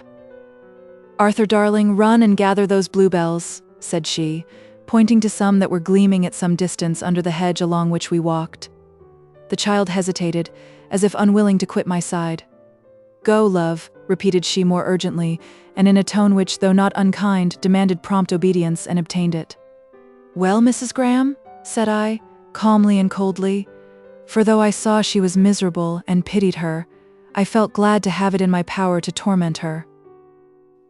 She fixed her eyes upon me with a look that pierced me to the heart, and yet it made me smile. "I don't ask the reason of this change, Gilbert," said she with bitter calmness. "I know it too well, but though I could see myself suspected and condemned by everyone else, and bear it with calmness, I cannot endure it from you. Why did you not come to hear my explanation on the day I appointed to give it? Because I happened in the interim to learn all you would have told me, and a trifle more, I imagine." "Impossible, for I would have told you all," cried she, passionately. "But I won't now, for I see you are not worthy of it." And her pale lips quivered with agitation. "Why not, may I ask?" She repelled my mocking smile with a glance of scornful indignation. "Because you never understood me, or you would not soon have listened to my traducers. My confidence would be misplaced in you. You are not the man I thought you. Go, I won't care what you think of me." She turned away, and I went, for I thought that would torment her as much as anything, and I believe I was right, for looking back a minute after, I saw her turn half round, as if hoping or expecting to find me still beside her, and then she stood still and cast one look behind. It was a look less expressive of anger than of bitter anguish and despair, but I immediately assumed an aspect of indifference, and affected to be gazing carelessly around me. And I suppose she went on, for after lingering a while to see if she would come back or call, I ventured one more glance, and saw her a good way off, moving rapidly up the field, with little Arthur running by her side and apparently talking as he went, but she kept her face averted from him, as if to hide some uncontrollable emotion, and I returned to my business. But I soon began to regret my precipitancy in leaving her so soon. It was evident she loved me. Probably she was tired of Mr. Lawrence, and wished to exchange him for me, and if I had loved and reverenced her less to begin with, the preference might have gratified and amused me. But now the contrast between her outward seeming and her inward mind, as I supposed, between my former and my present opinion of her, was so harrowing, so distressing to my feelings that it swallowed up every lighter consideration. But still I was curious to know what sort of an explanation she would have given me, or would give now if I pressed her for it, how much she would confess, and how she would endeavor to excuse herself. I longed to know what to despise, and what to admire in her, how much to pity, and how much to hate, and what was more, I would know. I would see her once more, and fairly satisfy myself in what light to regard her, before we parted. Lost to me she was, forever of course, but still I could not bear to think that we had parted, for the last time, with so much unkindness and misery on both sides. That last look of hers had sunk into my heart. I could not forget it. But what a fool I was. Had she not deceived me, injured me, blighted my happiness for life? Well, I'll see her, however, was my concluding resolve, but not today. Today and tonight she may think upon her sins, and be as miserable as she will. Tomorrow I will see her once again, and know something more about her. The interview may be serviceable to her, or it may not. At any rate, it will give a breath of excitement to the life she has doomed to stagnation, and may calm with certainty some agitating thoughts.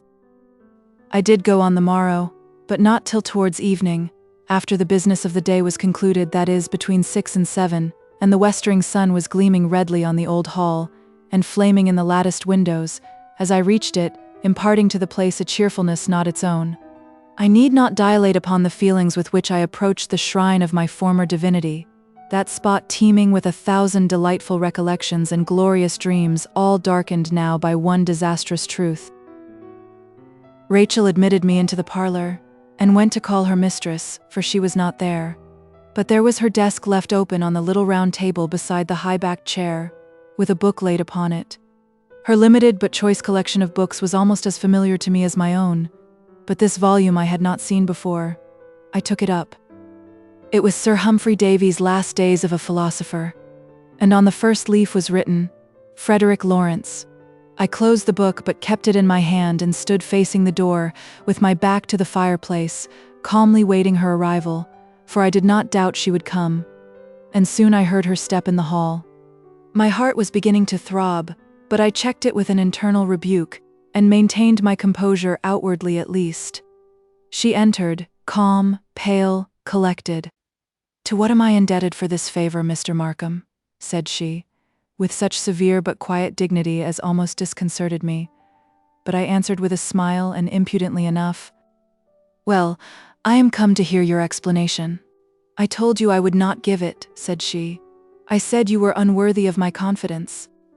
"Oh, very well," replied I, moving to the door. "Stay a moment," said she. "This is the last time I shall see you. Don't go just yet." I remained, awaiting her further commands. "Tell me," resumed she, "on what grounds you believe these things against me? Who told you, and what did they say?" I paused a moment. She met my eye as unflinchingly as if her bosom had been steeled with conscious innocence. She was resolved to know the worst and determined to dare it too. "I can crush that bold spirit," thought I. But while I secretly exulted in my power, I felt disposed to dally with my victim like a cat. Showing her the book that I still held in my hand and pointing to the name on the fly-leaf, but fixing my eye upon her face, I asked, "Do you know that gentleman?" "Of course I do," replied she, and a sudden flush suffused her features. Whether of shame or anger I could not tell, it rather resembled the latter. "What next, sir? How long is it since you saw him? Who gave you the right to catechize me on this or any other subject?" "Oh, no one. It's quite at your option whether to answer or not. And now let me ask, have you heard what has lately befallen this friend of yours? Because if you have not—" "I will not be insulted, Mr. Markham," cried she, almost infuriated at my manner. "So you had better leave the house at once, if you came only for that." "I did not come to insult you, I came to hear your explanation." "And I tell you I won't give it," retorted she, pacing the room in a state of strong excitement, with her hands clasped tightly together, breathing short, and flashing fires of indignation from her eyes. "I will not condescend to explain myself to one that can make a jest of such horrible suspicions and be so easily led to entertain them." "I do not make a jest of them, Mrs. Graham," returned I, dropping at once my tone of taunting sarcasm. "I heartily wish I could find them a jesting matter. And as to being easily led to suspect, God only knows what a blind, incredulous fool I have hitherto been, perseveringly shutting my eyes and stopping my ears against everything that threatened to shake my confidence in you, till proof itself confounded my infatuation." "What proof, sir?" "Well, I'll tell you. You remember that evening when I was here last?" "I do." "Even then you dropped some hints that might have opened the eyes of a wiser man, but they had no such effect upon me. I went on trusting and believing, hoping against hope, and adoring where I could not comprehend. It so happened, however, that after I left you I turned back, drawn by pure depth of sympathy and ardor of affection, not daring to intrude my presence openly upon you, but unable to resist the temptation of catching one glimpse through the window, just to see how you were, for I had left you apparently in great affliction. And I partly blamed my own want of forbearance and discretion as the cause of it. If I did wrong, love alone was my incentive, and the punishment was severe enough, for it was just as I had reached that tree that you came out into the garden with your friend. Not choosing to show myself, under the circumstances, I stood still, in the shadow, till you had both passed by." "And how much of our conversation did you hear?" "I heard quite enough, Helen. And it was well for me that I did hear it, for nothing less could have cured my infatuation. I always said and thought that I would never believe a word against you unless I heard it from your own lips. All the hints and affirmations of others I treated as malignant, baseless slanders, your own self-accusations I believed to be overstrained, and all that seemed unaccountable in your position I trusted that you could account for if you chose." Mrs. Graham had discontinued her walk. She leant against one end of the chimney-piece, opposite that near which I was standing, with her chin resting on her closed hand, her eyes no longer burning with anger, but gleaming with restless excitement, sometimes glancing at me while I spoke, then coursing the opposite wall, or fixed upon the carpet. "You should have come to me after all," said she, "and heard what I had to say in my own justification. It was ungenerous and wrong to withdraw yourself so secretly and suddenly, immediately after such ardent protestations of attachment, without ever assigning a reason for the change. You should have told me all, no matter how bitterly. It would have been better than this silence. To what end should I have done so? You could not have enlightened me further on the subject which alone concerned me, nor could you have made me discredit the evidence of my senses. I desired our intimacy to be discontinued at once, as you yourself had acknowledged would probably be the case if I knew all, but I did not wish to upbraid you, though as you also acknowledged you had deeply wronged me. Yes, you have done me an injury you can never repair, or any other either. You have blighted the freshness and promise of youth and made my life a wilderness. I might live 100 years, but I could never recover from the effects of this withering blow and never forget it. Hereafter you smile, Mrs. Graham, said I, suddenly stopping short, checked in my passionate declamation by unutterable feelings to behold her actually smiling at the picture of the ruin she had wrought. Did I? Replied she, looking seriously up. I was not aware of it. If I did, it was not for pleasure at the thoughts of the harm I had done you. Heaven knows I have had torment enough at the bare possibility of that. It was for joy to find that you had some depth of soul and feeling after all, and to hope that I had not been utterly mistaken in your worth. But smiles and tears are so alike with me. They are neither of them confined to any particular feelings. I often cry when I am happy, and smile when I am sad. She looked at me again, and seemed to expect a reply, but I continued silent. Would you be very glad, resumed she, to find that you were mistaken in your conclusions? How can you ask it, Helen? I don't say I can clear myself altogether, said she, speaking low and fast while her heart beat visibly and her bosom heaved with excitement. But would you be glad to discover I was better than you think me? Anything that could in the least degree tend to restore my former opinion of you, to excuse the regard I still feel for you, and alleviate the pangs of unutterable regret that accompany it, would be only too gladly, too eagerly received. Her cheeks burned and her whole frame trembled, now with excess of agitation.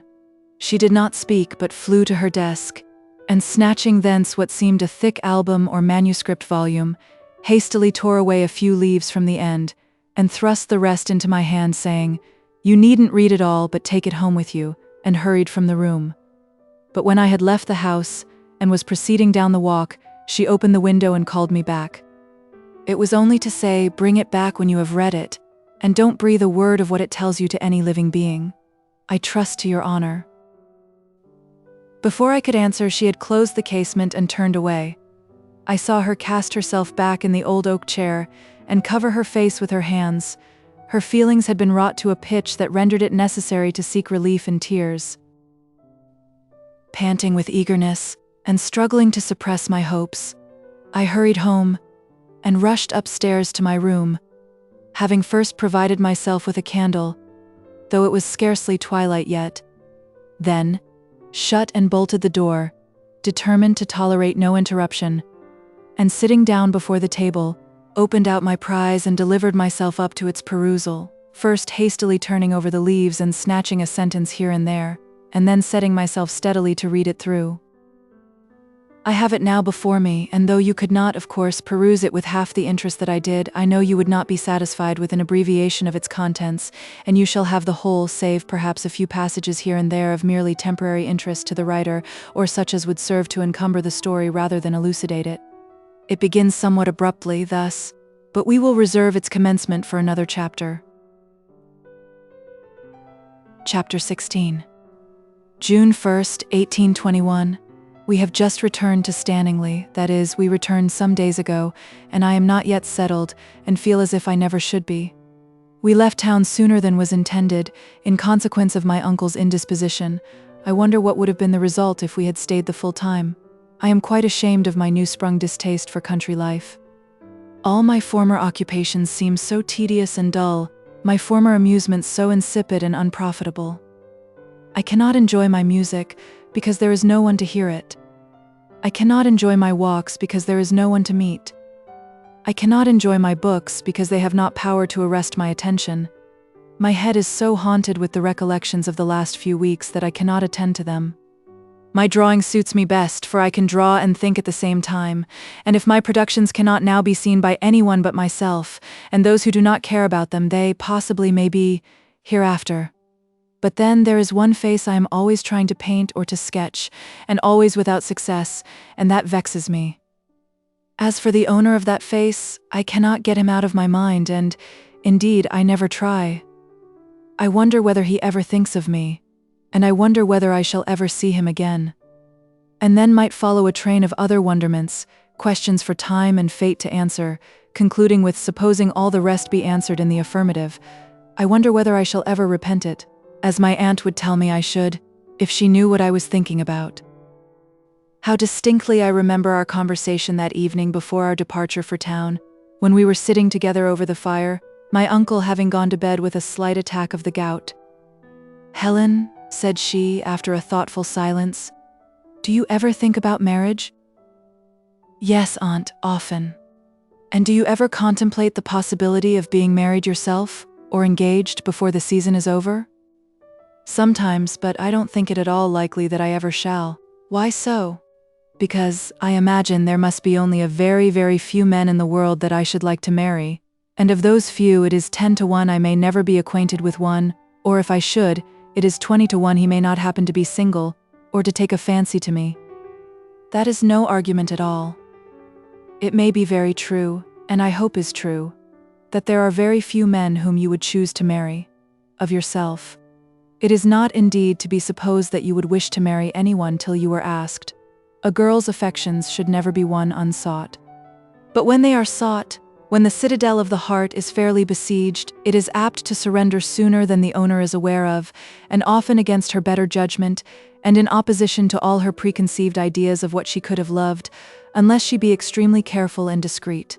Now, I want to warn you, Helen, of these things, and to exhort you to be watchful and circumspect from the very commencement of your career, and not to suffer your heart to be stolen from you by the first foolish or unprincipled person that covets the possession of it. You know, my dear, you are only just 18, there is plenty of time before you, and neither your uncle nor I are in any hurry to get you off our hands. And I may venture to say, there will be no lack of suitors, for you can boast a good family, a pretty considerable fortune and expectations, and I may as well tell you likewise, for if I don't others will, that you have a fair share of beauty besides, and I hope you may never have cause to regret it." "I hope not, aunt, but why should you fear it?" "Because, my dear, beauty is that quality which, next to money, is generally the most attractive to the worst kinds of men, and therefore it is likely to entail a great deal of trouble on the possessor." "Have you been troubled in that way, aunt?" "No, Helen," said she, with reproachful gravity, "but I know many that have, and some, through carelessness, have been the wretched victims of deceit, and some, through weakness, have fallen into snares and temptations terrible to relate." "Well, I shall be neither careless nor weak." "Remember Peter, Helen. Don't boast, but watch. Keep a guard over your eyes and ears as the inlets of your heart, and over your lips as the outlet, lest they betray you in a moment of unwariness. Receive, coldly and dispassionately, every attention, till you have ascertained and duly considered the worth of the aspirant, and let your affections be consequent upon approbation alone.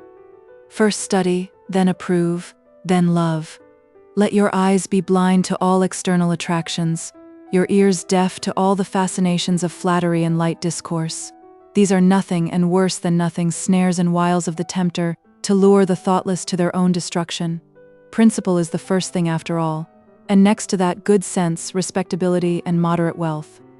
If you should marry the handsomest and most accomplished and superficially agreeable man in the world, you little know the misery that would overwhelm you if, after all, you should find him to be a worthless reprobate, or even an impracticable fool. But what are all the poor fools and reprobates to do, aunt? If everybody followed your advice, the world would soon come to an end. Never fear, my dear, the male fools and reprobates will never want for partners, while there are so many of the other sex to match them. But do you follow my advice? And this is no subject for jesting, Helen. I am sorry to see you treat the matter in that light way. Believe me, matrimony is a serious thing, and she spoke it so seriously that one might have fancied she had known it to her cost, but I asked no more impertinent questions, and merely answered, "I know it is, and I know there is truth and sense in what you say, but you need not fear me, for I not only should think it wrong to marry a man that was deficient in sense or in principle, but I should never be tempted to do it, for I could not like him, if he were ever so handsome and ever so charming. In other respects, I should hate him, despise him, pity him, anything but love him. My affections not only ought to be founded on approbation, but they will and must be so, for without approving I cannot love. It is needless to say I ought to be able to respect and honor the man I marry, as well as love him, for I cannot love him without. So set your mind at rest." "I hope it may be so," answered she. "I know it is so," persisted I. "You have not been tried yet, Helen. We can but hope," said she in her cold, cautious way. I was vexed at her incredulity, but I am not sure her doubts were entirely without sagacity. I fear I have found it much easier to remember her advice than to profit by it. Indeed, I have sometimes been led to question the soundness of her doctrines on those subjects. Her counsels may be good, as far as they go in the main points at least, but there are some things she has overlooked in her calculations. I wonder if she was ever in love. I commenced my career, or my first campaign, as my uncle calls it, kindling with bright hopes and fancies, chiefly raised by this conversation, and full of confidence in my own discretion. At first I was delighted with the novelty and excitement of our London life, but soon I began to weary of its mingled turbulence and constraint, and sigh for the freshness and freedom of home. My new acquaintances, both male and female, disappointed my expectations and vexed and depressed me by turns, for I soon grew tired of studying their peculiarities and laughing at their foibles, particularly as I was obliged to keep my criticisms to myself, for my aunt would not hear them, and they, the ladies especially, appeared so provokingly mindless and heartless and artificial. The gentlemen seemed better, but perhaps it was because I knew them less, perhaps because they flattered me. But I did not fall in love with any of them, and if their attentions pleased me one moment, they provoked me the next, because they put me out of humor with myself, by revealing my vanity and making me fear I was becoming like some of the ladies I so heartily despised. There was one elderly gentleman that annoyed me very much, a rich old friend of my uncle's, who I believe thought I could not do better than marry him, but besides being old, he was ugly and disagreeable, and wicked, I am sure, though my aunt scolded me for saying so, but she allowed he was no saint. And there was another, less hateful, but still more tiresome, because she favored him, and was always thrusting him upon me, and sounding his praises in my ears, Mr. Boreham by name, Boreham, as I prefer spelling it, for a terrible bore he was.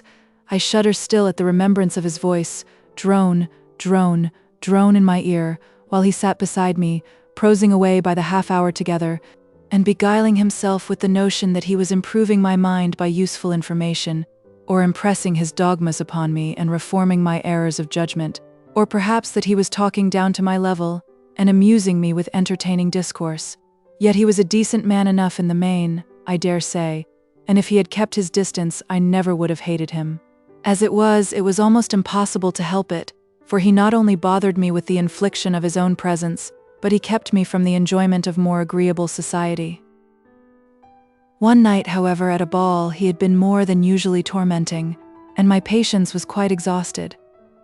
It appeared as if the whole evening was fated to be insupportable. I had just had one dance with an empty-headed coxcomb, and then Mr. Boreham had come upon me and seemed determined to cling to me for the rest of the night. He never danced himself, and there he sat, poking his head in my face and impressing all beholders with the idea that he was a confirmed, acknowledged lover, my aunt looking complacently on all the time and wishing him Godspeed. In vain I attempted to drive him away by giving a loose to my exasperated feelings, even to positive rudeness. Nothing could convince him that his presence was disagreeable. Sullen silence was taken for rapt attention and gave him greater room to talk.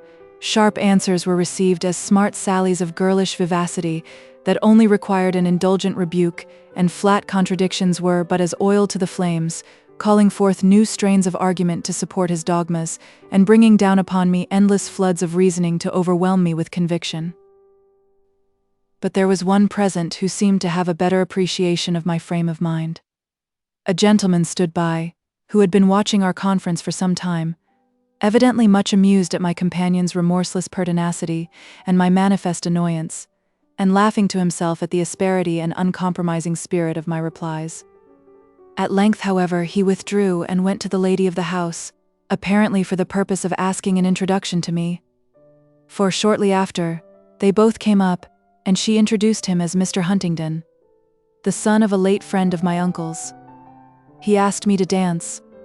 I gladly consented, of course, and he was my companion during the remainder of my stay, which was not long, for my aunt, as usual, insisted upon an early departure. I was sorry to go, for I had found my new acquaintance a very lively and entertaining companion. There was a certain graceful ease and freedom about all he said and did that gave a sense of repose and expansion to the mind, after so much constraint and formality as I had been doomed to suffer. There might be, it is true, a little too much careless boldness in his manner and address, but I was in so good a humor and so grateful for my late deliverance from Mr. Boreham that it did not anger me. "Well, Helen, how do you like Mr. Boreham now?" said my aunt, as we took our seats in the carriage and drove away.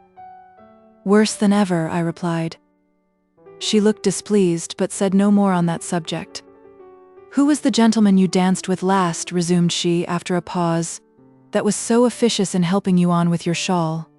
"He was not officious at all, aunt. He never attempted to help me till he saw Mr. Boreham coming to do so, and then he stepped laughingly forward and said, 'Come, I'll preserve you from that infliction.'" "Who was it, I ask?" said she, with frigid gravity. "It was Mr. Huntingdon, the son of Uncle's old friend. I have heard your uncle speak of young Mr. Huntingdon. I've heard him say he's a fine lad, that young Huntingdon, but a bit wildish, I fancy, so I'd have you beware." "What does a bit wildish mean?" I inquired. "It means destitute of principle and prone to every vice that is common to youth. But I've heard Uncle say he was a sad, wild fellow himself, when he was young." She sternly shook her head. "He was jesting then, I suppose," said I, "and here he was speaking at random. At least I cannot believe there is any harm in those laughing blue eyes." "False reasoning, Helen," said she with a sigh. "Well, we ought to be charitable, you know, aunt. Besides, I don't think it is false. I am an excellent physiognomist, and I always judge of people's characters by their looks, not by whether they are handsome or ugly, but by the general cast of the countenance. For instance, I should know by your countenance that you were not of a cheerful, sanguine disposition, and I should know by Mr. Wilmot's that he was a worthless old reprobate, and by Mr. Boreham's that he was not an agreeable companion, and by Mr. Huntingdon's that he was neither a fool nor a knave, though possibly neither a sage nor a saint, but that is no matter to me, as I am not likely to meet him again unless as an occasional partner in the ballroom." It was not so, however, for I met him again next morning. He came to call upon my uncle, apologizing for not having done so before, by saying he was only lately returned from the continent, and had not heard, till the previous night, of my uncle's arrival in town, and after that I often met him, sometimes in public, sometimes at home, for he was very assiduous in paying his respects to his old friend, who did not, however, consider himself greatly obliged by the attention. "I wonder what the deuce the lad means by coming so often," he would say. "Can you tell, Helen? Hey? He wants none o' my company, nor I his, that's certain." "I wish you'd tell him so, then," said my aunt. "Why, what for? If I don't want him, somebody does mayhap," winking at me. "Besides, he's a pretty tidy fortune, Peggy, you know, not such a catch as Wilmot. But then Helen won't hear of that match, for, somehow, these old chaps don't go down with the girls with all their money, and their experience to boot. I'll bet anything she'd rather have this young fellow without a penny than Wilmot with his house full of gold, wouldn't you, Nell?" "Yes, uncle, but that's not saying much for Mr. Huntingdon, for I'd rather be an old maid and a pauper than Mrs. Wilmot." "And Mrs. Huntingdon? What would you rather be than Mrs. Huntingdon, eh?" "I'll tell you when I've considered the matter." "Ah, it needs consideration then? But come now, would you rather be an old maid, let alone the pauper?" "I can't tell till I'm asked," and I left the room immediately, to escape further examination. But 5 minutes after, in looking from my window, I beheld Mr. Boreham coming up to the door. I waited nearly half an hour in uncomfortable suspense, expecting every minute to be called, and vainly longing to hear him go. Then footsteps were heard on the stairs, and my aunt entered the room with a solemn countenance, and closed the door behind her. "Here is Mr. Boreham, Helen," said she. "He wishes to see you." "Oh, Aunt, can't you tell him I'm indisposed? I'm sure I am to see him." "Nonsense, my dear. This is no trifling matter. He has come on a very important errand, to ask your hand in marriage of your uncle and me. I hope my uncle and you told him it was not in your power to give it. What right had he to ask anyone before me?" "Helen, what did my uncle say?" "He said he would not interfere in the matter. If you like to accept Mr. Boreham's obliging offer, you—" "Did he say obliging offer?" "No. He said if you liked to take him you might, and if not, you might please yourself." "He said right? And what did you say?" "It is no matter what I said. What will you say?" "That is the question. He is now waiting to ask you himself. But consider well before you go, and if you intend to refuse him, give me your reasons."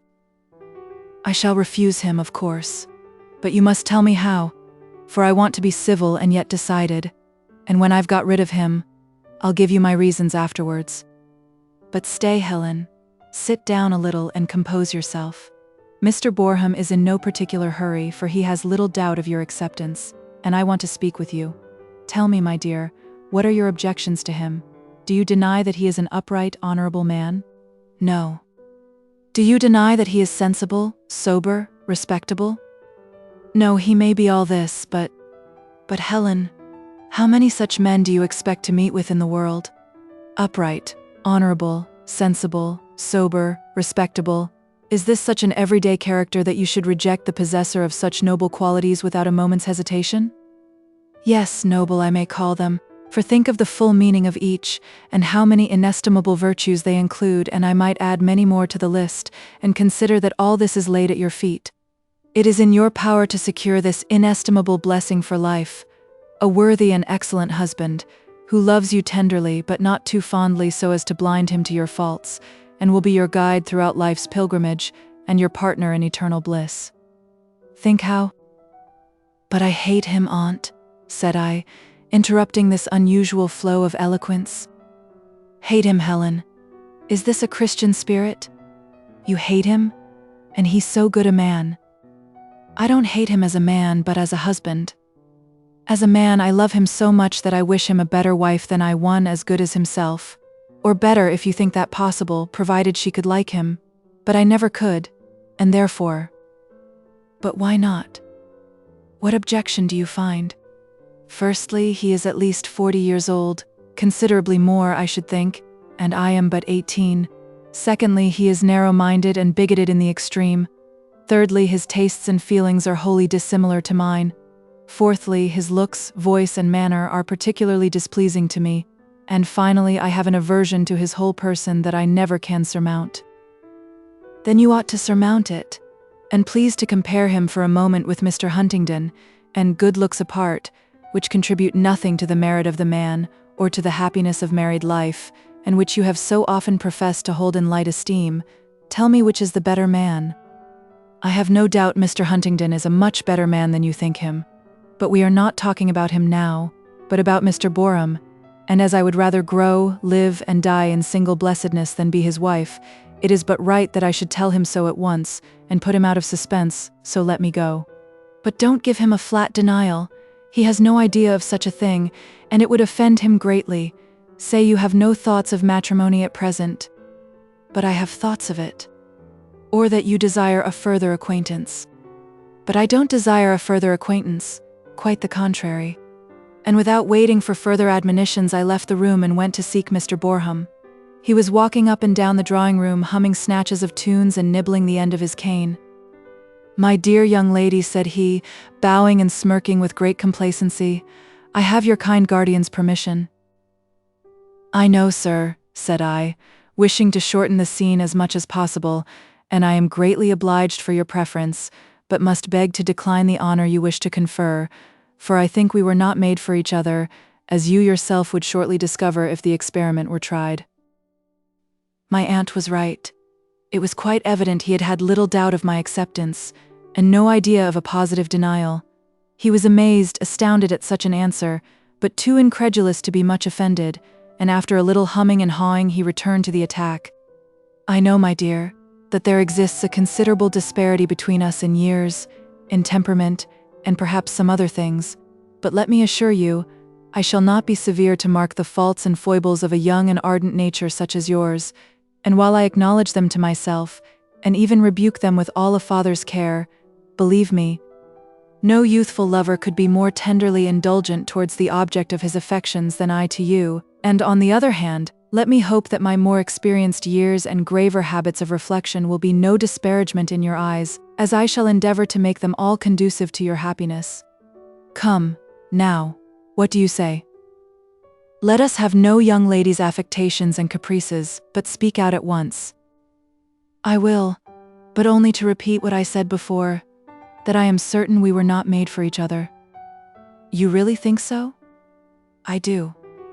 But you don't know me? You wish for a further acquaintance, a longer time to— No, I don't. I know you as well as I ever shall, and better than you know me, or you would never dream of uniting yourself to one so incongruous, so utterly unsuitable to you in every way.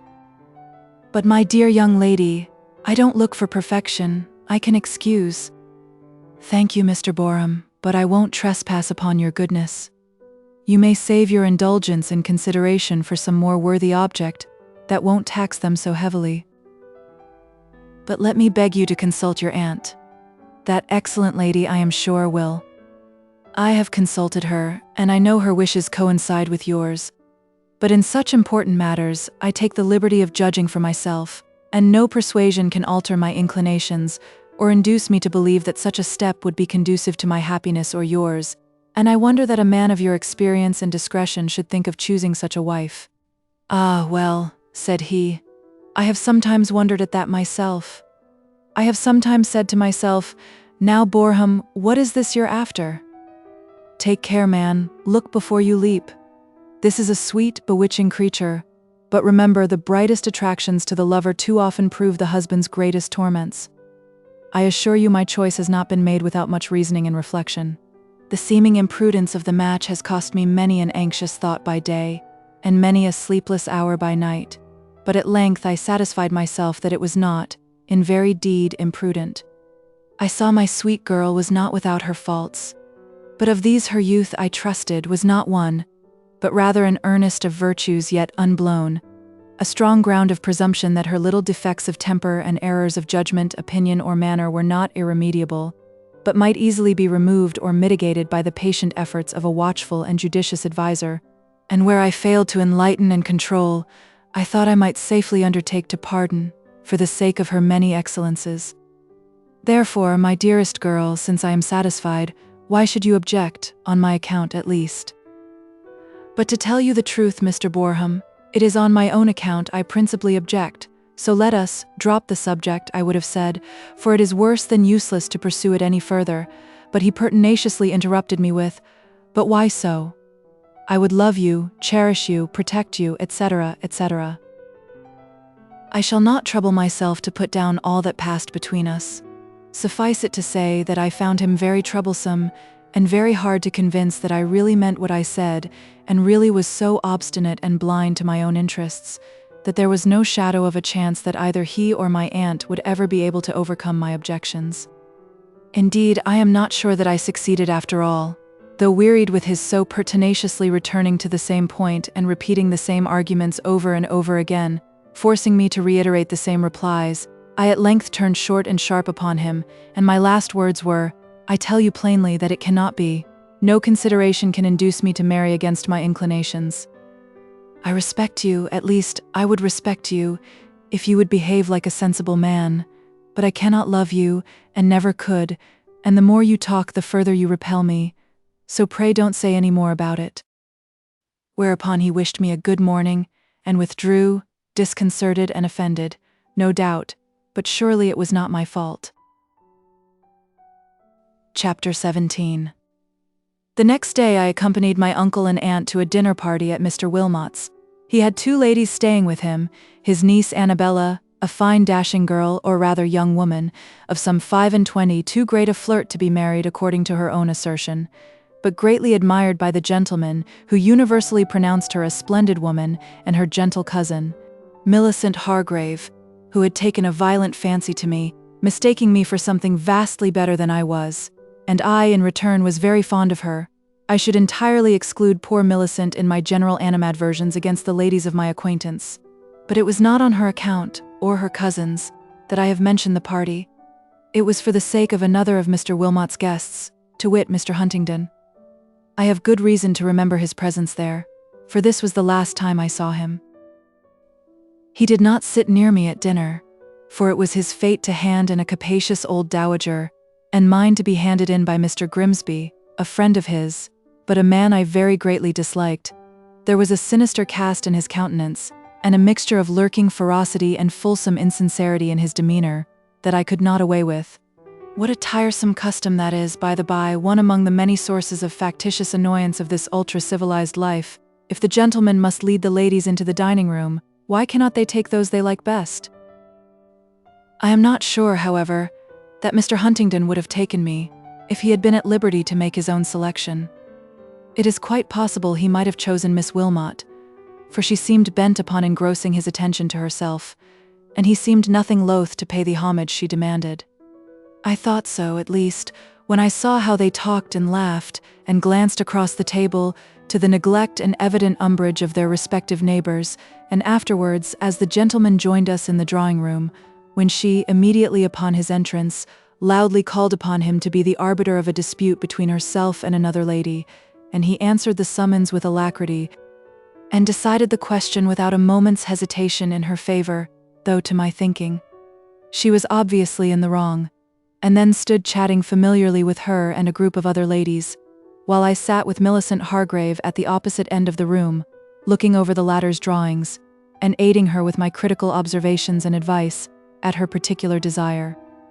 But in spite of my efforts to remain composed, my attention wandered from the drawings to the merry group, and against my better judgment my wrath rose, and doubtless my countenance lowered, for Millicent, observing that I must be tired of her daubs and scratches, begged I would join the company now, and defer the examination of the remainder to another opportunity. But while I was assuring her that I had no wish to join them, and was not tired, Mr. Huntingdon himself came up to the little round table at which we sat. "Are these yours?" said he, carelessly taking up one of the drawings. "No, they are Miss Hargrave's." "Oh, well, let's have a look at them." And regardless of Miss Hargrave's protestations that they were not worth looking at, he drew a chair to my side, and receiving the drawings one by one from my hand, successively scanned them over and threw them on the table, but said not a word about them, though he was talking all the time. I don't know what Millicent Hargrave thought of such conduct, but I found his conversation extremely interesting, though, as I afterwards discovered when I came to analyze it, it was chiefly confined to quizzing the different members of the company present, and albeit he made some clever remarks and some excessively droll ones, I do not think the whole would appear anything very particular.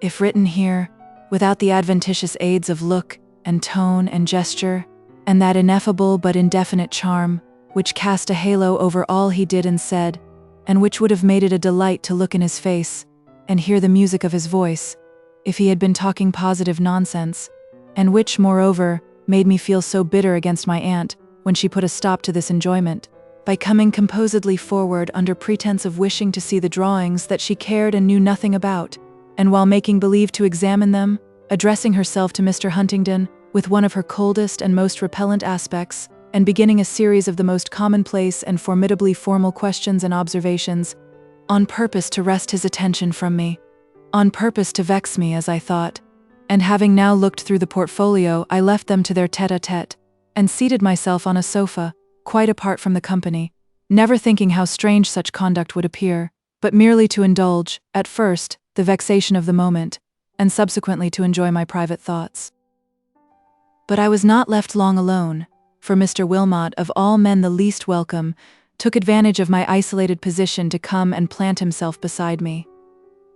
I had flattered myself that I had so effectually repulsed his advances on all former occasions, that I had nothing more to apprehend from his unfortunate predilection, but it seems I was mistaken, so great was his confidence, either in his wealth or his remaining powers of attraction, and so firm his conviction of feminine weakness, that he thought himself warranted to return to the siege, which he did with renovated ardor, enkindled by the quantity of wine he had drunk, a circumstance that rendered him infinitely the more disgusting.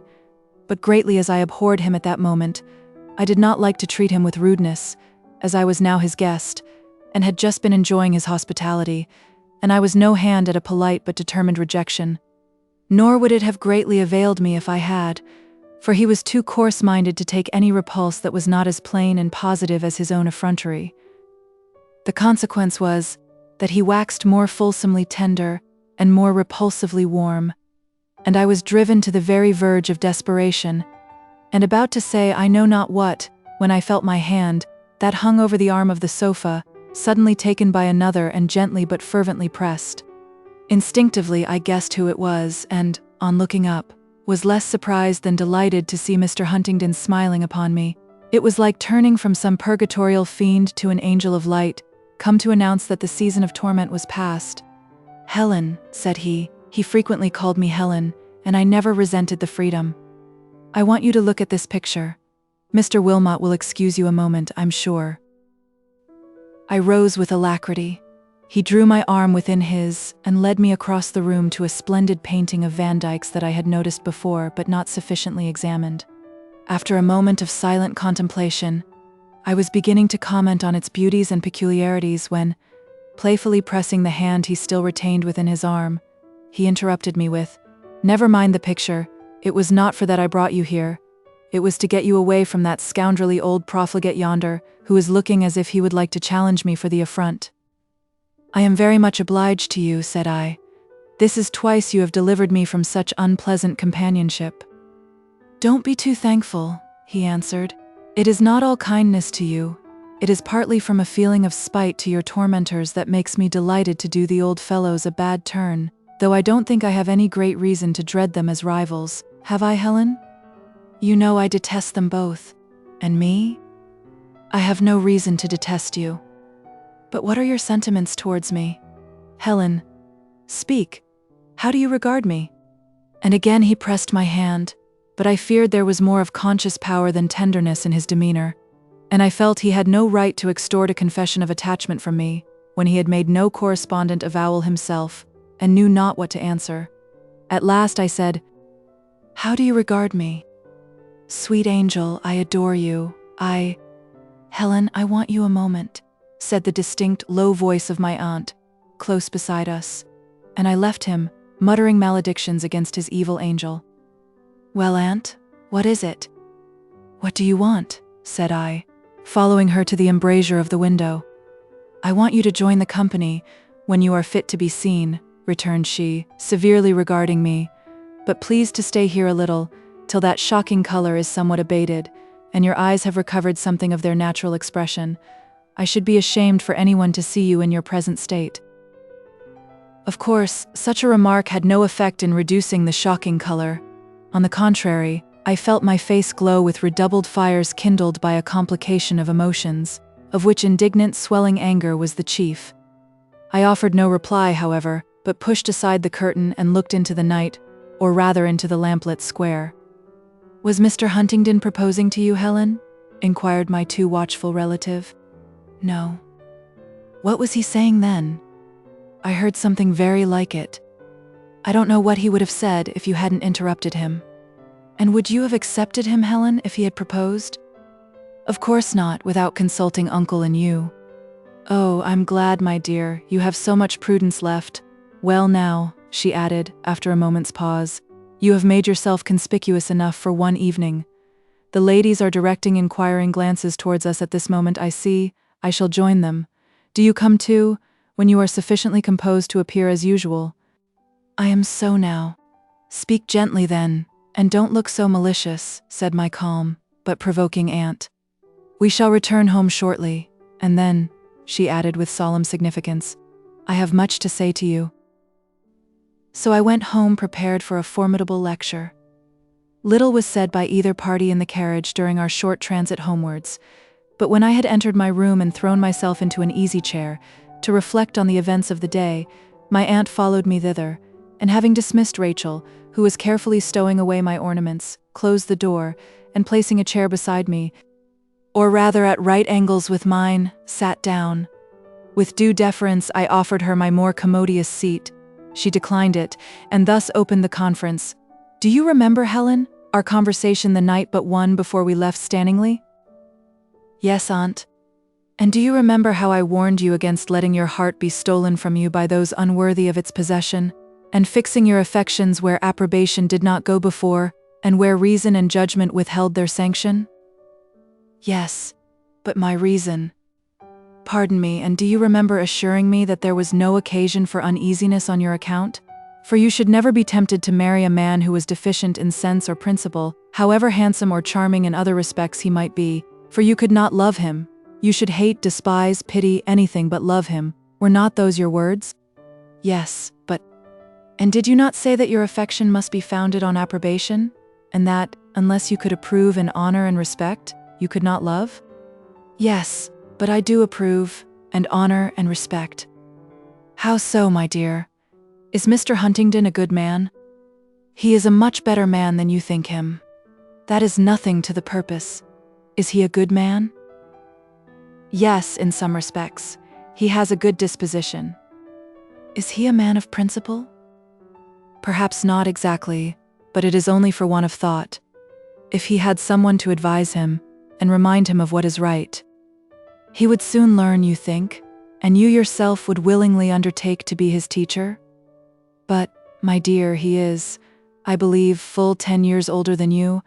How is it that you are so beforehand in moral acquirements?"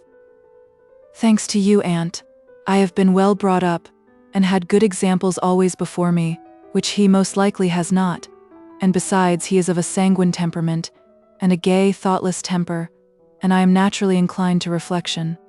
"Well, now you have made him out to be deficient in both sense and principle by your own confession."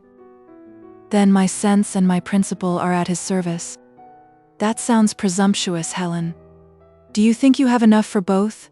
And do you imagine your merry, thoughtless profligate would allow himself to be guided by a young girl like you?" "No, I should not wish to guide him, but I think I might have influence sufficient to save him from some errors, and I should think my life well spent in the effort to preserve so noble a nature from destruction. He always listens attentively now when I speak seriously to him, and I often venture to reprove his random way of talking, and sometimes he says that if he had me always by his side he should never do or say a wicked thing, and that a little daily talk with me would make him quite a saint. It may he partly jest and partly flattery, but still you think it may be truth?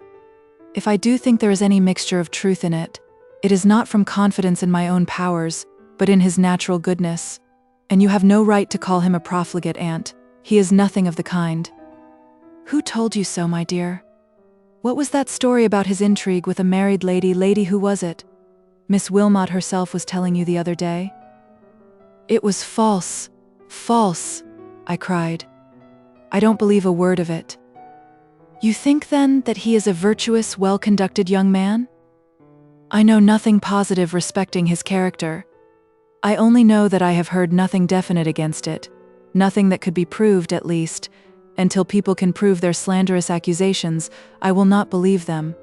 And I know this, that if he has committed errors, they are only such as are common to youth, and such as nobody thinks anything about, for I see that everybody likes him, and all the mammas smile upon him, and their daughters, and Miss Wilmot herself, are only too glad to attract his attention. Helen, the world may look upon such offenses as venial. A few unprincipled mothers may be anxious to catch a young man of fortune without reference may his character, and thoughtless girls may be glad to win the smiles of so handsome a gentleman, without seeking to penetrate beyond the surface. But you, I trusted, were better informed than to see with their eyes, and judge with their perverted judgment. I did not think you would call these venial errors. Nor do I, Aunt, but if I hate the sins, I love the sinner, and would do much for his salvation, even supposing your suspicions to be mainly true, which I do not and will not believe. Well, my dear, ask your uncle what sort of company he keeps, and if he is not banded with a set of loose, profligate young men, whom he calls his friends, his jolly companions, and whose chief delight is to wallow in vice, and vie with each other who can run fastest and furthest down the headlong road to the place prepared for the devil and his angels. Then I will save him from them. Oh, Helen, Helen, you little know the misery of uniting your fortunes to such a man. I have such confidence in him, aunt, notwithstanding all you say, that I would willingly risk my happiness for the chance of securing his. I will leave better men to those who only consider their own advantage. If he has done amiss, I shall consider my life well spent in saving him from the consequences of his early errors and striving to recall him to the path of virtue. God grant me success." Here the conversation ended, for at this juncture my uncle's voice was heard from his chamber, loudly calling upon my aunt to come to bed. He was in a bad humor that night, for his gout was worse. It had been gradually increasing upon him ever since we came to town, and my aunt took advantage of the circumstance next morning to persuade him to return to the country immediately, without waiting for the close of the season. His physician supported and enforced her arguments, and contrary to her usual habits, she so hurried the preparations for removal, as much for my sake as my uncle's, I think, that in a very few days we departed, and I saw no more of Mr. Huntingdon. My aunt flatters herself I shall soon forget him. Perhaps she thinks I have forgotten him already, for I never mention his name, and she may continue to think so till we meet again, if ever that should be. I wonder if it will. Chapter 18. August 25th. I am now quite settled down to my usual routine of steady occupations and quiet amusements, tolerably contented and cheerful, but still looking forward to spring with the hope of returning to town, not for its gaieties and dissipations, but for the chance of meeting Mr. Huntingdon once again, for still he is always in my thoughts and in my dreams. In all my employments, whatever I do or see or hear has an ultimate reference to him. Whatever skill or knowledge I acquire is some day to be turned to his advantage or amusement. Whatever new beauties in nature or art I discover are to be depicted to meet his eye, or stored in my memory to be told him at some future period. This, at least, is the hope that I cherish, the fancy that lights me on my lonely way. It may be only an ignis fatuus after all, but it can do no harm to follow it with my eyes and rejoice in its luster, as long as it does not lure me from the path I ought to keep, and I think it will not, for I have thought deeply on my aunt's advice, and I see clearly, now, the folly of throwing myself away on one that is unworthy of all the love I have to give, and incapable of responding to the best and deepest feelings of my inmost heart, so clearly, that even if I should see him again, and if he should remember me and love me still, which, alas, is too little probable considering how he is situated, and by whom surrounded, and if he should ask me to marry him, I am determined not to consent until I know for certain whether my aunt's opinion of him or mine is nearest the truth. For if mine is altogether wrong, it is not he that I love, it is a creature of my own imagination. But I think it is not wrong. No, there is a secret something, an inward instinct that assures me I am right. There is essential goodness in him. And what delight to unfold it. If he has wandered, what bliss to recall him. If he is now exposed to the baneful influence of corrupting and wicked companions, what glory to deliver him from them. Oh, if I could but believe that heaven has designed me for this. Today is the 1st of September, but my uncle has ordered the gamekeeper to spare the partridges till the gentlemen come. What gentlemen? I asked when I heard it. A small party he had invited to shoot. His friend Mr. Wilmot was one, and my aunt's friend, Mr. Boreham, another. This struck me as terrible news at the moment, but all regret and apprehension vanished like a dream when I heard that Mr. Huntingdon was actually to be a third.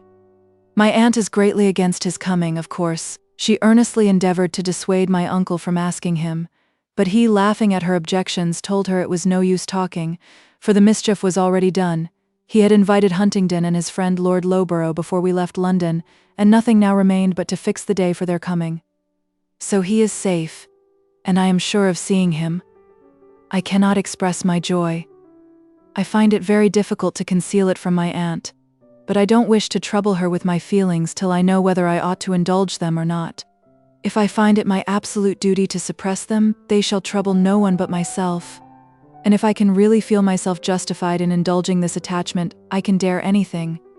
Even the anger and grief of my best friend, for its object surely I shall soon know. But they are not coming till about the middle of the month. We are to have 2 lady visitors also. Mr. Wilmot is to bring his niece and her cousin Millicent. I suppose my aunt thinks the latter will benefit me by her society, and the salutary example of her gentle deportment and lowly and tractable spirit. and the former I suspect she intends as a species of counter-attraction to win Mr. Huntingdon's attention from me. I don't thank her for this, but I shall be glad of Millicent's company. She is a sweet, good girl, and I wish I were like her, more like her, at least, than I am. 19th. They are come. They came the day before yesterday. The gentlemen are all gone out to shoot, and the ladies are with my aunt, at work in the drawing room. I have retired to the library, for I am very unhappy and I want to be alone. Books cannot divert me, so having opened my desk, I will try what may be done by detailing the cause of my uneasiness. This paper will serve instead of a confidential friend into whose ear I might pour forth the overflowings of my heart. It will not sympathize with my distresses, but then it will not laugh at them, and if I keep it close, it cannot tell again. So it is, perhaps, the best friend I could have for the purpose. First, let me speak of his arrival. How I sat at my window and watched for nearly 2 hours before his carriage entered the park gates, for they all came before him, and how deeply I was disappointed at every arrival, because it was not his. First came Mr. Wilmot and the ladies. When Millicent had got into her room, I quitted my post a few minutes to look in upon her and have a little private conversation, for she was now my intimate friend, several long epistles having passed between us since our parting. On returning to my window, I beheld another carriage at the door. Was it his? No, it was Mr. Boreham's plain dark chariot, and there stood he upon the steps, carefully superintending the dislodging of his various boxes and packages. What a collection! One would have thought he projected a visit of 6 months at least. A considerable time after, came Lord Loughborough in his barouche. Is he one of the profligate friends, I wonder?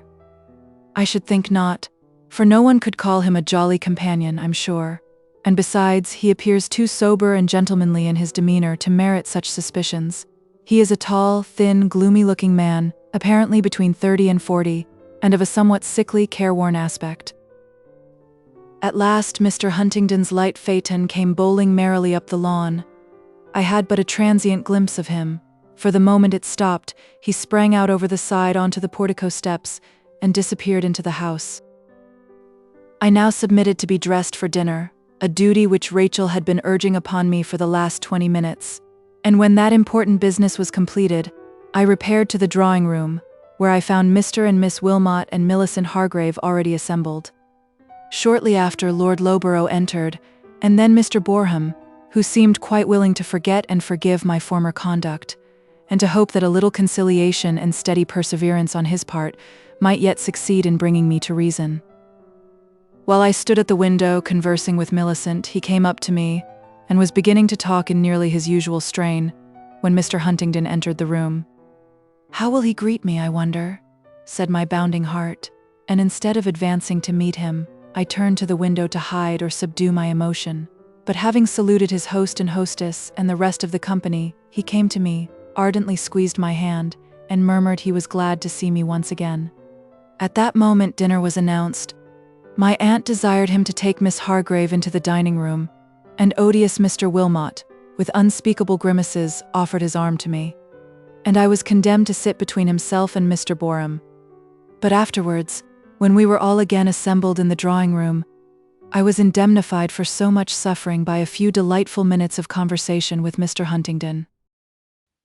In the course of the evening, Miss Wilmot was called upon to sing and play for the amusement of the company, and I to exhibit my drawings, and, though he likes music and she is an accomplished musician, I think I am right in affirming that he paid more attention to my drawings than to her music. So far so good, but hearing him pronounce sotto voce, but with peculiar emphasis concerning one of the pieces, this is better than all. I looked up, curious to see which it was, and, to my horror, beheld him complacently gazing at the back of the picture. It was his own face that I had sketched there and forgotten to rub out. To make matters worse, in the agony of the moment, I attempted to snatch it from his hand, but he prevented me, and exclaiming, "No, by George, I'll keep it," placed it against his waistcoat and buttoned his coat upon it with a delighted chuckle. Then, drawing a candle close to his elbow, he gathered all the drawings to himself, as well what he had seen as the others, and muttering, "I must look at both sides now," he eagerly commenced an examination, which I watched at first with tolerable composure, in the confidence that his vanity would not be gratified by any further discoveries, for, though I must plead guilty to having disfigured the backs of several with abortive attempts to delineate that too fascinating physiognomy, I was sure that with that one unfortunate exception, I had carefully obliterated all such witnesses of my infatuation. But the pencil frequently leaves an impression upon cardboard that no amount of rubbing can efface. Such, it seems, was the case with most of these, and I confess I trembled when I saw him holding them so close to the candle, and poring so intently over the seeming blanks. But still, I trusted, he would not be able to make out these dim traces to his own satisfaction. I was mistaken, however. Having ended his scrutiny, he quietly remarked, "I perceive the backs of young ladies' drawings, like the postscripts of their letters, are the most important and interesting part of the concern."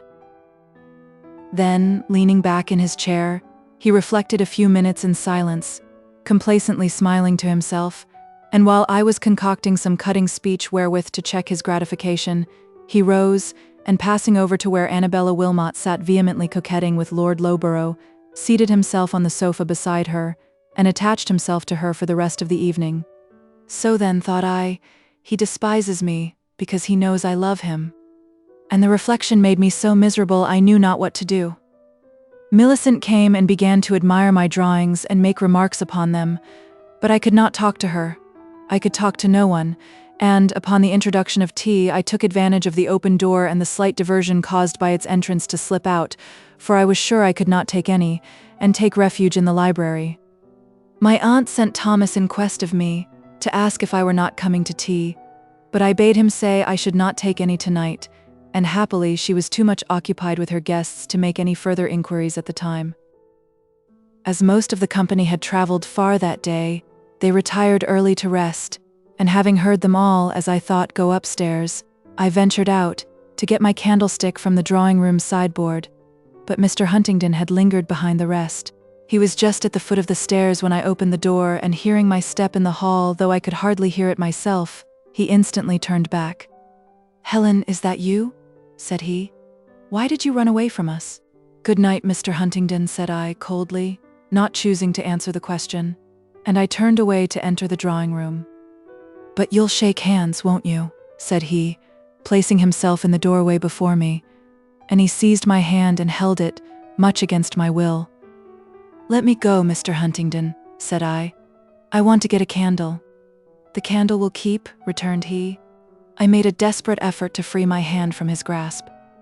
"Why are you in such a hurry to leave me, Helen?" he said, with a smile of the most provoking self-sufficiency. "You don't hate me, you know." "Yes, I do at this moment." "Not you. It is Annabella Wilmot you hate, not me." "I have nothing to do with Annabella Wilmot," said I, burning with indignation. "But I have, you know," returned he with peculiar emphasis. "That is nothing to me, sir," I retorted. "Is it nothing to you, Helen? Will you swear it? Will you?" "No, I won't, Mr. Huntingdon, and I will go," cried I, not knowing whether to laugh or to cry or to break out into a tempest of fury. "Go then, you vixen," he said, but the instant he released my hand, he had the audacity to put his arm round my neck and kiss me. Trembling with anger and agitation, and I don't know what besides, I broke away, and got my candle, and rushed upstairs to my room. He would not have done so but for that hateful picture, and there he had it still in his possession, an eternal monument to his pride and my humiliation. It was but little sleep I got that night, and in the morning I rose perplexed and troubled with the thoughts of meeting him at breakfast. I knew not how it was to be done.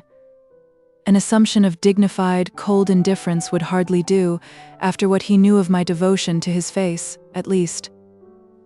Yet something must be done to check his presumption.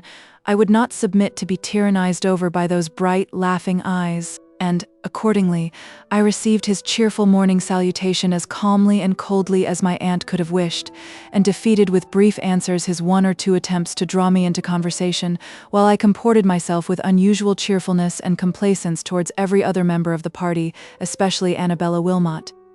And even her uncle and Mr. Boreham were treated with an extra amount of civility on the occasion, not from any motives of coquetry, but just to show him that my particular coolness and reserve arose from no general ill humor or depression of spirits. He was not, however, to be repelled by such acting as this. He did not talk much to me, but when he did speak it was with a degree of freedom and openness, and kindliness too, that plainly seemed to intimate he knew his words were music to my ears, and when his looks met mine it was with a smile, presumptuous it might be, but oh, so sweet, so bright, so genial, that I could not possibly retain my anger. Every vestige of displeasure soon melted away beneath it like morning clouds before the summer sun. Soon after breakfast all the gentlemen save one, with boyish eagerness, set out on their expedition against the hapless partridges, my uncle and Mr. Wilmot on their shooting ponies, Mr. Huntingdon and Lord Loughborough on their legs, the one exception being Mr. Boreham, who, in consideration of the rain that had fallen during the night, thought it prudent to remain behind a little and join them in a while when the sun had dried the grass. And he favored us all with a long and minute disquisition upon the evils and dangers attendant upon damp feet, delivered with the most imperturbable gravity, amid the jeers and laughter of Mr. Huntingdon and my uncle, who, leaving the prudent sportsman to entertain the ladies with his medical discussions, sallied forth with their guns, bending their steps to the stables first, to have a look at the horses and let out the dogs. Not desirous of sharing Mr. Boreham's company for the whole of the morning, I betook myself to the library, and there brought forth my easel and began to paint. The easel and the painting apparatus would serve as an excuse for abandoning the drawing-room, if my aunt should come to complain of the desertion. And besides, I wanted to finish the picture. It was one I had taken great pains with, and I intended it to be my masterpiece, though it was somewhat presumptuous in the design. By the bright azure of the sky, and by the warm and brilliant lights and deep long shadows, I had endeavored to convey the idea of a sunny morning. I had ventured to give more of the bright verdure of spring or early summer to the grass and foliage than is commonly attempted in painting. The scene represented was an open glade in a wood. A group of dark Scotch firs was introduced in the middle distance to relieve the prevailing freshness of the rest, but in the foreground was part of the gnarled trunk and of the spreading boughs of a large forest tree, whose foliage was of a brilliant golden green, not golden from autumnal mellowness, but from the sunshine and the very immaturity of the scarce expanded leaves. Upon this bough that stood out in bold relief against the somber firs, were seated an amorous pair of turtle doves, whose soft, sad-colored plumage afforded a contrast of another nature, and beneath it a young girl was kneeling on the daisy-spangled turf, with head thrown back and masses of fair hair falling on her shoulders, her hands clasped, lips parted, and eyes intently gazing upward in pleased yet earnest contemplation of those feathered lovers, too deeply absorbed in each other to notice her. I had scarcely settled to my work, which, however, wanted but a few touches to the finishing, when the sportsmen passed the window on their return from the stables. It was partly open, and Mr. Huntingdon must have seen me as he went by, for in half a minute he came back, and setting his gun against the wall, threw up the sash and sprang in, and set himself before my picture. "Very pretty, i' faith," said he, after attentively regarding it for a few seconds, "and a very fitting study for a young lady. Spring just opening into summer morning, just approaching noon, girlhood just ripening into womanhood, and hope just verging on fruition. She's a sweet creature, but why didn't you make her black hair?" "I thought light hair would suit her better. You see, I have made her blue-eyed and plump, and fair and rosy. Upon my word, a very hebe. I should fall in love with her if I hadn't the artist before me. Sweet innocent, she's thinking there will come a time when she will be wooed and won like that pretty hen-dove by as fond and fervent a lover, and she's thinking how pleasant it will be, and how tender and faithful he will find her." "And perhaps," suggested I, "how tender and faithful she shall find him. Perhaps, for there is no limit to the wild extravagance of Hope's imaginings at such an age." "Do you call that, then, one of her wild, extravagant delusions?" "No, my heart tells me it is not. I might have thought so once, but now I say, give me the girl I love, and I will swear eternal constancy to her and her alone, through summer and winter, through youth and age, and life and death, if age and death must come." He spoke this in such serious earnest that my heart bounded with delight, but the minute after he changed his tone and asked, with a significant smile, if I had any more portraits. "No," replied I, reddening with confusion and wrath. But my portfolio was on the table. He took it up and coolly sat down to examine its contents. "Mr. Huntingdon, those are my unfinished sketches," cried I, "and I never let anyone see them." And I placed my hand on the portfolio to wrest it from him, but he maintained his hold, assuring me that he liked unfinished sketches of all things. "But I hate them to be seen," returned I. "I can't let you have it, indeed." "Let me have its bowels then," said he, and just as I wrenched the portfolio from his hand, he deftly abstracted the greater part of its contents, and after turning them over a moment he cried out, "Bless my stars! Here's another," and slipped a small oval of ivory paper into his waistcoat pocket. A complete miniature portrait that I had sketched with such tolerable success as to be induced to color it with great pains and care. But I was determined he should not keep it. "Mr. Huntingdon," cried I insist upon having that back. It is mine, and you have no right to take it. Give it me directly. I'll never forgive you if you don't." But the more vehemently I insisted, the more he aggravated my distress by his insulting, gleeful laugh. At length, however, he restored it to me, saying, Well, since you value it so much, I'll not deprive you of it." To show him how I valued it, I tore it in two and threw it into the fire. He was not prepared for this. His merriment suddenly ceasing, he stared in mute amazement at the consuming treasure, and then, with a careless humph, "I'll go and shoot now." He turned on his heel and vacated the apartment by the window as he came, and setting on his hat with an air, took up his gun and walked away, whistling as he went, and leaving me not too much agitated to finish my picture, for I was glad at the moment that I had vexed him. When I returned to the drawing room, I found Mr. Boreham had ventured to follow his comrades to the field, and shortly after lunch, to which they did not think of returning, I volunteered to accompany the ladies in a walk, and show Annabella and Millicent the beauties of the country. We took a long ramble and re-entered the park just as the sportsmen were returning from their expedition. Toil spent and travel-stained, the main body of them crossed over the grass to avoid us, but Mr. Huntingdon, all spattered and splashed as he was, and stained with the blood of his prey, to the no small offense of my aunt's strict sense of propriety, came out of his way to meet us, with cheerful smiles and words for all but me, and placing himself between Annabella Wilmot and myself, walked up the road and began to relate the various exploits and disasters of the day, in a manner that would have convulsed me with laughter if I had been on good terms with him. But he addressed himself entirely to Annabella, and I, of course, left all the laughter and all the badinage to her, and affecting the utmost indifference to whatever passed between them, walked along a few paces apart, and looking every way but theirs, while my aunt and Millicent went before, linked arm in arm and gravely discoursing together. At length Mr. Huntingdon turned to me, and addressing me in a confidential whisper, said, "Helen, why did you burn my picture?" "Because I wished to destroy it," I answered, with an asperity it is useless now to lament. "Oh, very good," was the reply. "If you don't value me, I must turn to somebody that will." I thought it was partly in jest, a half-playful mixture of mock resignation and pretended indifference. But immediately he resumed his place beside Miss Wilmot, and from that hour to this, during all that evening, and all the next day and the next and the next, and all this morning, the 22nd, he has never given me one kind word or one pleasant look, never spoken to me, but from pure necessity, never glanced towards me but with a cold, unfriendly look I thought him quite incapable of assuming. My aunt observes the change, and though she has not inquired the cause or made any remark to me on the subject, I see it gives her pleasure. Miss Wilmot observes it too, and triumphantly ascribes it to her own superior charms and blandishments. But I am truly miserable, more so than I like to acknowledge to myself. Pride refuses to aid me. It has brought me into the scrape, and will not help me out of it. He meant no harm.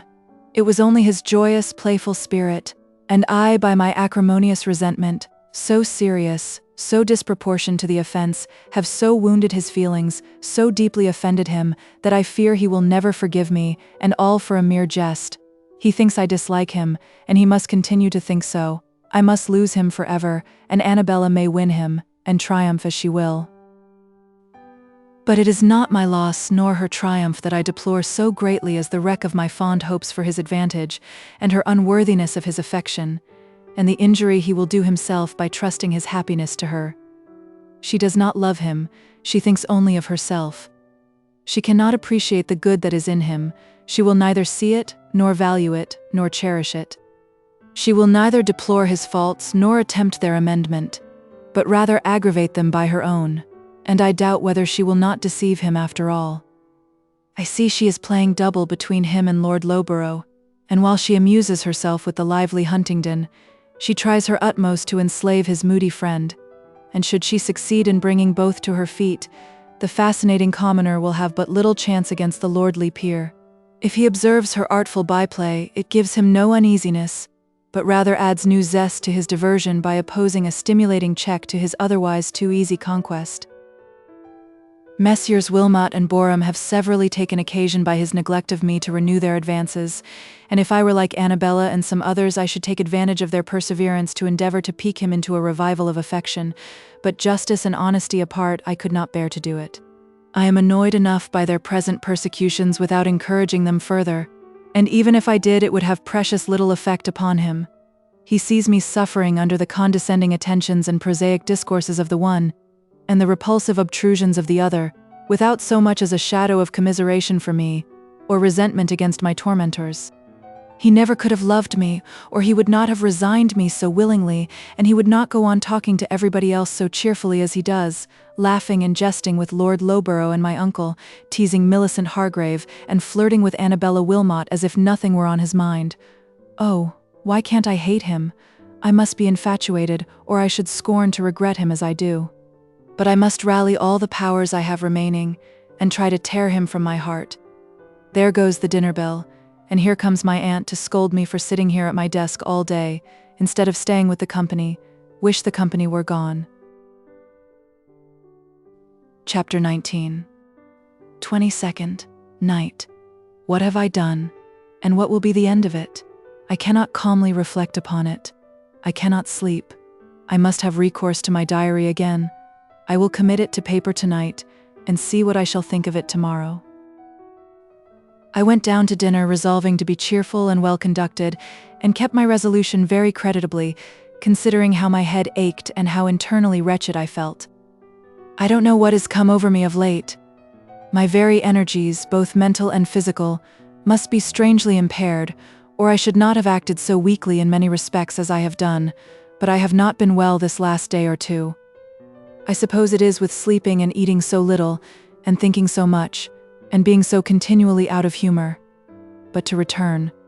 I was exerting myself to sing and play for the amusement, and at the request of my aunt and Millicent, before the gentlemen came into the drawing-room. Miss Wilmot never likes to waste her musical efforts on ladies' ears alone.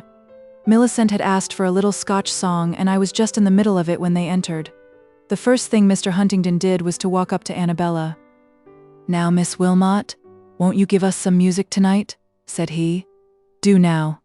I know you will, when I tell you that I have been hungering and thirsting all day for the sound of your voice. Come, the piano's vacant."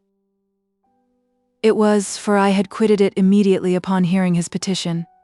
Had I been endowed with a proper degree of self-possession, I should have turned to the lady myself, and cheerfully joined my entreaties to his, whereby I should have disappointed his expectations, if the affront had been purposely given, or made him sensible of the wrong, if it had only arisen from thoughtlessness.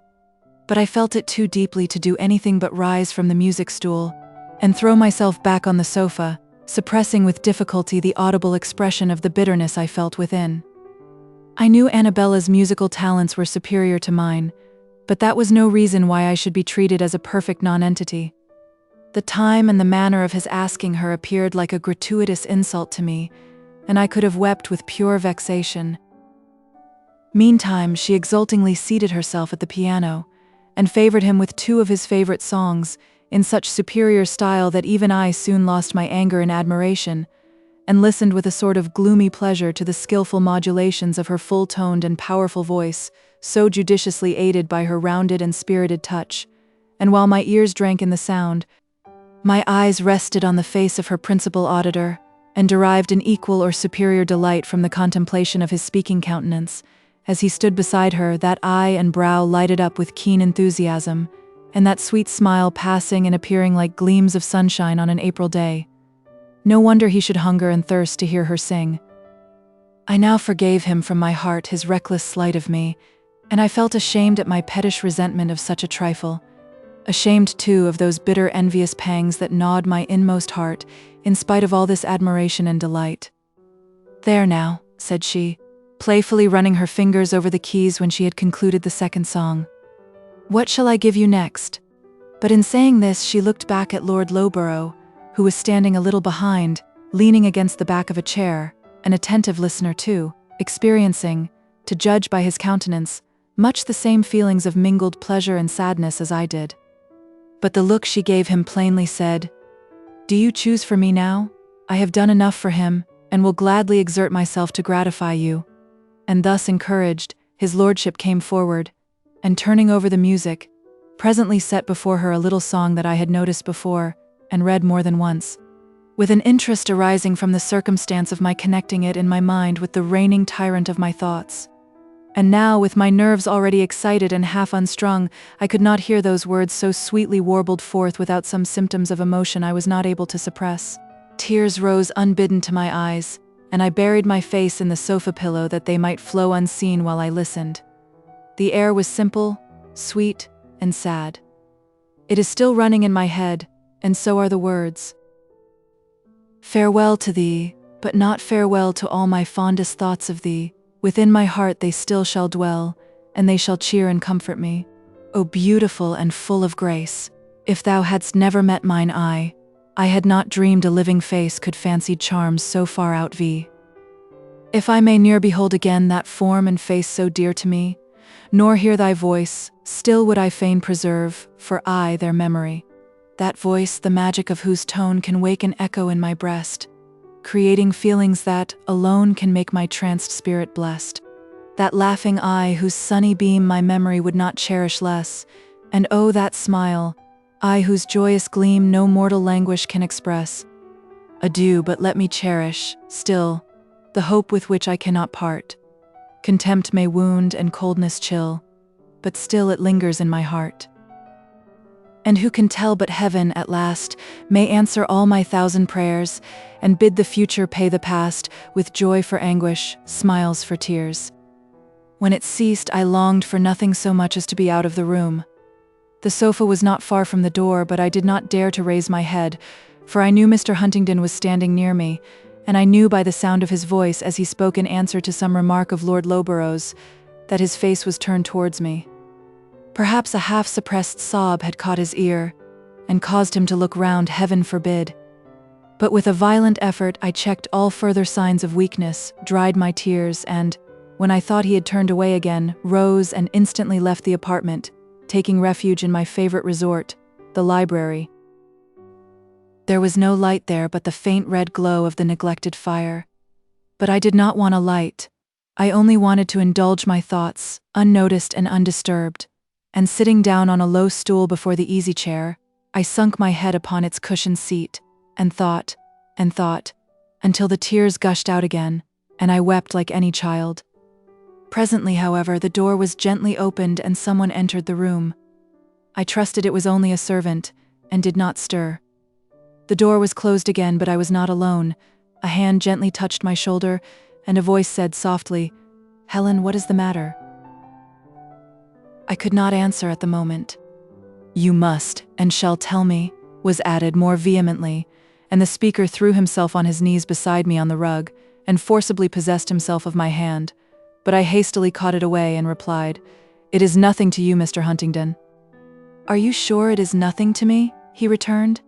"Can you swear that you were not thinking of me while you wept?" This was unendurable. I made an effort to rise, but he was kneeling on my dress. "Tell me," continued he, "I want to know, because if you were, I have something to say to you, and if not, I'll go." "Go then," I cried. But fearing he would obey too well, and never come again, I hastily added, "Or say what you have to say, and have done with it." "But which?" said he, "for I shall only say it if you really were thinking of me. So tell me, Helen." "You're excessively impertinent, Mr. Huntingdon." "Not at all. Too pertinent, you mean? So you won't tell me? Well, I'll spare your woman's pride and, construing your silence into yes, I'll take it for granted that I was the subject of your thoughts and the cause of your affliction." "Indeed, sir." "If you deny it, I won't tell you my secret," threatened he. And I did not interrupt him again or even attempt to repulse him. Though he had taken my hand once more and half embraced me with his other arm, I was scarcely conscious of it at the time. "It is this," resumed he, "that Annabella Wilmot, in comparison with you, is like a flaunting peony compared with a sweet, wild rosebud gemmed with dew, and I love you to distraction. Now, tell me if that intelligence gives you any pleasure." Silence again? That means yes? Then let me add that I cannot live without you, and if you answer no to this last question, you will drive me mad. Will you bestow yourself upon me? "You will," he cried, nearly squeezing me to death in his arms. "No, no," I exclaimed, struggling to free myself from him. "You must ask my uncle and aunt. They won't refuse me, if you don't." "I'm not so sure of that. My aunt dislikes you." "But you don't, Helen. Say you love me and I'll go." "I wish you would go," I replied. "I will, this instant, if you'll only say you love me." "You know I do," I answered, and again he caught me in his arms and smothered me with kisses.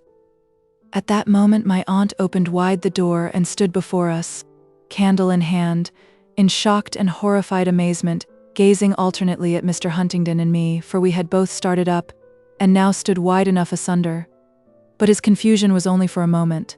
Rallying in an instant, with the most enviable assurance, he began, "I beg 10,000 pardons, Mrs. Maxwell. Don't be too severe upon me. I've been asking your sweet niece to take me for better, for worse, and she, like a good girl, informs me she cannot think of it without her uncle's and aunt's consent. So let me implore you not to condemn me to eternal wretchedness. If you favor my cause, I am safe, for Mr. Maxwell, I am certain, can refuse you nothing." "We will talk of this tomorrow, sir," said my aunt coldly. "It is a subject that demands mature and serious deliberation. At present, you had better return to the drawing-room." "But meantime," pleaded he, "let me commend my cause to your most indulgent—" "No indulgence for you, Mr. Huntingdon, must come between me and the consideration of my niece's happiness." "Ah, true. I know she is an angel, and I am a presumptuous dog to dream of possessing such a treasure, but nevertheless I would sooner die than relinquish her in favor of the best man that ever went to heaven, and as for her happiness, I would sacrifice my body and soul." "Body and soul, Mr. Huntingdon, sacrifice your soul?" "Well, I would lay down life." "You would not be required to lay it down." "I would spend it, then devote my life and all its powers to the promotion and preservation—" "Another time, sir, we will talk of this, and I should have felt disposed to judge more favorably of your pretensions, if you too had chosen another time and place, and let me add another manner for your declaration." "Why, you see, Mrs. Maxwell," he began. "Pardon me, sir," said she with dignity, "the company are inquiring for you in the other room." And she turned to me. "Then you must plead for me, Helen," said he, and at length withdrew. "You had better retire to your room, Helen," said my aunt gravely. "I will discuss this matter with you too, tomorrow." "Don't be angry, aunt," said I. "My dear, I am not angry," she replied. "I am surprised if it is true that you told him you could not accept his offer without our consent." "It is true," interrupted I. "Then how could you permit—" "I couldn't help it, aunt," I cried, bursting into tears. They were not altogether the tears of sorrow or of fear for her displeasure, but rather the outbreak of the general tumultuous excitement of my feelings.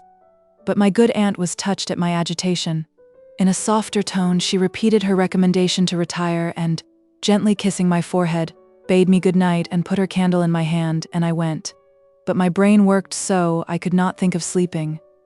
I feel calmer now that I have written all this, and I will go to bed and try to win tired nature's sweet restorer. Chapter 20.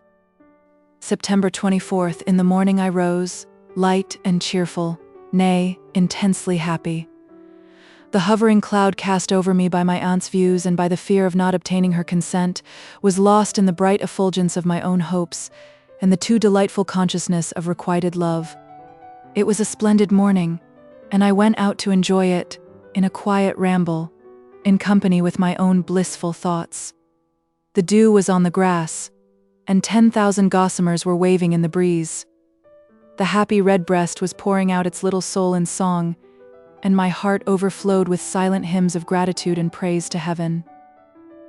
But I had not wandered far before my solitude was interrupted by the only person that could have disturbed my musings. At that moment, without being looked upon as an unwelcome intruder, Mr. Huntingdon came suddenly upon me. So unexpected was the apparition, that I might have thought it the creation of an overexcited imagination, had the sense of sight alone borne witness to his presence. But immediately I felt his strong arm round my waist and his warm kiss on my cheek, while his keen and gleeful salutation, my own Helen, was ringing in my ear. "Not yours yet," said I, hastily swerving aside from this too presumptuous greeting. "Remember my guardians. You will not easily obtain my aunt's consent. Don't you see she is prejudiced against you?" "I do, dearest, and you must tell me why, that I may best know how to combat her objections. I suppose she thinks I am a prodigal," pursued he, observing that I was unwilling to reply, "and concludes that I shall have but little worldly goods wherewith to endow my better half. If so, you must tell her that my property is mostly entailed, and I cannot get rid of it. There may be a few mortgages on the rest, a few trifling debts and encumbrances here and there, but nothing to speak of. And though I acknowledge I am not so rich as I might be or have been, still, I think we could manage pretty comfortably on what's left. My father, you know, is something of a miser, and in his latter days especially saw no pleasure in life but to amass riches, and so it is no wonder that his son should make it his chief delight to spend them, which was accordingly the case until my acquaintance with you, dear Helen, taught me other views and nobler aims. And the very idea of having you to care for under my roof would force me to moderate my expenses and live like a Christian, not to speak of all the prudence and virtue you would instill into my mind by your wise counsels and sweet, attractive goodness." "But it is not that," said I. "It is not money my aunt thinks about. She knows better than to value worldly wealth above its price." "What is it then?" "She wishes me to marry none but a really good man." "What? A man of decided piety? Ahem. Well, come, I'll manage that too. It's Sunday today, isn't it? I'll go to church morning, afternoon, and evening, and comport myself in such a godly sort that she shall regard me with admiration and sisterly love, as a brand plucked from the burning. I'll come home sighing like a furnace, and full of the savor and unction of dear Mr. Blayton's discourse." "Mr. Layton," said I dryly. "Is Mr. Layton a sweet preacher, Helen? A dear, delightful, heavenly-minded man?" "He is a good man, Mr. Huntingdon. I wish I could say half as much for you." "Oh, I forgot you are a saint too. I crave your pardon, dearest. But don't call me Mr. Huntingdon. My name is Arthur." "I'll call you nothing, for I'll have nothing at all to do with you if you talk in that way any more. If you really mean to deceive my aunt, as you say, you are very wicked, and if not, you are very wrong to jest on such a subject." "I stand corrected," said he, concluding his laugh with a sorrowful sigh. "Now," resumed he, after a momentary pause, "let us talk about something else. And come nearer to me, Helen, and take my arm, and then I'll let you alone. I can't be quiet while I see you walking there." I complied, but said we must soon return to the house. "No one will be down to breakfast yet, for long enough," he answered. "You spoke of your guardians just now, Helen. But is not your father still living?" "Yes, but I always look upon my uncle and aunt as my guardians, for they are so indeed, though not in name. My father has entirely given me up to their care. I have never seen him since dear Mamma died, when I was a very little girl, and my aunt, at her request, offered to take charge of me, and took me away to Stanningley, where I have remained ever since, and I don't think he would object to anything for me that she thought proper to sanction." "But would he sanction anything to which she thought proper to object?" "No, I don't think he cares enough about me. He is very much to blame, but he doesn't know what an angel he has for his daughter, which is all the better for me, as, if he did, he would not be willing to part with such a treasure."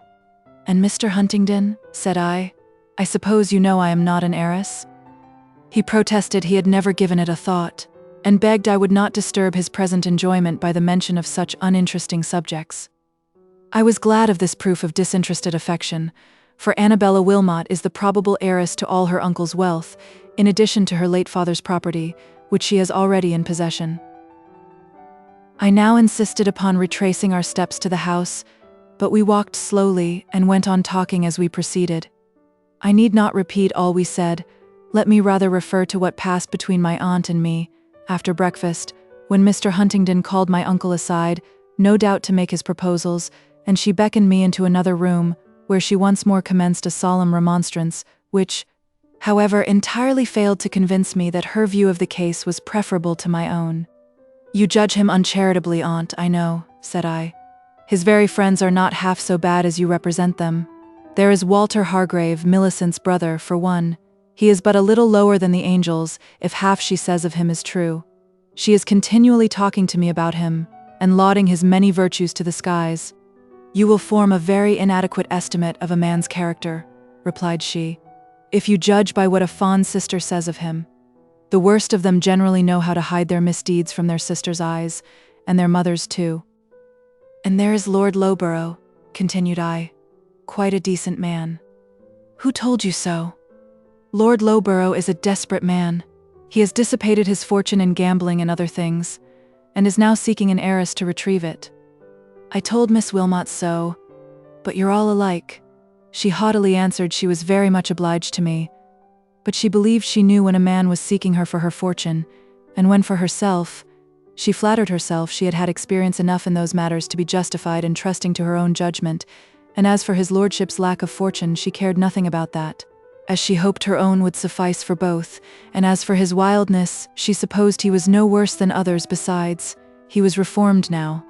Yes, they can all play the hypocrite when they want to take in a fond, misguided woman. "Well, I think he's about as good as she is," said I. "But when Mr. Huntingdon is married, he won't have many opportunities of consorting with his bachelor friends, and the worse they are, the more I long to deliver him from them." "To be sure, my dear. And the worse he is, I suppose, the more you long to deliver him from himself." "Yes, provided he is not incorrigible, that is, the more I long to deliver him from his faults, to give him an opportunity of shaking off the adventitious evil got from contact with others worse than himself, and shining out in the unclouded light of his own genuine goodness, to do my utmost to help his better self against his worse, and make him what he would have been if he had not. From the beginning had a bad, selfish, miserly father who, to gratify his own sordid passions, restricted him in the most innocent enjoyments of childhood and youth, and so disgusted him with every kind of restraint, and a foolish mother who indulged him to the top of his bent, deceiving her husband for him, and doing her utmost to encourage those germs of folly and vice it was her duty to suppress. And then, such a set of companions as you represent his friends to be." "Poor man," said she, sarcastically. "His kind have greatly wronged him." "They have," cried I, "and they shall wrong him no more. His wife shall undo what his mother did." "Well," said she, after a short pause, "I must say, Helen, I thought better of your judgment than this, and your taste too. How you can love such a man I cannot tell, or what pleasure you can find in his company. For what fellowship hath light with darkness, or he that believeth with an infidel? He is not an infidel, and I am not light, and he is not darkness. His worst and only vice is thoughtlessness. And thoughtlessness," pursued my aunt, "may lead to every crime and will but poorly excuse our errors in the sight of God. Mr. Huntingdon, I suppose, is not without the common faculties of men. He is not so light-headed as to be irresponsible. His Maker has endowed him with reason and conscience as well as the rest of us. The Scriptures are open to him as well as to others, and if he hear not them, neither will he hear though one rose from the dead. And remember, Helen," continued she solemnly, "the wicked shall be turned into hell, and they that forget God. And suppose even that he should continue to love you, and you him, and that you should pass through life together with tolerable comfort, how will it be in the end, when you see yourselves parted forever, you perhaps taken into eternal bliss, and he cast into the lake that burneth with unquenchable fire, there forever too?" "Not forever," I exclaimed. only till he has paid the uttermost farthing. For if any man's work abide not the fire, he shall suffer loss, yet himself shall be saved, but so as by fire. And he that is able to subdue all things to himself will have all men to be saved, and will, in the fullness of time, gather together in one all things in Christ Jesus, who tasted death for every man, and in whom God will reconcile all things to himself, whether they be things in earth or things in heaven. Oh, Helen, where did you learn all this? In the Bible, Aunt. I have searched it through, and found nearly 30 passages, all tending to support the same theory. And is that the use you make of your Bible? And did you find no passages tending to prove the danger and the falsity of such a belief? No, I found indeed some passages that, taken by themselves, might seem to contradict that opinion, but they will all bear a different construction to that which is commonly given, and in most the only difficulty is in the word which we translate everlasting or eternal. I don't know the Greek, but I believe it strictly means for ages, and might signify either endless or long-enduring. And as for the danger of the belief, I would not publish it abroad if I thought any poor wretch would be likely to presume upon it to his own destruction. But it is a glorious thought to cherish in one's own heart, and I would not part with it for all the world can give. Here our conference ended, for it was now high time to prepare for church. Everyone attended the morning service, except my uncle, who hardly ever goes, and Mr. Wilmot, who stayed at home with him to enjoy a quiet game of cribbage. In the afternoon, Miss Wilmot and Lord Loughborough likewise excused themselves from attending, but Mr. Huntingdon vouchsafed to accompany us again. Whether it was to ingratiate himself with my aunt, I cannot tell, but, if so, he certainly should have behaved better. I must confess, I did not like his conduct during service at all. Holding his prayer book upside down or open at any place but the right, he did nothing but stare about him, unless he happened to catch my aunt's eye or mine, and then he would drop his own on his book, with a puritanical air of mock solemnity that would have been ludicrous if it had not been too provoking. Once, during the sermon, after attentively regarding Mr. Layton for a few minutes, he suddenly produced his gold pencil case and snatched up a Bible. Perceiving that I observed the movement, he whispered that he was going to make a note of the sermon, but instead of that, as I sat next him, I could not help seeing that he was making a caricature of the preacher, giving to the respectable, pious, elderly gentleman the air and aspect of a most absurd old hypocrite. And yet, upon his return, he talked to my aunt about the sermon with a degree of modest, serious discrimination that tempted me to believe he had really attended to and profited by the discourse. Just before dinner, my uncle called me into the library for the discussion of a very important matter, which was dismissed in few words. "Now, Nell," said he, "this young Huntingdon has been asking for you. What must I say about it? Your aunt would answer no, but what say you?"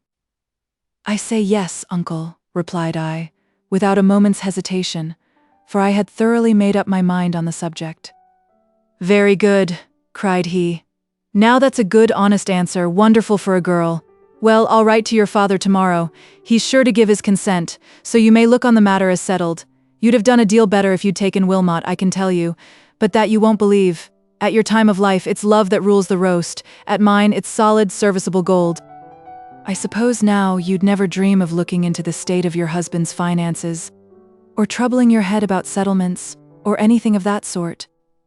"I don't think I should." "Well, be thankful then, that you've wiser heads to think for you. I haven't had time yet to examine thoroughly into this young rascal's affairs, but I see that a great part of his father's fine property has been squandered away. But still, I think, there's a pretty fair share of it left, and a little careful nursing may make a handsome thing of it yet.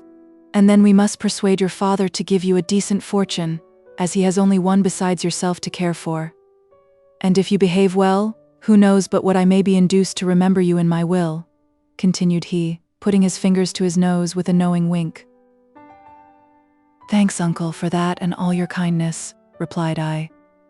"Well, and I questioned this young spark on the matter of settlements," continued he, "and he seemed disposed to be generous enough on that point." "I knew he would," said I. "But pray don't trouble your head or his or mine about that, for all I have will be his, and all he has will be mine, and what more could either of us require?" And I was about to make my exit, but he called me back. "Stop, stop," cried he. "We haven't mentioned the time yet. When must it be? Your aunt would put it off till the Lord knows when, but he is anxious to be bound as soon as may be. He won't hear of waiting beyond next month. And you, I guess, will be of the same mind, so— Not at all, uncle. On the contrary. I should like to wait till after Christmas at least. Oh, pooh, never tell me that tale. I know better, cried he, and he persisted in his incredulity. Nevertheless, it is quite true. I am in no hurry at all. How can I be, when I think of the momentous change that awaits me and of all I have to leave? It is happiness enough to know that we are to be united, and that he really loves me, and I may love him as devotedly and think of him as often as I please. However, I insisted upon consulting my aunt about the time of the wedding, for I determined her counsels should not be utterly disregarded, and no conclusions on that particular are come to yet. Chapter 21. October 1st. All is settled now. My father has given his consent and the time is fixed for Christmas, by a sort of compromise between the respective advocates for hurry and delay. Millicent Hargrave is to be one bridesmaid and Annabella Wilmot the other. Not that I am particularly fond of the latter, but she is an intimate of the family, and I have not another friend. When I told Millicent of my engagement, she rather provoked me by her manner of taking it. After staring a moment in mute surprise, she said, "Well, Helen, I suppose I ought to congratulate you, and I am glad to see you so happy, but I did not think you would take him, and I can't help feeling surprised that you should like him so much." "Why so?" "Because you are so superior to him in every way, and there's something so bold and reckless about him, so, I don't know how, but I always feel a wish to get out of his way when I see him approach." "You are timid, Millicent, but that's no fault of his. And then his look," continued she. "People say he's handsome, and of course he is, but I don't like that kind of beauty, and I wonder that you should." "Why so, pray?" "Well, you know, I think there's nothing noble or lofty in his appearance. In fact, you wonder that I can like anyone so unlike the stilted heroes of romance.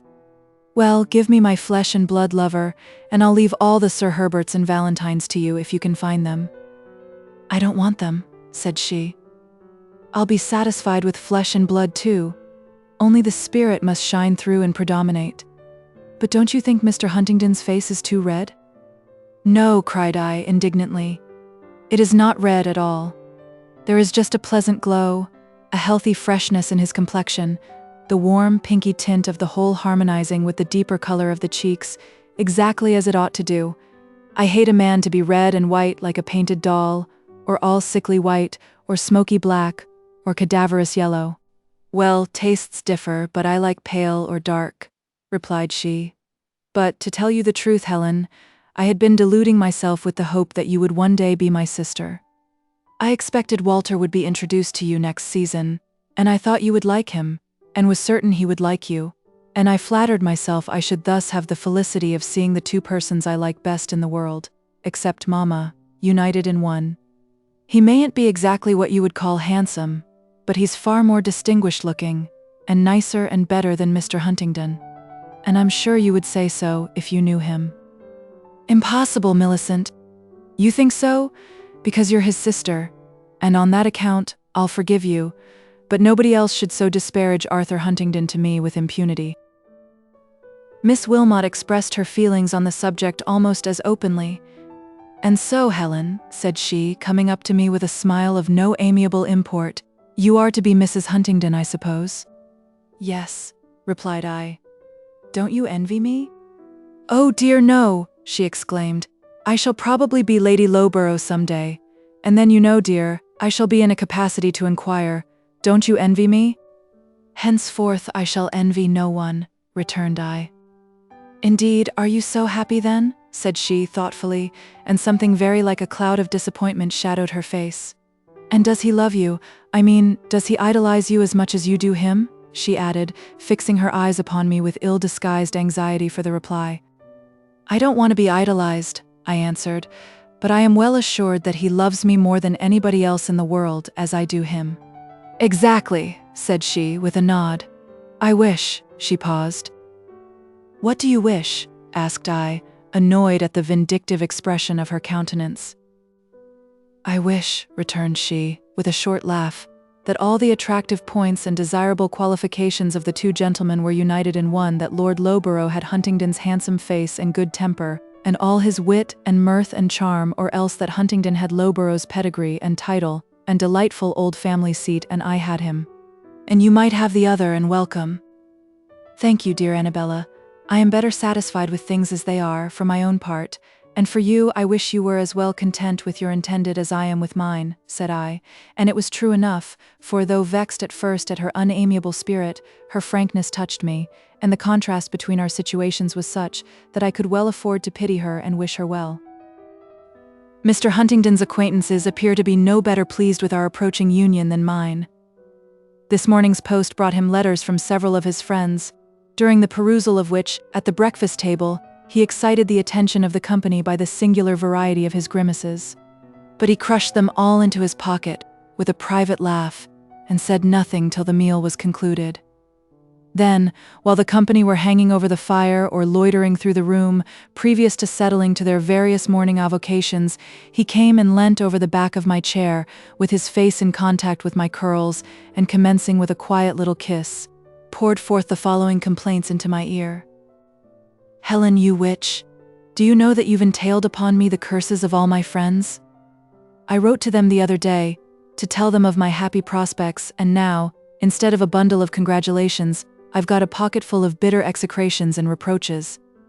There's not one kind wish for me, or one good word for you among them all. They say there'll be no more fun now, no more merry days and glorious nights, and all my fault. I am the first to break up the jovial band, and others in pure despair will follow my example. I was the very life and prop of the community, they do me the honor to say, and I have shamefully betrayed my trust. You may join them again if you like, said I, somewhat piqued at the sorrowful tone of his discourse. I should be sorry to stand between any man or body of men, and so much happiness, and perhaps I can manage to do without you, as well as your poor deserted friends. Bless you, no, murmured he. It's all for love or the world well lost with me. Let them go to where they belong, to speak politely. But if you saw how they abuse me, Helen, you would love me all the more for having ventured so much for your sake. He pulled out his crumpled letters. I thought he was going to show them to me and told him I did not wish to see them. I'm not going to show them to you, love, said he. They're hardly fit for a lady's eyes, the most part of them. But look here. This is Grimsby's scrawl, only 3 lines, the sulky dog. He doesn't say much, to be sure, but his very silence implies more than all the others' words, and the less he says, the more he thinks, and this is Hargrave's missive. He is particularly grieved at me, because, forsooth, he had fallen in love with you from his sister's reports, and meant to have married you himself, as soon as he had sown his wild oats. I'm vastly obliged to him, observed I. And so am I, said he. And look at this. This is Hattersley's, every page stuffed full of railing accusations, bitter curses, and lamentable complaints, ending up with swearing that he'll get married himself in revenge. He'll throw himself away on the first old maid that chooses to set her cap at him, as if I cared what he did with himself. Well, said I, if you do give up your intimacy with these men, I don't think you will have much cause to regret the loss of their society, for it's my belief they never did you much good. Maybe not, but we'd a merry time of it too, though mingled with sorrow and pain, as Loughborough knows to his cost. Ha ha! And while he was laughing at the recollection of Loughborough's troubles, my uncle came and slapped him on the shoulder. Come, my lad, said he. Are you too busy making love to my niece to make war with the pheasants? 1st of October, remember. Sun shines out, rain ceased, even Boreham's not afraid to venture in his waterproof boots, and Wilmot and I are going to beat you all, I declare. We old uns are the keenest sportsmen of the lot. I'll show you what I can do today, however, said my companion. I'll murder your birds by wholesale, just for keeping me away from better company than either you or them. And so saying he departed, and I saw no more of him till dinner. It seemed a weary time. I wonder what I shall do without him. It is very true that the 3 elder gentlemen have proved themselves much keener sportsmen than the 2 younger ones, for both Lord Loughborough and Arthur Huntingdon have of late almost daily neglected the shooting excursions to accompany us in our various rides and rambles. But these merry times are fast drawing to a close. In less than a fortnight the party break up, much to my sorrow, for every day I enjoy it more and more, now that Messieurs Borum and Wilmot have ceased to tease me, and my aunt has ceased to lecture me, and I have ceased to be jealous of Annabella, and even to dislike her, and now that Mr. Huntingdon has become my Arthur, and I may enjoy his society without restraint. What shall I do without him? I repeat. Chapter 22. October 5th. My cup of sweets is not unmingled. It is dashed with a bitterness that I cannot hide from myself, disguise it as I will. I may try to persuade myself that the sweetness overpowers it. I may call it a pleasant aromatic flavor, but say what I will, it is still there, and I cannot but taste it. I cannot shut my eyes to Arthur's faults, and the more I love him, the more they trouble me. His very heart, that I trusted so, is, I fear, less warm and generous than I thought it. At least he gave me a specimen of his character today that seemed to merit a harder name than thoughtlessness. He and Lord Loughborough were accompanying Annabella and me in a long, delightful ride. He was riding by my side, as usual, and Annabella and Lord Loughborough were a little before us, the latter bending towards his companion as if in tender and confidential discourse. "Those two will get the start of us, Helen, if we don't look sharp," observed Huntingdon. "They'll make a match of it, as sure as can be. That Loughborough's fairly besotted. But he'll find himself in a fix when he's got her, I doubt." "And she'll find herself in a fix when she's got him," said I, "if what I've heard of him is true." "Not a bit of it. She knows what she's about, but he, poor fool, deludes himself with the notion that she'll make him a good wife, and because she has amused him with some rhodomontade about despising rank and wealth in matters of love and marriage, he flatters himself that she's devotedly attached to him, that she will not refuse him for his poverty, and does not court him for his rank, but loves him for himself alone. But is not he courting her for her fortune? No, not he. That was the first attraction, certainly, but now he has quite lost sight of it. It never enters his calculations, except merely as an essential without which, for the lady's own sake, he could not think of marrying her. No, he's fairly in love. He thought he never could be again, but he's in for it once more. He was to have been married before, some 2 or 3 years ago, but he lost his bride by losing his fortune. He got into a bad way among us in London. He had an unfortunate taste for gambling, and surely the fellow was born under an unlucky star, for he always lost thrice where he gained once. That's a mode of self-torment I never was much addicted to. When I spend my money, I like to enjoy the full value of it. I see no fun in wasting it on thieves and blacklegs, and as for gaining money, hitherto I have always had sufficient. It's time enough to be clutching for more, I think, when you begin to see the end of what you have. But I have sometimes frequented the gaming houses just to watch the ongoings of those mad votaries of chance. A very interesting study, I assure you, Helen, and sometimes very diverting. I've had many a laugh at the boobies and bedlamites. Loughborough was quite infatuated, not willingly, but of necessity. He was always resolving to give it up, and always breaking his resolutions. Every venture was the just once more. If he gained a little, he hoped to gain a little more next time, and if he lost, it would not do to leave off at that juncture. He must go on till he had retrieved that last misfortune. At least, bad luck could not last forever, and every lucky hit was looked upon as the dawn of better times, till experience proved the contrary. At length he grew desperate, and we were daily on the lookout for a case of felo de set. No great matter.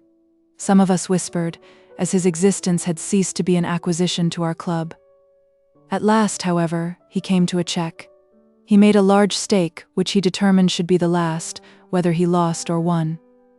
He had often so determined before, to be sure, and as often broken his determination. And so it was this time. He lost, and while his antagonist smilingly swept away the stakes, he turned chalky white, drew back in silence, and wiped his forehead. I was present at the time, and while he stood with folded arms and eyes fixed on the ground, I knew well enough what was passing in his mind. "Is it to be the last, Loughborough?" said I, stepping up to him. "The last but one," he answered, with a grim smile, and then, rushing back to the table, he struck his hand upon it, and raising his voice high above all the confusion of jingling coins and muttered oaths and curses in the room, he swore a deep and solemn oath that, come what would, this trial should be the last, and imprecated unspeakable curses on his head if ever he should shuffle a card or rattle a dice box again. He then doubled his former stake and challenged anyone present to play against him. Grimsby instantly presented himself. Loughborough glared fiercely at him, for Grimsby was almost as celebrated for his luck as he was for his ill fortune. However, they fell to work. But Grimsby had much skill and little scruple, and whether he took advantage of the other's trembling, blinded eagerness to deal unfairly by him, I cannot undertake to say, but Loughborough lost again, and fell dead sick. "You'd better try once more," said Grimsby, leaning across the table, and then he winked at me. "I've nothing to try with," said the poor devil, with a ghastly smile.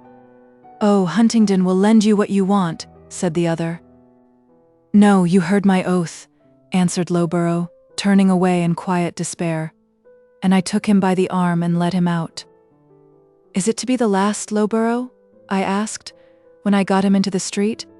"The last," he answered, somewhat against my expectation, and I took him home, that is, to our club, for he was as submissive as a child, and plied him with brandy and water till he began to look rather brighter, rather more alive, at least. "Huntingdon, I'm ruined," said he, taking the third glass from my hand. He had drunk the others in dead silence. "Not you," said I. "You'll find a man can live without his money as merrily as a tortoise without its head, or a wasp without its body. But I'm in debt," said he, "deep in debt, and I can never get out of it." "Well, what of that? Many a better man than you has lived and died in debt, and they can't put you in prison, you know, because you're a peer." And I handed him his fourth tumbler. "But I hate to be in debt," he shouted. "I wasn't born for it, and I cannot bear it." "What can't be cured must be endured," said I, beginning to mix the fifth. "And then, I've lost my Caroline." And he began to snivel then, for the brandy had softened his heart. "No matter," I answered. "There are more Carolines in the world than one." "There's only one for me," he replied with a dolorous sigh. "And if there were 50 more, who's to get them, I wonder, without money? Oh, somebody will take you for your title, and then you've your family estate yet. That's entailed, you know." "I wish to God I could sell it to pay my debts," he muttered. "And then," said Grimsby, who had just come in, "you can try again, you know. I would have more than one chance if I were you. I'd never stop here." "I won't, I tell you," shouted he. And he started up and left the room, walking rather unsteadily, for the liquor had got into his head. He was not so much used to it then, but after that he took to it kindly to solace his cares. He kept his oath about gambling, not a little to the surprise of us all, though Grimsby did his utmost to tempt him to break it. But now he had got hold of another habit that bothered him nearly as much, for he soon discovered that the demon of drink was as black as the demon of play, and nearly as hard to get rid of, especially as his kind friends did all they could to second the promptings of his own insatiable cravings. "Then, they were demons themselves," cried I, unable to contain my indignation. "And you, Mr. Huntingdon, it seems, were the first to tempt him." "Well, what could we do?" replied he deprecatingly. "We meant it in kindness. We couldn't bear to see the poor fellow so miserable, and besides, he was such a damper upon us, sitting there silent and glum, when he was under the threefold influence of the loss of his sweetheart, the loss of his fortune, and the reaction of the lost night's debauch, whereas, when he had something in him, if he was not merry himself, he was an unfailing source of merriment to us. Even Grimsby could chuckle over his odd sayings. They delighted him far more than my merry jests, or Hattersley's riotous mirth. But one evening, when we were sitting over our wine after one of our club dinners, and all had been hearty together, Loughborough giving us mad toasts, and hearing our wild songs and bearing a hand in the applause, if he did not help us to sing them himself, he suddenly relapsed into silence, sinking his head on his hand, and never lifting his glass to his lips. But this was nothing new. So we let him alone, and went on with our jollification till, suddenly raising his head, he interrupted us in the middle of a roar of laughter by exclaiming, "Gentlemen, where is all this to end? Will you just tell me that now? Where is it all to end?" He rose. A speech, shouted we. "Here, Loughborough's going to give us a speech. He waited calmly till the thunders of applause and jingling of glasses had ceased, and then proceeded, "It's only this, gentlemen, that I think we'd better go no further. We'd better stop while we can." "Just so," cried Hattersley. "Stop, poor sinner. Stop and think, before you farther go. No longer sport upon the brink of everlasting woe." "Exactly," replied his lordship, with the utmost gravity. "And if you choose to visit the bottomless pit, I won't go with you. We must part company, for I swear I'll not move another step towards it." "What's this?" he said, taking up his glass of wine. "Taste it," suggested I. "This is hell broth," he exclaimed. "I renounce it forever," and he threw it out into the middle of the table. "Fill again," said I, handing him the bottle, "and let us drink to your renunciation." "It's rank poison," said he, grasping the bottle by the neck, "and I forswear it. I've given up gambling, and I'll give up this too." He was on the point of deliberately pouring the whole contents of the bottle onto the table, but Hargrave wrested it from him. "On you be the curse then," said he, and, backing from the room, he shouted, "Farewell, ye tempters," and vanished amid shouts of laughter and applause. We expected him back among us the next day, but, to our surprise, the place remained vacant. We saw nothing of him for a whole week, and we really began to think he was going to keep his word. At last, one evening, when we were most of us assembled together again, he entered, silent and grim as a ghost, and would have quietly slipped into his usual seat at my elbow, but we all rose to welcome him, and several voices were raised to ask what he would have, and several hands were busy with bottle and glass to serve him. But I knew a smoking tumbler of brandy and water would comfort him best, and had nearly prepared it, when he peevishly pushed it away, saying, "Do let me alone, Huntingdon. Do be quiet, all of you. I'm not come to join you. I'm only come to be with you a while, because I can't bear my own thoughts." And he folded his arms and leant back in his chair, so we let him be. But I left the glass by him, and after a while, Grimsby directed my attention towards it by a significant wink, and on turning my head, I saw it was drained to the bottom. He made me a sign to replenish, and quietly pushed up the bottle.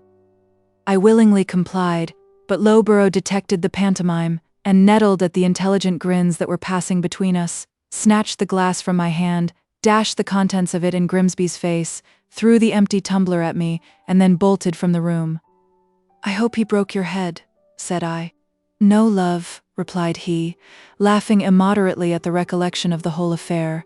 "He would have done so, and perhaps spoilt my face too, but providentially this forest of curls," taking off his hat and showing his luxuriant chestnut locks, "saved my skull and prevented the glass from breaking till it reached the table.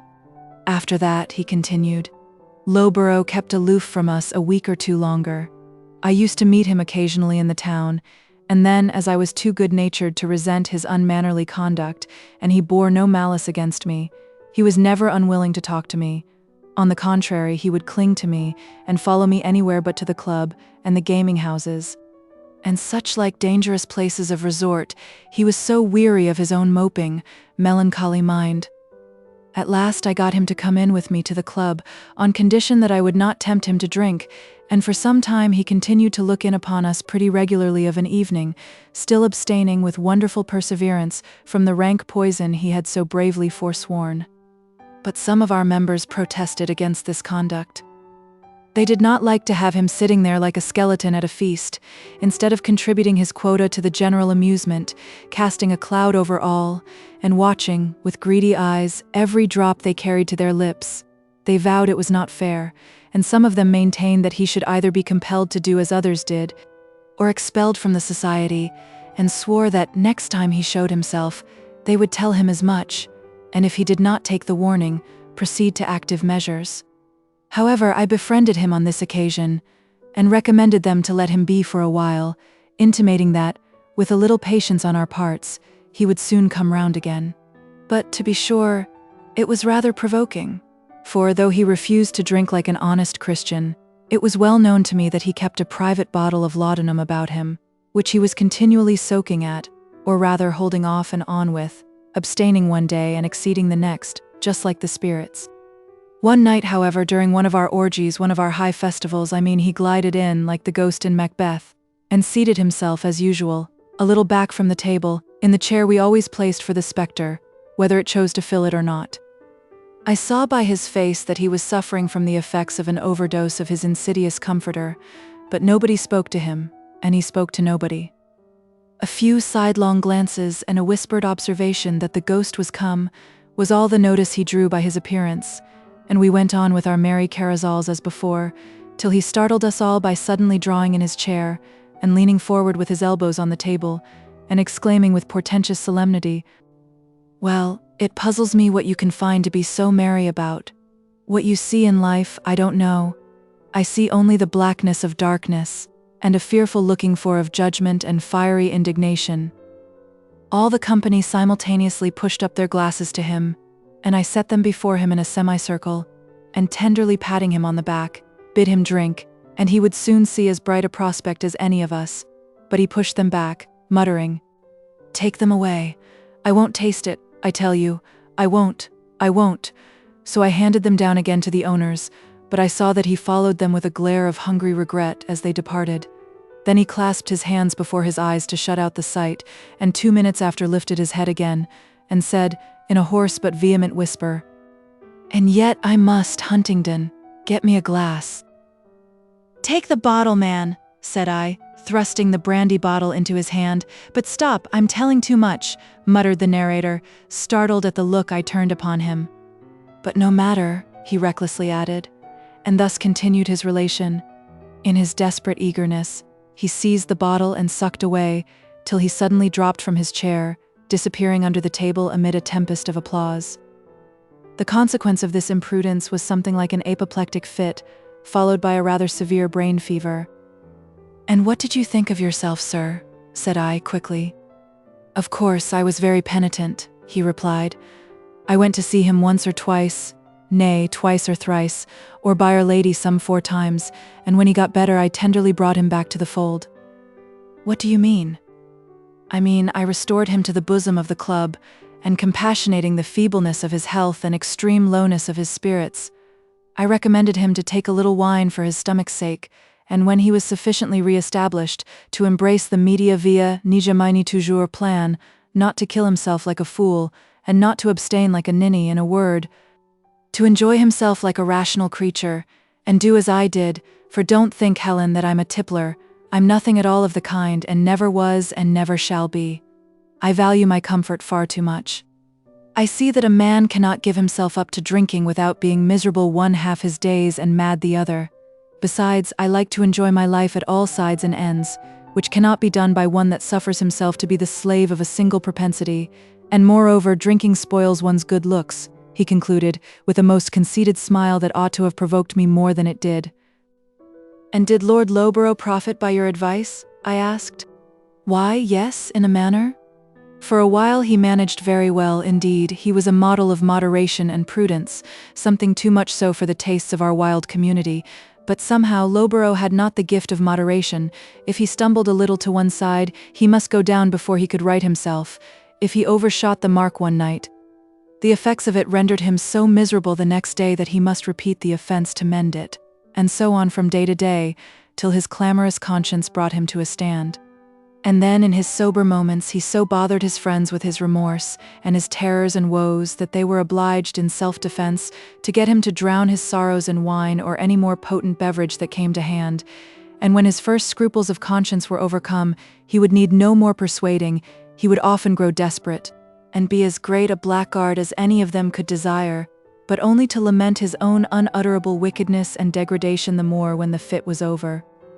At last, one day when he and I were alone together, after pondering a while in one of his gloomy, abstracted moods, with his arms folded and his head sunk on his breast, he suddenly woke up, and vehemently grasping my arm said, "Huntingdon, this won't do. I'm resolved to have done with it." "What? Are you going to shoot yourself?" said I. "No, I'm going to reform." "Oh, that's nothing new. You've been going to reform these 12 months and more." "Yes, but you wouldn't let me, and I was such a fool I couldn't live without you. But now I see what it is that keeps me back, and what's wanted to save me, and I'd compass sea and land to get it, only I'm afraid there's no chance." And he sighed as if his heart would break. "What is it, Lowborough?" said I, thinking he was fairly cracked at last.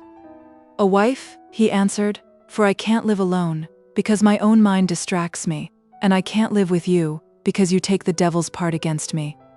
"Who I—" "Yes, all of you do, and you more than any of them, you know. But if I could get a wife, with fortune enough to pay off my debts and set me straight in the world—" "To be sure," said I. "And sweetness and goodness enough," he continued, "to make home tolerable, and to reconcile me to myself, I think I should do yet.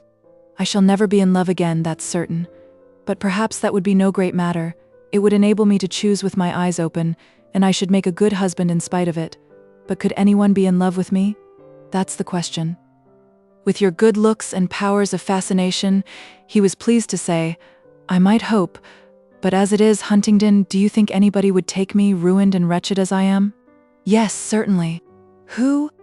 "Why, any neglected old maid, fast sinking in despair, would be delighted to." "No, no," said he. "It must be somebody that I can love." "Why, you just said you never could be in love again." "Well, love is not the word, but somebody that I can like. I'll search all England through, at all events," he cried with a sudden burst of hope or desperation. "Succeed or fail, it will be better than rushing headlong to destruction at that damned club. So farewell to it, and you. Whenever I meet you on honest ground or under a Christian roof, I shall be glad to see you, but never more shall you entice me to that devil's den." This was shameful language, but I shook hands with him and we parted. He kept his word, and from that time forward he has been a pattern of propriety as far as I can tell. But till lately I have not had very much to do with him. He occasionally sought my company, but as frequently shrunk from it, fearing lest I should wile him back to destruction, and I found his not very entertaining, especially as he sometimes attempted to awaken my conscience and draw me from the perdition he considered himself to have escaped. But when I did happen to meet him, I seldom failed to ask after the progress of his matrimonial efforts and researches, and, in general, he could give me but a poor account.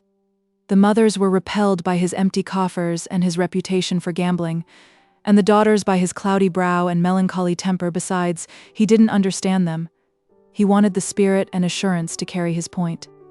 I left him at it when I went to the Continent, and on my return, at the year's end, I found him still a disconsolate bachelor, though certainly looking somewhat less like an unblessed exile from the tomb than before.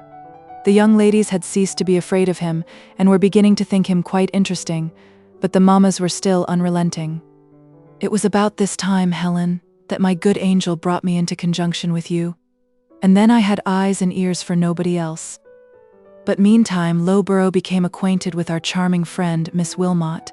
Through the intervention of his good angel, no doubt he would tell you, though he did not dare to fix his hopes on one so courted and admired, till after they were brought into closer contact here at Stanningley, and she, in the absence of her other admirers, indubitably courted his notice and held out every encouragement to his timid advances.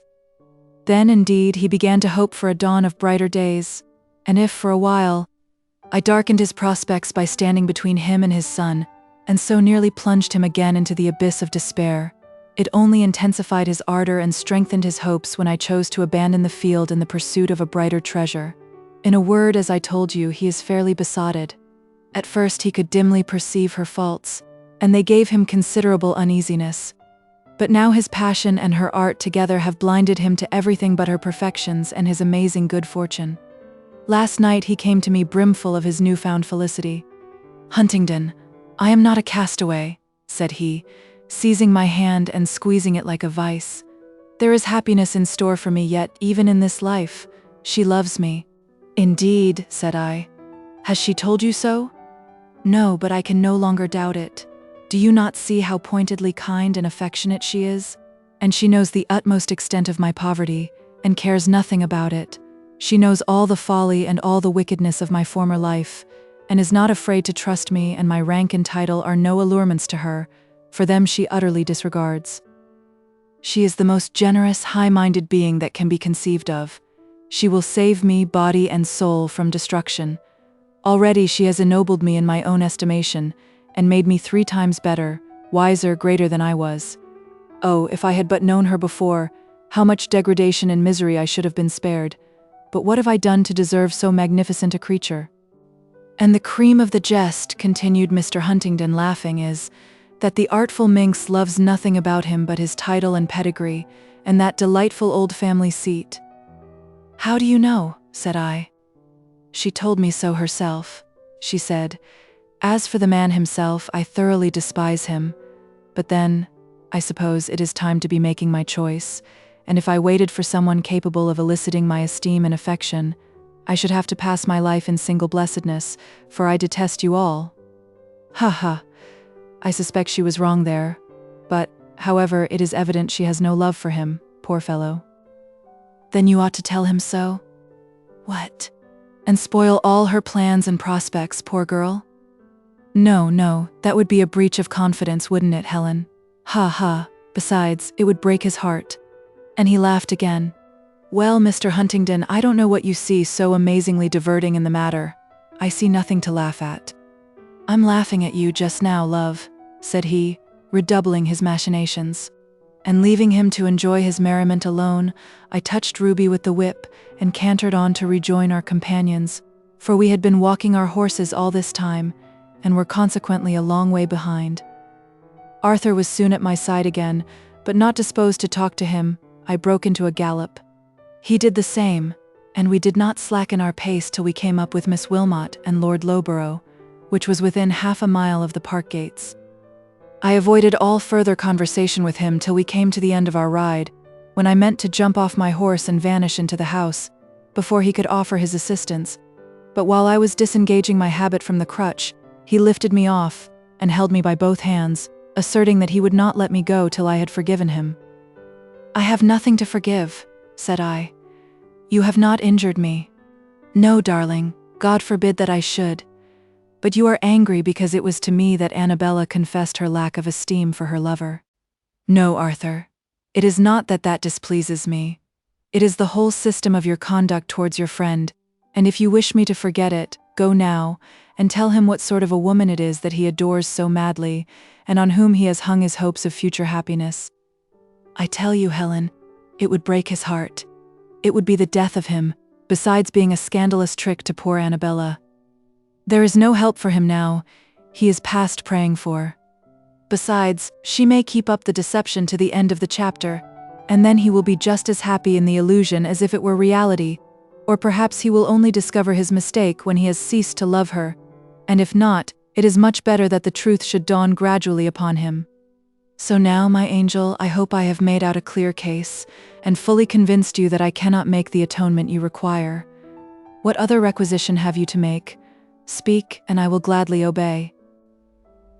I have none but this, said I as gravely as before, that in future you will never make a jest of the sufferings of others, and always use your influence with your friends for their own advantage against their evil propensities, instead of seconding their evil propensities against themselves.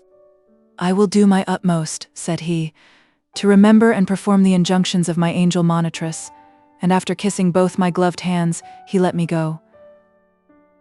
When I entered my room, I was surprised to see Annabella Wilmot standing before my toilet table, composedly surveying her features in the glass, with one hand flirting her gold-mounted whip, and the other holding up her long habit. She certainly is a magnificent creature, thought I, as I beheld that tall, finely developed figure, and the reflection of the handsome face in the mirror before me, with the glossy dark hair, slightly and not ungracefully disordered by the breezy ride, the rich brown complexion glowing with exercise, and the black eyes sparkling with unwonted brilliance. On perceiving me, she turned round, exclaiming, with a laugh that savored more of malice than of mirth, "Why, Helen, what have you been doing so long? I came to tell you my good fortune," she continued, regardless of Rachel's presence. "Lord Loughborough has proposed, and I have been graciously pleased to accept him. Don't you envy me, dear?" "No, love," said I, "or him either," I mentally added. "And do you like him, Annabella?" "Like him? Yes, to be sure. Over head and ears in love. Well, I hope you'll make him a good wife." "Thank you, my dear, and what besides do you hope?" I hope you will both love each other and both be happy. Thanks, and I hope you will make a very good wife to Mr. Huntingdon, said she, with a queenly bow, and retired. Oh, miss, how could you say so to her? Cried Rachel. Say what? Replied I. Why, that you hoped she would make him a good wife. I never heard such a thing. Because I do hope it, or rather, I wish it. She's almost past hope. Well, said she, I'm sure I hope he'll make her a good husband. They tell queer things about him downstairs. They were saying, I know, Rachel. I've heard all about him, but he's reformed now, and they have no business to tell tales about their masters. No, Mum, or else they have said some things about Mr. Huntingdon too. I won't hear them, Rachel. They tell lies. Yes, Mum, said she, quietly, as she went on arranging my hair. Do you believe them, Rachel? I asked, after a short pause. No, miss, not all. You know, when a lot of servants gets together, they like to talk about their betters, and some, for a bit of swagger, likes to make it appear as though they knew more than they do, and to throw out hints and things just to astonish the others. But I think if I was you, Miss Helen, I'd look very well before I leaped. I do believe a young lady can't be too careful who she marries. Of course not, said I. But be quick, will you, Rachel? I want to be dressed. And indeed, I was anxious to be rid of the good woman, for I was in such a melancholy frame I could hardly keep the tears out of my eyes while she dressed me. It was not for Lord Loughborough. It was not for Annabella. It was not for myself. It was for Arthur Huntingdon that they rose. 13th. They are gone, and he is gone. We are to be parted for more than 2 months, above 10 weeks, a long, long time to live and not to see him. But he has promised to write often, and made me promise to write still oftener, because he will be busy settling his affairs, and I shall have nothing better to do. Well, I think I shall always have plenty to say. But oh, for the time when we shall be always together, and can exchange our thoughts without the intervention of these cold go-betweens, pen, ink, and paper. 22nd. I have had several letters from Arthur already. They are not long, but passing sweet, and just like himself, full of ardent affection and playful, lively humor. But there is always a but in this imperfect world, and I do wish he would sometimes be serious.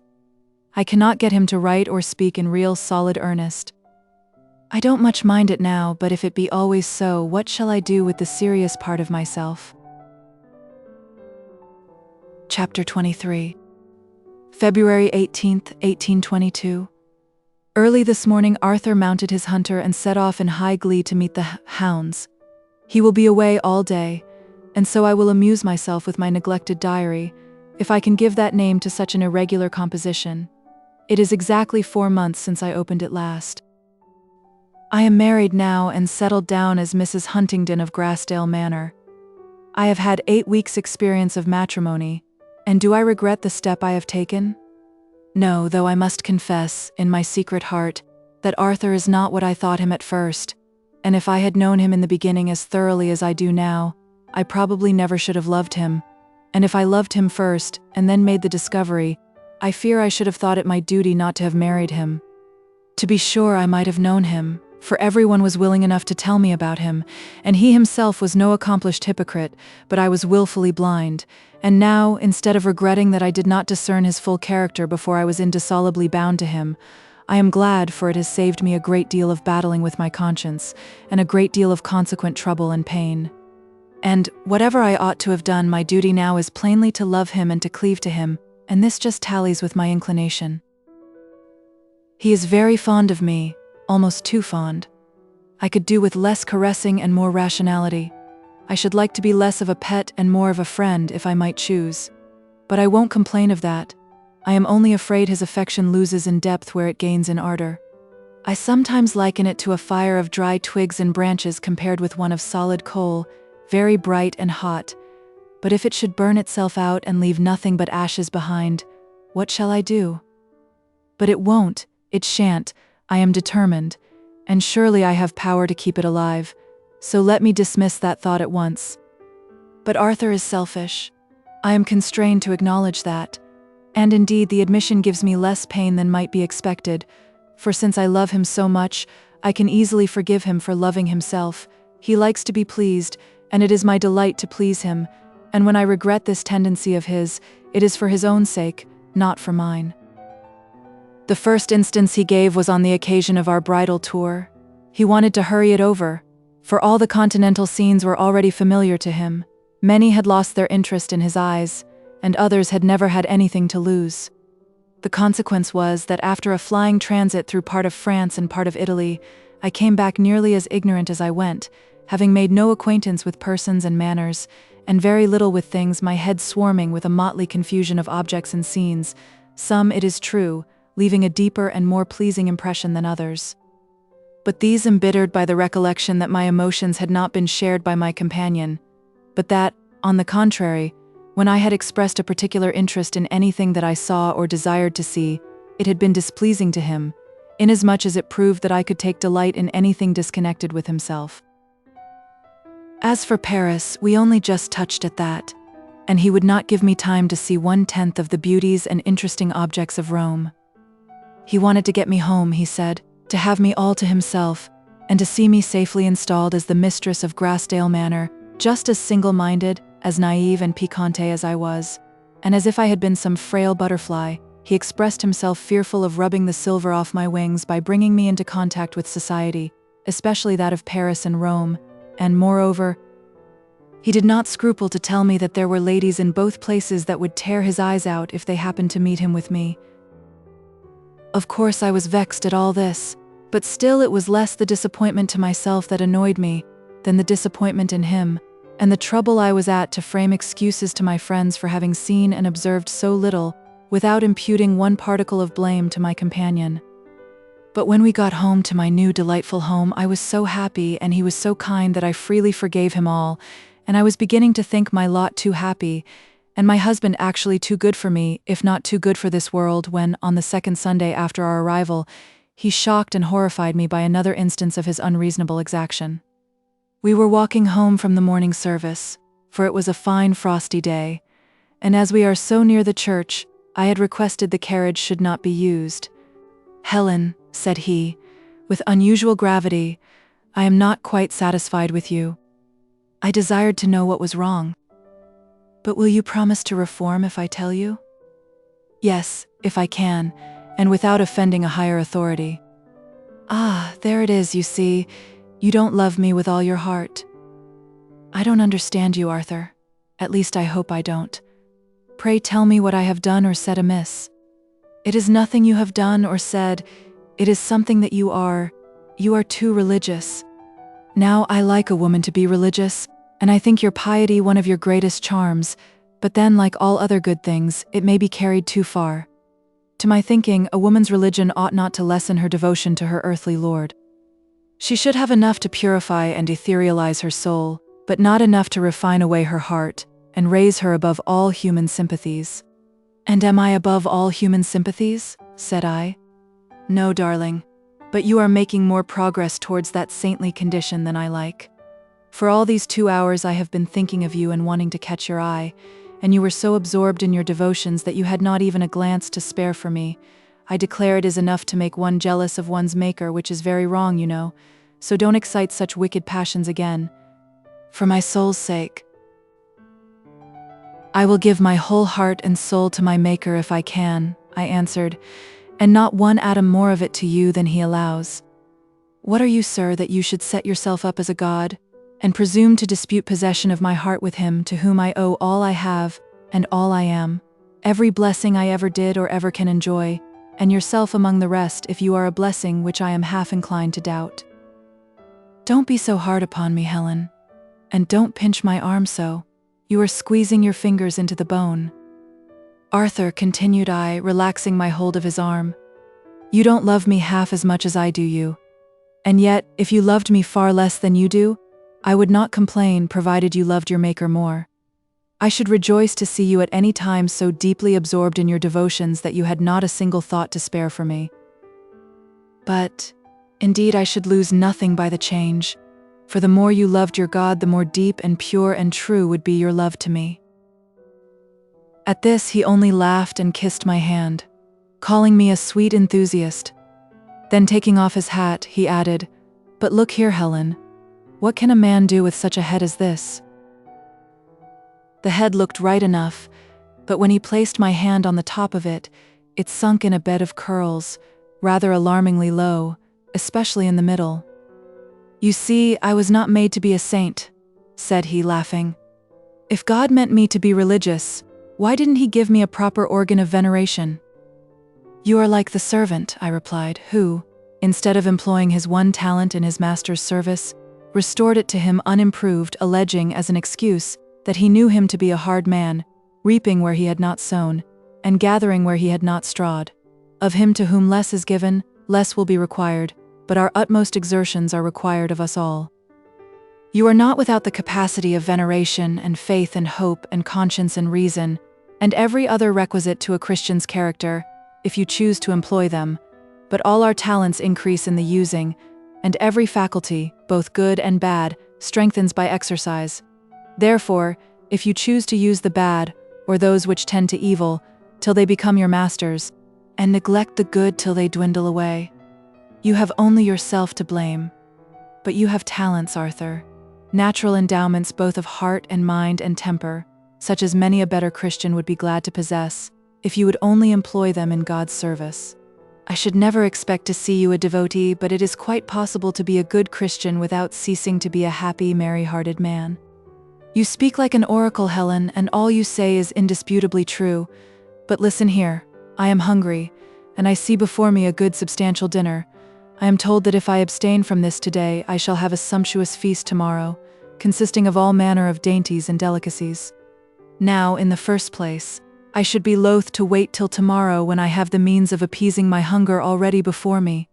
In the second place, the solid viands of today are more to my taste than the dainties that are promised me.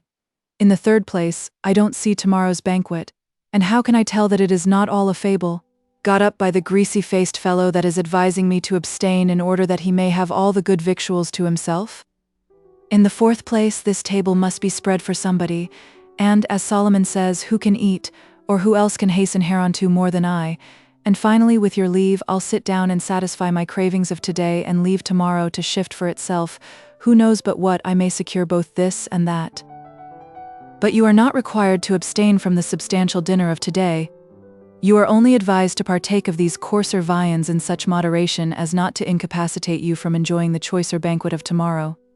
If, regardless of that counsel, you choose to make a beast of yourself now, and overeat and overdrink yourself till you turn the good victuals into poison, who is to blame if, hereafter, while you are suffering the torments of yesterday's gluttony and drunkenness, you see more temperate men sitting down to enjoy themselves at that splendid entertainment, which you are unable to taste? Most true, my patron saint, but again our friend Solomon says, there is nothing better for a man than to eat and to drink and to be merry. And again, returned I, he says, rejoice, O young man, in thy youth, and walk in the ways of thine heart, and in the sight of thine eyes, but know thou that for all these things God will bring thee into judgment. Well, but, Helen, I'm sure I've been very good these last few weeks. What have you seen amiss in me, and what would you have me to do? Nothing more than you do, Arthur. Your actions are all right so far, but I would have your thoughts changed. I would have you to fortify yourself against temptation, and not to call evil good, and good evil. I should wish you to think more deeply, to look further, and aim higher than you do. Chapter 24. March 25th. Arthur is getting tired not of me, I trust, but of the idle, quiet life he leads, and no wonder, for he has so few sources of amusement. He never reads anything but newspapers and sporting magazines, and when he sees me occupied with a book, he won't let me rest till I close it. In fine weather, he generally manages to get through the time pretty well, but on rainy days, of which we have had a good many of late, it is quite painful to witness his ennui. I do all I can to amuse him, but it is impossible to get him to feel interested in what I most like to talk about, while on the other hand, he likes to talk about things that cannot interest me, or even that annoy me, and these please him, the most of all, for his favorite amusement is to sit or loll beside me on the sofa and tell me stories of his former amours, always turning upon the ruin of some confiding girl or the cozening of some unsuspecting husband. And when I express my horror and indignation, he lays it all to the charge of jealousy and laughs till the tears run down his cheeks. I used to fly into passions or melt into tears at first, but seeing that his delight increased in proportion to my anger and agitation, I have since endeavored to suppress my feelings and receive his revelations in the silence of calm contempt. But still he reads the inward struggle in my face, and misconstrues my bitterness of soul for his unworthiness into the pangs of wounded jealousy. And when he has sufficiently diverted himself with that, or fears my displeasure will become too serious for his comfort, he tries to kiss and soothe me into smiles again. Never were his caresses so little welcome as then. This is double selfishness, displayed to me and to the victims of his former love. There are times when, with a momentary pang, a flash of wild dismay, I ask myself, "Helen, what have you done?" But I rebuke the inward questioner and repel the obtrusive thoughts that crowd upon me. For were he 10 times as sensual and impenetrable to good and lofty thoughts, I well know I have no right to complain, and I don't and won't complain. I do and will love him still, and I do not and will not regret that I have linked my fate with his. April 4th. We have had a downright quarrel. The particulars are as follows. Arthur had told me, at different intervals, the whole story of his intrigue with Lady F, which I would not believe before. It was some consolation, however, to find that in this instance the lady had been more to blame than he, for he was very young at the time, and she had decidedly made the first advances, if what he said was true. I hated her for it seemed as if she had chiefly contributed to his corruption, and when he was beginning to talk about her the other day, I begged he would not mention her, for I detested the very sound of her name. Not because you loved her, Arthur, mind, but because she injured you and deceived her husband and was altogether a very abominable woman whom you ought to be ashamed to mention. But he defended her by saying that she had a doting old husband whom it was impossible to love. Then why did she marry him? Said I. For his money, was the reply. Then that was another crime, and her solemn promise to love and honor him was another. That only increased the enormity of the last. You are too severe upon the poor lady, laughed he. But never mind, Helen, I don't care for her now, and I never loved any of them half as much as I do you, so you needn't fear to be forsaken like them. If you had told me these things before, Arthur, I never should have given you the chance. Wouldn't you, my darling? Most certainly not. He laughed incredulously. I wish I could convince you of it now, cried I, starting up from beside him, and for the first time in my life, and I hope the last, I wished I had not married him. Helen, said he more gravely, do you know that if I believed you now I should be very angry? But thank heaven I don't. Though you stand there with your white face and flashing eyes looking at me like a very tigress, I know the heart within you perhaps a trifle better than you know it yourself. Without another word I left the room and locked myself up in my own chamber. In about half an hour he came to the door, and first he tried the handle, then he knocked. Won't you let me in, Helen? Said he. No, you have displeased me, I replied, and I don't want to see your face or hear your voice again till the morning. He paused a moment as if dumbfounded or uncertain how to answer such a speech, and then turned and walked away. This was only an hour after dinner. I knew he would find it very dull to sit alone all the evening, and this considerably softened my resentment, though it did not make me relent. I was determined to show him that my heart was not his slave, and I could live without him if I chose, and I sat down and wrote a long letter to my aunt, of course telling her nothing of all this. Soon after 10 o'clock I heard him come up again, but he passed my door and went straight to his own dressing room, where he shut himself in for the night. I was rather anxious to see how he would meet me in the morning, and not a little disappointed to behold him enter the breakfast room with a careless smile. Are you cross still, Helen? Said he, approaching as if to salute me. I coldly turned to the table, and began to pour out the coffee, observing that he was rather late. He uttered a low whistle and sauntered away to the window, where he stood for some minutes looking out upon the pleasing prospect of sullen gray clouds, streaming rain, soaking lawn and dripping leafless trees, and muttering execrations on the weather, and then sat down to breakfast. While taking his coffee he muttered it was damn cold. You should not have left it so long, said I. He made no answer, and the meal was concluded in silence. It was a relief to both when the letter bag was brought in. It contained upon examination a newspaper and 1 or 2 letters for him, and a couple of letters for me, which he tossed across the table without a remark. One was from my brother, the other from Millicent Hargrave, who is now in London with her mother. His, I think, were business letters, and apparently not much to his mind, for he crushed them into his pocket with some muttered expletives that I should have reproved him for at any other time. The paper he set before him, and pretended to be deeply absorbed in its contents during the remainder of breakfast, and a considerable time after. The reading and answering of my letters, and the direction of household concerns, afforded me ample employment for the morning. After lunch I got my drawing, and from dinner till bedtime I read. Meanwhile, poor Arthur was sadly at a loss for something to amuse him or to occupy his time.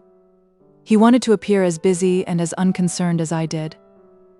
Had the weather at all permitted, he would doubtless have ordered his horse and set off to some distant region, no matter where, immediately after breakfast, and not return till night. Had there been a lady anywhere within reach, of any age between 15 and 45, he would have sought revenge and found employment in getting up, or trying to get up, a desperate flirtation with her. But being, to my private satisfaction, entirely cut off from both these sources of diversion, his sufferings were truly deplorable. When he had done yawning over his paper and scribbling short answers to his shorter letters, he spent the remainder of the morning and the whole of the afternoon in fidgeting about from room to room, watching the clouds, cursing the rain, alternately petting and teasing and abusing his dogs, sometimes lounging on the sofa with a book that he could not force himself to read, and very often fixedly gazing at me when he thought I did not perceive it, with the vain hope of detecting some traces of tears, or some tokens of remorseful anguish in my face. But I managed to preserve an undisturbed though grave serenity throughout the day. I was not really angry. I felt for him all the time, and longed to be reconciled, but I determined he should make the first advances, or at least show some signs of an humble and contrite spirit first, for if I began, it would only minister to his self-conceit, increase his arrogance, and quite destroy the lesson I wanted to give him. He made a long stay in the dining room after dinner, and, I fear, took an unusual quantity of wine, but not enough to loosen his tongue.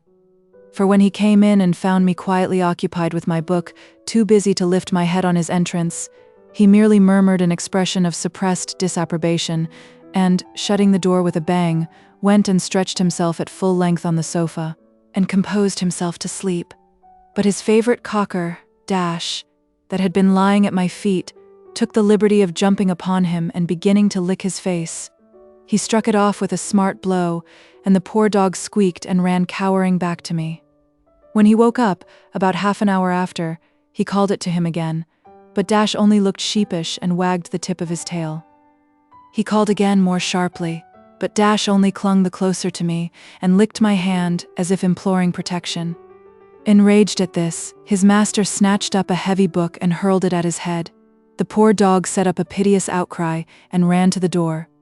I let him out and then quietly took up the book. "Give that book to me," said Arthur, in no very courteous tone. I gave it to him. "Why did you let the dog out?" he asked. "You knew I wanted him." "By what token?" I replied. "By your throwing the book at him? But perhaps it was intended for me?" "No, but I see you've got a taste of it," said he, looking at my hand, that had also been struck, and was rather severely grazed. I returned to my reading, and he endeavored to occupy himself in the same manner, but in a little while, after several portentous yawns, he pronounced his book to be cursed trash and threw it on the table. Then followed 8 or 10 minutes of silence, during the greater part of which I believe he was staring at me. At last his patience was tired out. "What is that book, Helen?" he exclaimed. I told him. "Is it interesting?" "Yes, very." I went on reading, or pretending to read. At least, I cannot say there was much communication between my eyes and my brain. For, while the former ran over the pages, the latter was earnestly wondering when Arthur would speak next and what he would say, and what I should answer. But he did not speak again till I rose to make the tea, and then it was only to say he should not take any. He continued lounging on the sofa, and alternately closing his eyes and looking at his watch and at me, till bedtime, when I rose, and took my candle, and retired. "Helen!" cried he, the moment I had left the room. I turned back and stood awaiting his commands. "What do you want, Arthur?" I said at length. "Nothing," replied he. "Go." I went, but hearing him mutter something as I was closing the door, I turned again. It sounded very like "confounded slut," but I was quite willing it should be something else. "Were you speaking, Arthur?" I asked. "No," was the answer, and I shut the door and departed. I saw nothing more of him till the following morning at breakfast, when he came down a full hour after the usual time. "You're very late," was my morning's salutation. "You needn't have waited for me," was his, and he walked up to the window again. It was just such weather as yesterday. "Oh, this confounded rain," he muttered. But after studiously regarding it for a minute or two, a bright idea seemed to strike him, for he suddenly exclaimed, "But I know what I'll do," and then returned and took his seat at the table. The letter bag was already there, waiting to be opened. He unlocked it and examined the contents, but said nothing about them. "Is there anything for me?" I asked. "No." He opened the newspaper and began to read. "You'd better take your coffee," suggested I. "It will be cold again." "You may go," said he. "If you've done, I don't want you." I rose and withdrew to the next room, wondering if we were to have another such miserable day as yesterday, and wishing intensely for an end of these mutually inflicted torments. Shortly after, I heard him ring the bell and give some orders about his wardrobe that sounded as if he meditated a long journey. He then sent for the coachman, and I heard something about the carriage and the horses, and London and 7 o'clock tomorrow morning, that startled and disturbed me not a little. "I must not let him go to London, whatever comes of it," said I to myself. "He will run into all kinds of mischief, and I shall be the cause of it. But the question is, how am I to alter his purpose? Well, I will wait a while and see if he mentions it." I waited most anxiously from hour to hour, but not a word was spoken, on that or any other subject, to me. He whistled and talked to his dogs, and wandered from room to room, much the same as on the previous day. At last I began to think I must introduce the subject myself, and was pondering how to bring it about, when John unwittingly came to my relief with the following message from the coachman. "Please, sir, Richard says one of the horses has got a very bad cold, and he thinks, sir, if you could make it convenient to go the day after tomorrow, instead of tomorrow, he could physic it today, so as—" "Confound his impudence," interjected the master. "Please, sir, he says it would be a deal better if you could," persisted John, "for he hopes there'll be a change in the weather shortly, and he says it's not likely, when a horse is so bad with a cold, and physicked and all." "Devil take the horse," cried the gentleman. "Well, tell him I'll think about it," he added, after a moment's reflection. He cast a searching glance at me, as the servant withdrew, expecting to see some token of deep astonishment and alarm, but, being previously prepared, I preserved an aspect of stoical indifference. His countenance fell as he met my steady gaze, and he turned away in very obvious disappointment, and walked up to the fireplace, where he stood in an attitude of undisguised dejection, leaning against the chimney-piece with his forehead sunk upon his arm. "Where do you want to go, Arthur?" said I. "To London," replied he gravely. "What for?" I asked. "Because I cannot be happy here." "Why not?" "Because my wife doesn't love me." "She would love you with all her heart, if you deserved it." "What must I do to deserve it?" This seemed humble and earnest enough, and I was so much affected, between sorrow and joy, that I was obliged to pause a few seconds before I could steady my voice to reply. "If she gives you her heart," said I, "you must take it thankfully and use it well, and not pull it in pieces and laugh in her face, because she cannot snatch it away." He now turned round and stood facing me, with his back to the fire. "Come then, Helen, are you going to be a good girl?" said he. This sounded rather too arrogant, and the smile that accompanied it did not please me. I therefore hesitated to reply. Perhaps my former answer had implied too much. He had heard my voice falter, and might have seen me brush away a tear. "Are you going to forgive me, Helen?" he resumed, more humbly. "Are you penitent?" I replied, stepping up to him and smiling in his face.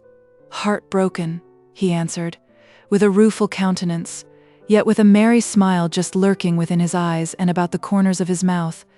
But this could not repulse me, and I flew into his arms. He fervently embraced me, and though I shed a torrent of tears, I think I never was happier in my life than at that moment.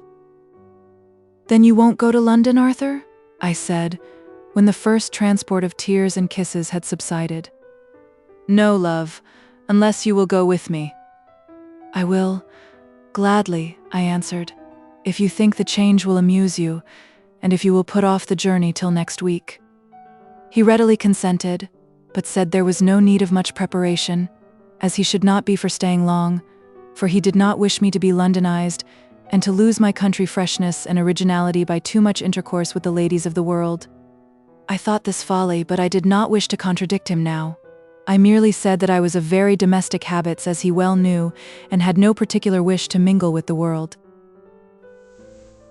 "So we are to go to London on Monday, the day after tomorrow. It is now 4 days since the termination of our quarrel, and I am sure it has done us both good. It has made me like Arthur a great deal better, and made him behave a great deal better to me. He has never once attempted to annoy me since, by the most distant allusion to Lady F, or any of those disagreeable reminiscences of his former life. I wish I could blot them from my memory, or else get him to regard such matters in the same light as I do. Well, it is something, however, to have made him see that they are not fit subjects for a conjugal jest. He may see further some time. I will put no limits to my hopes, and, in spite of my aunt's forebodings and my own unspoken fears, I trust we shall be happy yet. Chapter 25. On the 8th of April we went to London. On the 8th of May I returned, in obedience to Arthur's wish, very much against my own, because I left him behind. If he had come with me, I should have been very glad to get home again, for he led me such a round of restless dissipation while there, that, in that short space of time, I was quite tired out. He seemed bent upon displaying me to his friends and acquaintances in particular, and the public in general, on every possible occasion, and to the greatest possible advantage. It was something to feel that he considered me a worthy object of pride, but I paid dear for the gratification, for, in the first place, to please him I had to violate my cherished predilections, my almost rooted principles in favor of a plain, dark, sober style of dress. I must sparkle in costly jewels and deck myself out like a painted butterfly, just as I had long since determined I would never do, and this was no trifling sacrifice. In the second place, I was continually straining to satisfy his sanguine expectations and do honor to his choice by my general conduct and deportment, and fearing to disappoint him by some awkward misdemeanor, or some trait of inexperienced ignorance about the customs of society, especially when I acted the part of hostess, which I was not unfrequently called upon to do. And in the third place, as I intimated before, I was wearied of the throng and bustle, the restless hurry and ceaseless change of a life so alien to all my previous habits. At last he suddenly discovered that the London air did not agree with me, and I was languishing for my country home, and must immediately return to Grassdale. I laughingly assured him that the case was not so urgent as he appeared to think it, but I was quite willing to go home if he was. He replied that he should be obliged to remain a week or two longer, as he had business that required his presence. "Then I will stay with you," said I. "But I can't do with you, Helen," was his answer. "As long as you stay, I shall attend to you and neglect my business." "But I won't let you," I returned. "Now that I know you have business to attend to, I shall insist upon your attending to it, and letting me alone, and to tell the truth, I shall be glad of a little rest. I can take my rides and walks in the park as usual, and your business cannot occupy all your time. I shall see you at mealtimes, and in the evenings at least, and that will be better than being leagues away and never seeing you at all. But my love, I cannot let you stay. How can I settle my affairs when I know that you are here neglected?" "I shall not feel myself neglected. While you are doing your duty, Arthur, I shall never complain of neglect. If you had told me before that you had anything to do, it would have been half done before this, and now you must make up for lost time by redoubled exertions. Tell me what it is, and I will be your taskmaster, instead of being a hindrance." "No, no," persisted the impracticable creature. "You must go home, Helen. I must have the satisfaction of knowing that you are safe and well, though far away. Your bright eyes are faded, and that tender, delicate bloom has quite deserted your cheek. That is only with too much gaiety and fatigue. It is not, I tell you. It is the London air. You are pining for the fresh breezes of your country home, and you shall feel them before you are 2 days older. And remember your situation, dearest Helen. On your health, you know, depends the health, if not the life, of our future hope. Then you really wish to get rid of me? Positively I do, and I will take you down myself to Grassdale, and then return. I shall not be absent above a week or fortnight at most. But if I must go, I will go alone. If you must stay, it is needless to waste your time in the journey there and back. But he did not like the idea of sending me alone. Why, what helpless creature do you take me for? I replied. That you cannot trust me to go 100 miles in our own carriage, with our own footman and a maid to attend me. If you come with me, I shall assuredly keep you. But tell me, Arthur, what is this tiresome business, and why did you never mention it before? It is only a little business with my lawyer, said he, and he told me something about a piece of property he wanted to sell, in order to pay off a part of the encumbrances on his estate. But either the account was a little confused, or I was rather dull of comprehension, for I could not clearly understand how that should keep him in town a fortnight after me. Still less can I now comprehend how it should keep him a month, for it is nearly that time since I left him, and no signs of his return as yet. In every letter he promises to be with me in a few days, and every time deceives me, or deceives himself. His excuses are vague and insufficient. I cannot doubt that he has got among his former companions again. Oh, why did I leave him? I do intensely wish he would return. June 29th. No Arthur yet, and for many days I have been looking and longing in vain for a letter. His letters, when they come, are kind, if fair words and endearing epithets can give them a claim to the title, but very short, and full of trivial excuses and promises that I cannot trust, and yet how anxiously I look forward to them. How eagerly I open and devour one of those little, hastily scribbled returns for the 3 or 4 long letters, hitherto unanswered, he has had from me. Oh, it is cruel to leave me so long alone. He knows I have no one but Rachel to speak to, for we have no neighbors here except the Hargraves, whose residence I can dimly descry from these upper windows embosomed among those low, woody hills beyond the dale. I was glad when I learnt that Millicent was so near us, and her company would be a soothing solace to me now, but she is still in town with her mother. There is no one at the Grove but little Esther and her French governess, for Walter is always away. I saw that paragon of manly perfections in London. He seemed scarcely to merit the eulogiums of his mother and sister, though he certainly appeared more conversable and agreeable than Mr. Grimsby, and more polished and gentlemanly than Mr. Hattersley, Arthur's only other friend whom he judged fit to introduce to me. Oh, Arthur, why won't you come? Why won't you write to me at least? You talked about my health. How can you expect me to gather bloom and vigor here, pining in solitude and restless anxiety from day to day? It would serve you right to come back and find my good looks entirely wasted away.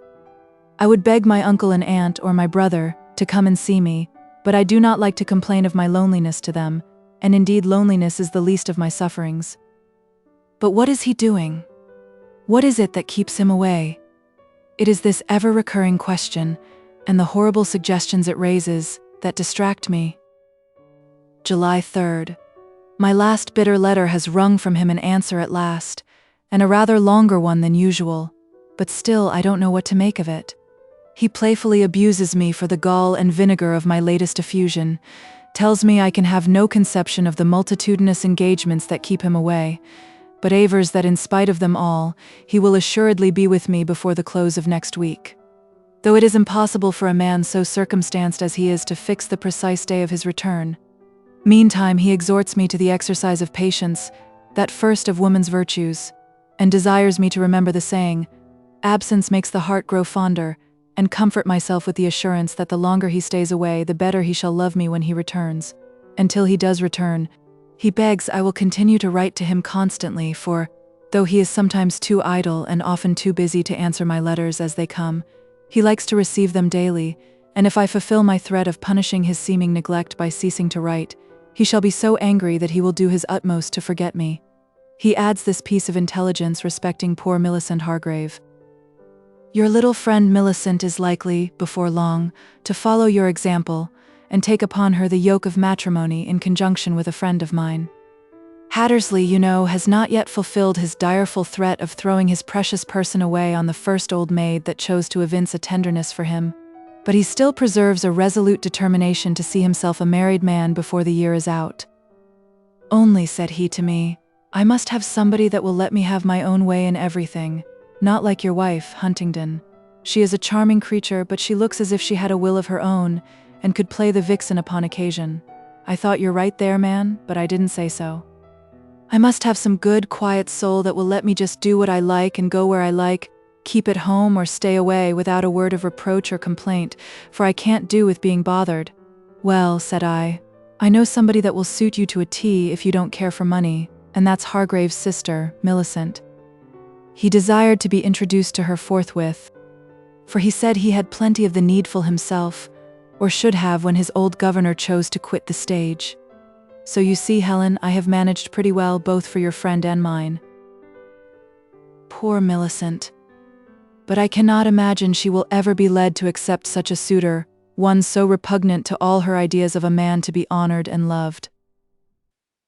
Fifth, alas, I was mistaken. I have got a long letter from her this morning, telling me she is already engaged and expects to be married before the close of the month. I hardly know what to say about it, she writes, or what to think. To tell you the truth, Helen, I don't like the thoughts of it at all. If I am to be Mr. Hattersley's wife, I must try to love him, and I do try with all my might, but I have made very little progress yet, and the worst symptom of the case is that the further he is from me, the better I like him. He frightens me with his abrupt manners and strange hectoring ways, and I dread the thoughts of marrying him. Then why have you accepted him? You will ask, and I didn't know I had accepted him, but Mamma tells me I have, and he seems to think so too. I certainly didn't mean to do so, but I did not like to give him a flat refusal, for fear Mamma should be grieved and angry, for I knew she wished me to marry him, and I wanted to talk to her first about it, so I gave him what I thought was an evasive, half-negative answer, but she says it was as good as an acceptance, and he would think me very capricious if I were to attempt to draw back. And indeed I was so confused and frightened at the moment, I can hardly tell what I said. And next time I saw him, he accosted me in all confidence as his affianced bride, and immediately began to settle matters with Mamma. I had not courage to contradict them then, and how can I do it now? I cannot. They would think me mad. Besides, Mamma is so delighted with the idea of the match.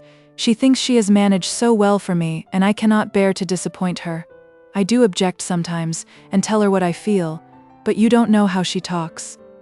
Mr. Hattersley, you know, is the son of a rich banker, and as Esther and I have no fortunes, and Walter very little, our dear Mamma is very anxious to see us all well married, that is, united to rich partners.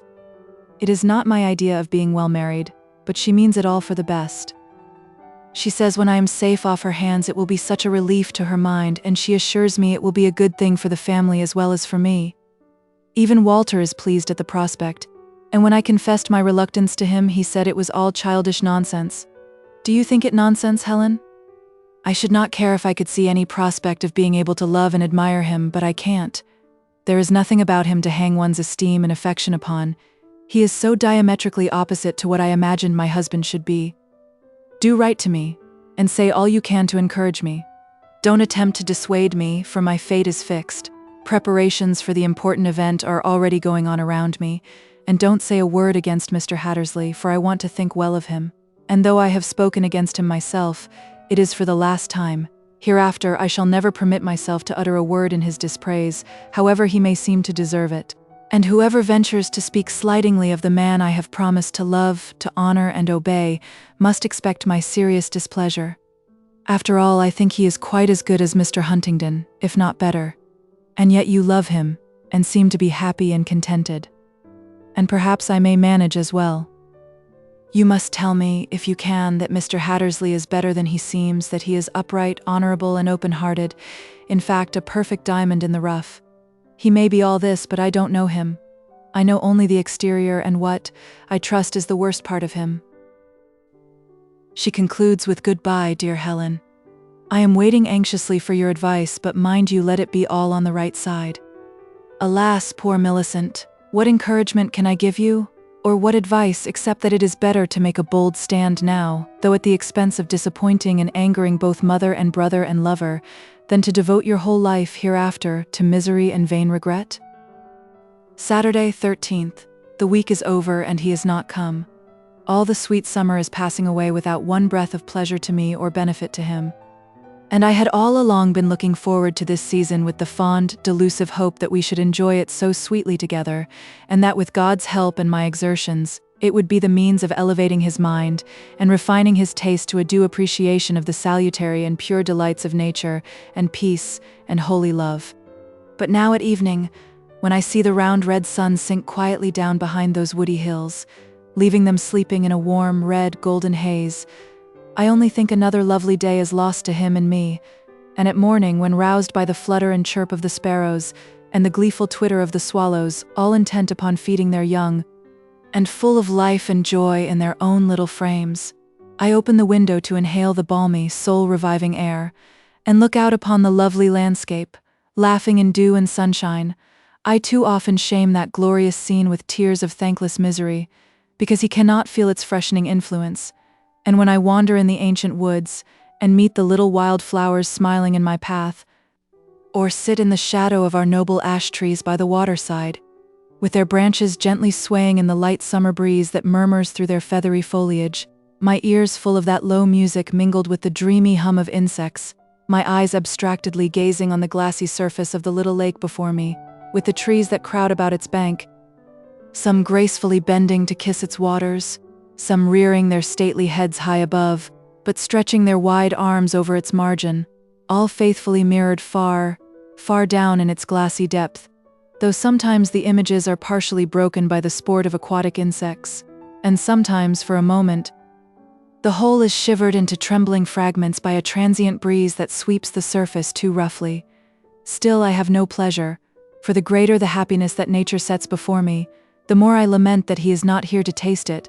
The greater the bliss we might enjoy together, the more I feel our present wretchedness apart. Yes, ours. He must be wretched, though he may not know it. And the more my senses are pleased, the more my heart is oppressed, for he keeps it with him confined amid the dust and smoke of London, perhaps shut up within the walls of his own abominable club.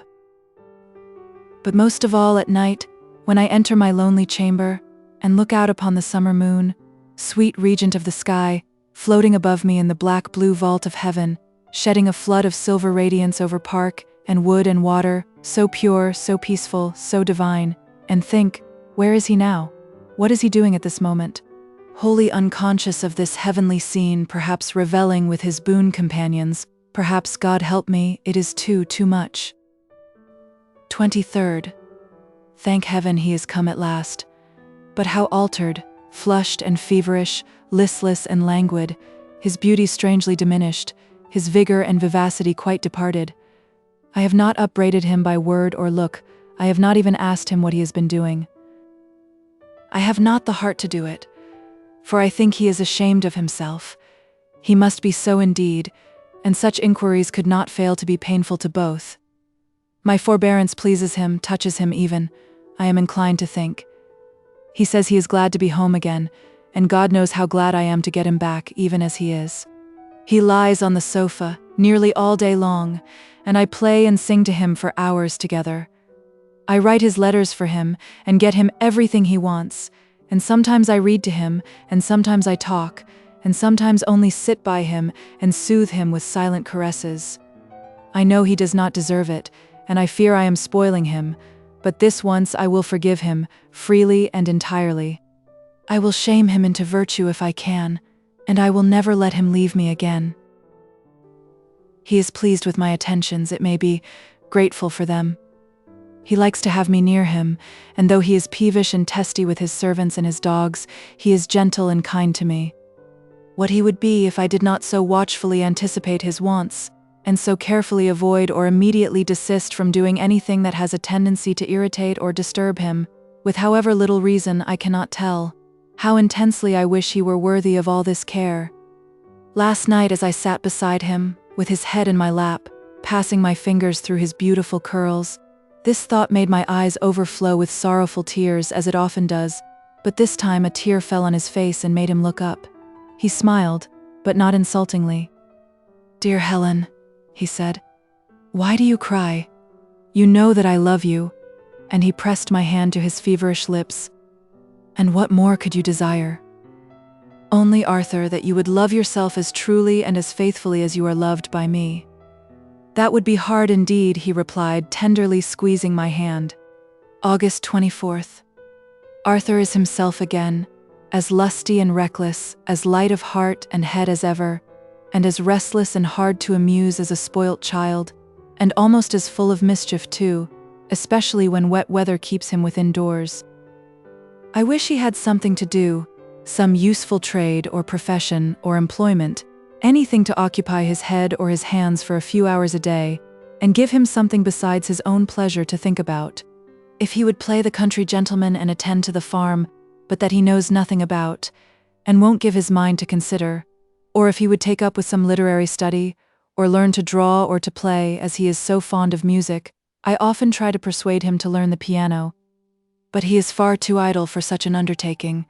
He has no more idea of exerting himself to overcome obstacles than he has of restraining his natural appetites, and these two things are the ruin of him. I lay them both to the charge of his harsh yet careless father and his madly indulgent mother. If ever I am a mother, I will zealously strive against this crime of overindulgence. I can hardly give it a milder name when I think of the evils it brings. Happily, it will soon be the shooting season, and then, if the weather permit, he will find occupation enough in the pursuit and destruction of the partridges and pheasants. We have no grouse, or he might have been similarly occupied at this moment, instead of lying under the acacia tree pulling poor Dash's ears. But he says it is dull work shooting alone. He must have a friend or two to help him. "Let them be tolerably decent then, Arthur," said I. The word friend in his mouth makes me shudder. I know it was some of his friends that induced him to stay behind me in London, and kept him away so long. Indeed, from what he has unguardedly told me, or hinted from time to time, I cannot doubt that he frequently showed them my letters, to let them see how fondly his wife watched over his interests, and how keenly she regretted his absence, and that they induced him to remain week after week, and to plunge into all manner of excesses, to avoid being laughed at for a wife-ridden fool, and, perhaps to show how far he could venture to go without danger of shaking the fond creature's devoted attachment. It is a hateful idea, but I cannot believe it is a false one. "Well," replied he, "I thought of Lord Loughborough for one, but there is no possibility of getting him without his better half, our mutual friend Annabella, so we must ask them both." "You're not afraid of her, are you, Helen?" he asked with a mischievous twinkle in his eyes. "Of course not," I answered. "Why should I? And who besides?" "Hargrave, for one. He will be glad to come, though his own place is so near, for he has little enough land of his own to shoot over, and we can extend our depredations into it, if we like, and he is thoroughly respectable, you know, Helen. Quite a ladies' man, and I think Grimsby for another. He's a decent, quiet fellow enough. You'll not object to Grimsby?" "I hate him, but, however, if you wish it, I'll try to endure his presence for a while." "All a prejudice, Helen. A mere woman's antipathy. No, I have solid grounds for my dislike." "And is that all?" Why, yes, I think so. Hattersley will be too busy billing and cooing with his bride to have much time to spare for guns and dogs at present," he replied. "And that reminds me that I have had several letters from Millicent since her marriage, and that she either is or pretends to be quite reconciled to her lot. She professes to have discovered numberless virtues and perfections in her husband, some of which, I fear, less partial eyes would fail to distinguish, though they sought them carefully with tears, and now that she is accustomed to his loud voice and abrupt, uncourteous manners, she affirms she finds no difficulty in loving him as a wife should do, and begs I will burn that letter wherein she spoke so unadvisedly against him, so that I trust she may yet be happy. But if she is, it will be entirely the reward of her own goodness of heart. For had she chosen to consider herself the victim of fate, or of her mother's worldly wisdom, she might have been thoroughly miserable, and if, for duty's sake, she had not made every effort to love her husband, she would, doubtless, have hated him to the end of her days. Chapter 26. September 23rd. Our guests arrived about 3 weeks ago. Lord and Lady Loughborough have now been married above 8 months, and I will do the lady the credit to say that her husband is quite an altered man. His looks, his spirits, and his temper are all perceptibly changed for the better since I last saw him. But there is room for improvement still. He is not always cheerful, nor always contented, and she often complains of his ill humor, which, however, of all persons, she ought to be the last to accuse him of, as he never displays it against her, except for such conduct as would provoke a saint. He adores her still, and would go to the world's end to please her. She knows her power, and she uses it too, but well knowing that to wheedle and coax is safer than to command, she judiciously tempers her despotism with flattery and blandishments enough to make him deem himself a favored and a happy man. But she has a way of tormenting him, in which I am a fellow sufferer, or might be if I chose to regard myself as such. This is by openly, but not too glaringly, coquetting with Mr. Huntingdon, who is quite willing to be her partner in the game. But I don't care for it, because with him I know there is nothing but personal vanity, and a mischievous desire to excite my jealousy, and perhaps, to torment his friend. And she, no doubt, is actuated by much the same motives, only there is more of malice and less of playfulness in her maneuvers. It is obviously therefore my interest to disappoint them both, as far as I am concerned, by preserving a cheerful, undisturbed serenity throughout, and accordingly I endeavor to show the fullest confidence in my husband and the greatest indifference to the arts of my attractive guest. I have never reproached the former but once, and that was for laughing at Lord Loughborough's depressed and anxious countenance one evening, when they had both been particularly provoking, and then indeed I said a good deal on the subject, and rebuked him sternly enough, but he only laughed and said, "You can feel for him, Helen, can't you?" "I can feel for anyone that is unjustly treated," I replied, "and I can feel for those that injure them too." "Why, Helen, you are as jealous as he is," cried he, laughing still more, and I found it impossible to convince him of his mistake. So from that time, I have carefully refrained from any notice of the subject whatever, and left Lord Loughborough to take care of himself. He either has not the sense or the power to follow my example, though he does try to conceal his uneasiness as well as he can, but still it will appear in his face, and his ill humor will peep out at intervals, though not in the expression of open resentment. They never go far enough for that.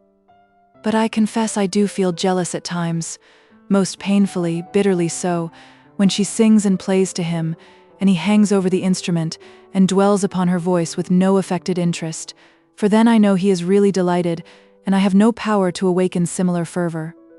I can amuse and please him with my simple songs, but not delight him thus. 28th. Yesterday we all went to the Grove, Mr. Hargrave's much neglected home. His mother frequently asks us over, that she may have the pleasure of her dear Walter's company, and this time she had invited us to a dinner party, and got together as many of the country gentry as were within reach to meet us. The entertainment was very well got up, but I could not help thinking about the cost of it all the time. I don't like Mrs. Hargrave. She is a hard, pretentious, worldly-minded woman.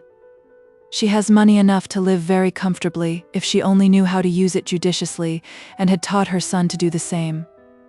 But she is ever straining to keep up appearances with that despicable pride that shuns the semblance of poverty as of a shameful crime. She grinds her dependents, pinches her servants, and deprives even her daughters and herself of the real comforts of life, because she will not consent to yield the palm in outward show to those who have 3 times her wealth, and above all because she is determined her cherished son shall be enabled to hold up his head with the highest gentleman in the land. This same son, I imagine, is a man of expensive habits, no reckless spendthrift and no abandoned sensualist, but one who likes to have everything handsome about him, and to go to a certain length in youthful indulgences, not so much to gratify his own tastes as to maintain his reputation as a man of fashion in the world, and a respectable fellow among his own lawless companions. While he is too selfish to consider how many comforts might be obtained for his fond mother and sisters with the money he thus wastes upon himself, as long as they can contrive to make a respectable appearance once a year, when they come to town, he gives himself little concern about their private stintings and struggles at home. This is a harsh judgment to form of dear, noble-minded, generous-hearted Walter, but I fear it is too just. Mrs. Hargrave's anxiety to make good matches for her daughters is partly the cause, and partly the result of these errors. By making a figure in the world and showing them off to advantage, she hopes to obtain better chances for them, and by thus living beyond her legitimate means and lavishing so much on their brother, she renders them portionless and makes them burdens on her hands. Poor Millicent, I fear, has already fallen a sacrifice to the maneuverings of this mistaken mother, who congratulates herself on having so satisfactorily discharged her maternal duty and hopes to do as well for Esther. But Esther is a child as yet, a little merry romp of 14, as honest-hearted and as guileless and simple as her sister, but with a fearless spirit of her own that I fancy her mother will find some difficulty in bending to her purposes. Chapter 27. October 9th.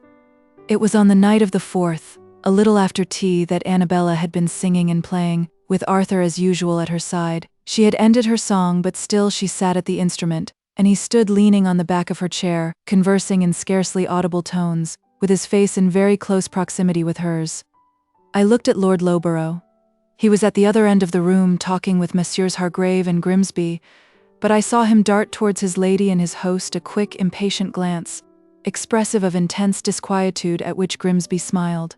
Determined to interrupt the tête-à-tête, I rose and, selecting a piece of music from the music stand, stepped up to the piano, intending to ask the lady to play it, but I stood transfixed and speechless on seeing her seated there, listening, with what seemed an exultant smile on her flushed face, to his soft murmurings, with her hand quietly surrendered to his clasp. The blood rushed first to my heart, and then to my head. For there was more than this. Almost at the moment of my approach, he cast a hurried glance over his shoulder towards the other occupants of the room, and then ardently pressed the unresisting hand to his lips. On raising his eyes, he beheld me, and dropped them again, confounded and dismayed. She saw me too, and confronted me with a look of hard defiance. I laid the music on the piano and retired. I felt ill, but I did not leave the room. Happily, it was getting late, and could not be long before the company dispersed. I went to the fire and leant my head against the chimney-piece. In a minute or two, someone asked me if I felt unwell. I did not answer. Indeed, at the time I knew not what was said, but I mechanically looked up and saw Mr. Hargrave standing beside me on the rug. "Shall I get you a glass of wine?" said he. "No, thank you," I replied, and turning from him, I looked round. Lady Loughborough was beside her husband, bending over him as he sat, with her hand on his shoulder, softly talking and smiling in his face. And Arthur was at the table, turning over a book of engravings. I seated myself in the nearest chair, and Mr. Hargrave, finding his services were not desired, judiciously withdrew. Shortly after, the company broke up, and as the guests were retiring to their rooms, Arthur approached me, smiling with the utmost assurance. "Are you very angry, Helen?" murmured he. "This is no jest, Arthur," said I, seriously, but as calmly as I could, "unless you think it a jest to lose my affection forever." "What? So bitter?" he exclaimed laughingly, clasping my hand between both his, but I snatched it away, in indignation, almost in disgust, for he was obviously affected with wine. "Then I must go down on my knees," said he, and kneeling before me with clasped hands uplifted in mock humiliation, he continued imploringly, "Forgive me, Helen, dear Helen, forgive me, and I'll never do it again," and burying his face in his handkerchief, he affected to sob aloud. Leaving him thus employed, I took my candle, and, slipping quietly from the room, hastened upstairs as fast as I could. But he soon discovered that I had left him, and, rushing up after me, caught me in his arms, just as I had entered the chamber, and was about to shut the door in his face. "No, no, by heaven, you shan't escape me so," he cried. Then, alarmed at my agitation, he begged me not to put myself in such a passion, telling me I was white in the face, and should kill myself if I did so. "Let me go then," I murmured, and immediately he released me, and it was well he did, for I was really in a passion. I sank into the easy chair, and endeavored to compose myself, for I wanted to speak to him calmly. He stood beside me, but did not venture to touch me or to speak for a few seconds. Then, approaching a little nearer, he dropped on one knee, not in mock humility but to bring himself nearer my level, and leaning his hand on the arm of the chair, he began in a low voice, "It is all nonsense, Helen, a jest, a mere nothing, not worth a thought. Will you never learn?" he continued more boldly. "That you have nothing to fear from me? That I love you wholly and entirely? Or if," he added with a lurking smile, "I ever give a thought to another, you may well spare it, for those fancies are here and gone like a flash of lightning, while my love for you burns on steadily, and forever, like the sun. You little exorbitant tyrant, will not that—" "Be quiet a moment, will you, Arthur?" said I, "and listen to me, and don't think I'm in a jealous fury. I am perfectly calm. Feel my hand." And I gravely extended it towards him, but closed it upon his with an energy that seemed to disprove the assertion, and made him smile. "You needn't smile, sir," said I, still tightening my grasp, and looking steadfastly on him till he almost quailed before me. "You may think it all very fine, Mr. Huntingdon, to amuse yourself with rousing my jealousy, but take care you don't rouse my hate instead. And when you have once extinguished my love, you will find it no easy matter to kindle it again. Well, Helen, I won't repeat the offense. But I meant nothing by it, I assure you. I had taken too much wine, and I was scarcely myself at the time. You often take too much, and that is another practice I detest." He looked up astonished at my warmth. "Yes," I continued. "I never mentioned it before, because I was ashamed to do so, but now I'll tell you that it distresses me, and may disgust me if you go on and suffer the habit to grow upon you, as it will if you don't check it in time. But the whole system of your conduct to Lady Loughborough is not referable to wine, and this night you knew perfectly well what you were doing." "Well, I'm sorry for it," replied he, with more of sulkiness than contrition. "What more would you have?" "You are sorry that I saw you, no doubt," I answered coldly. "If you had not seen me," he muttered, fixing his eyes on the carpet, "it would have done no harm." My heart felt ready to burst, but I resolutely swallowed back my emotion, and answered calmly. "You think not?" "No," replied he, boldly. "After all, what have I done? It's nothing, except as you choose to make it a subject of accusation and distress. What would Lord Loughborough, your friend, think if he knew all? Or what would you yourself think, if he or any other had acted the same part to me, throughout, as you have to Annabella? I would blow his brains out." "Well then, Arthur, how can you call it nothing? An offense for which you would think yourself justified in blowing another man's brains out? Is it nothing to trifle with your friend's feelings and mine to endeavor to steal a woman's affections from her husband, what he values more than his gold, and therefore what it is more dishonest to take? Are the marriage vows a jest? And is it nothing to make it your sport to break them, and to tempt another to do the same?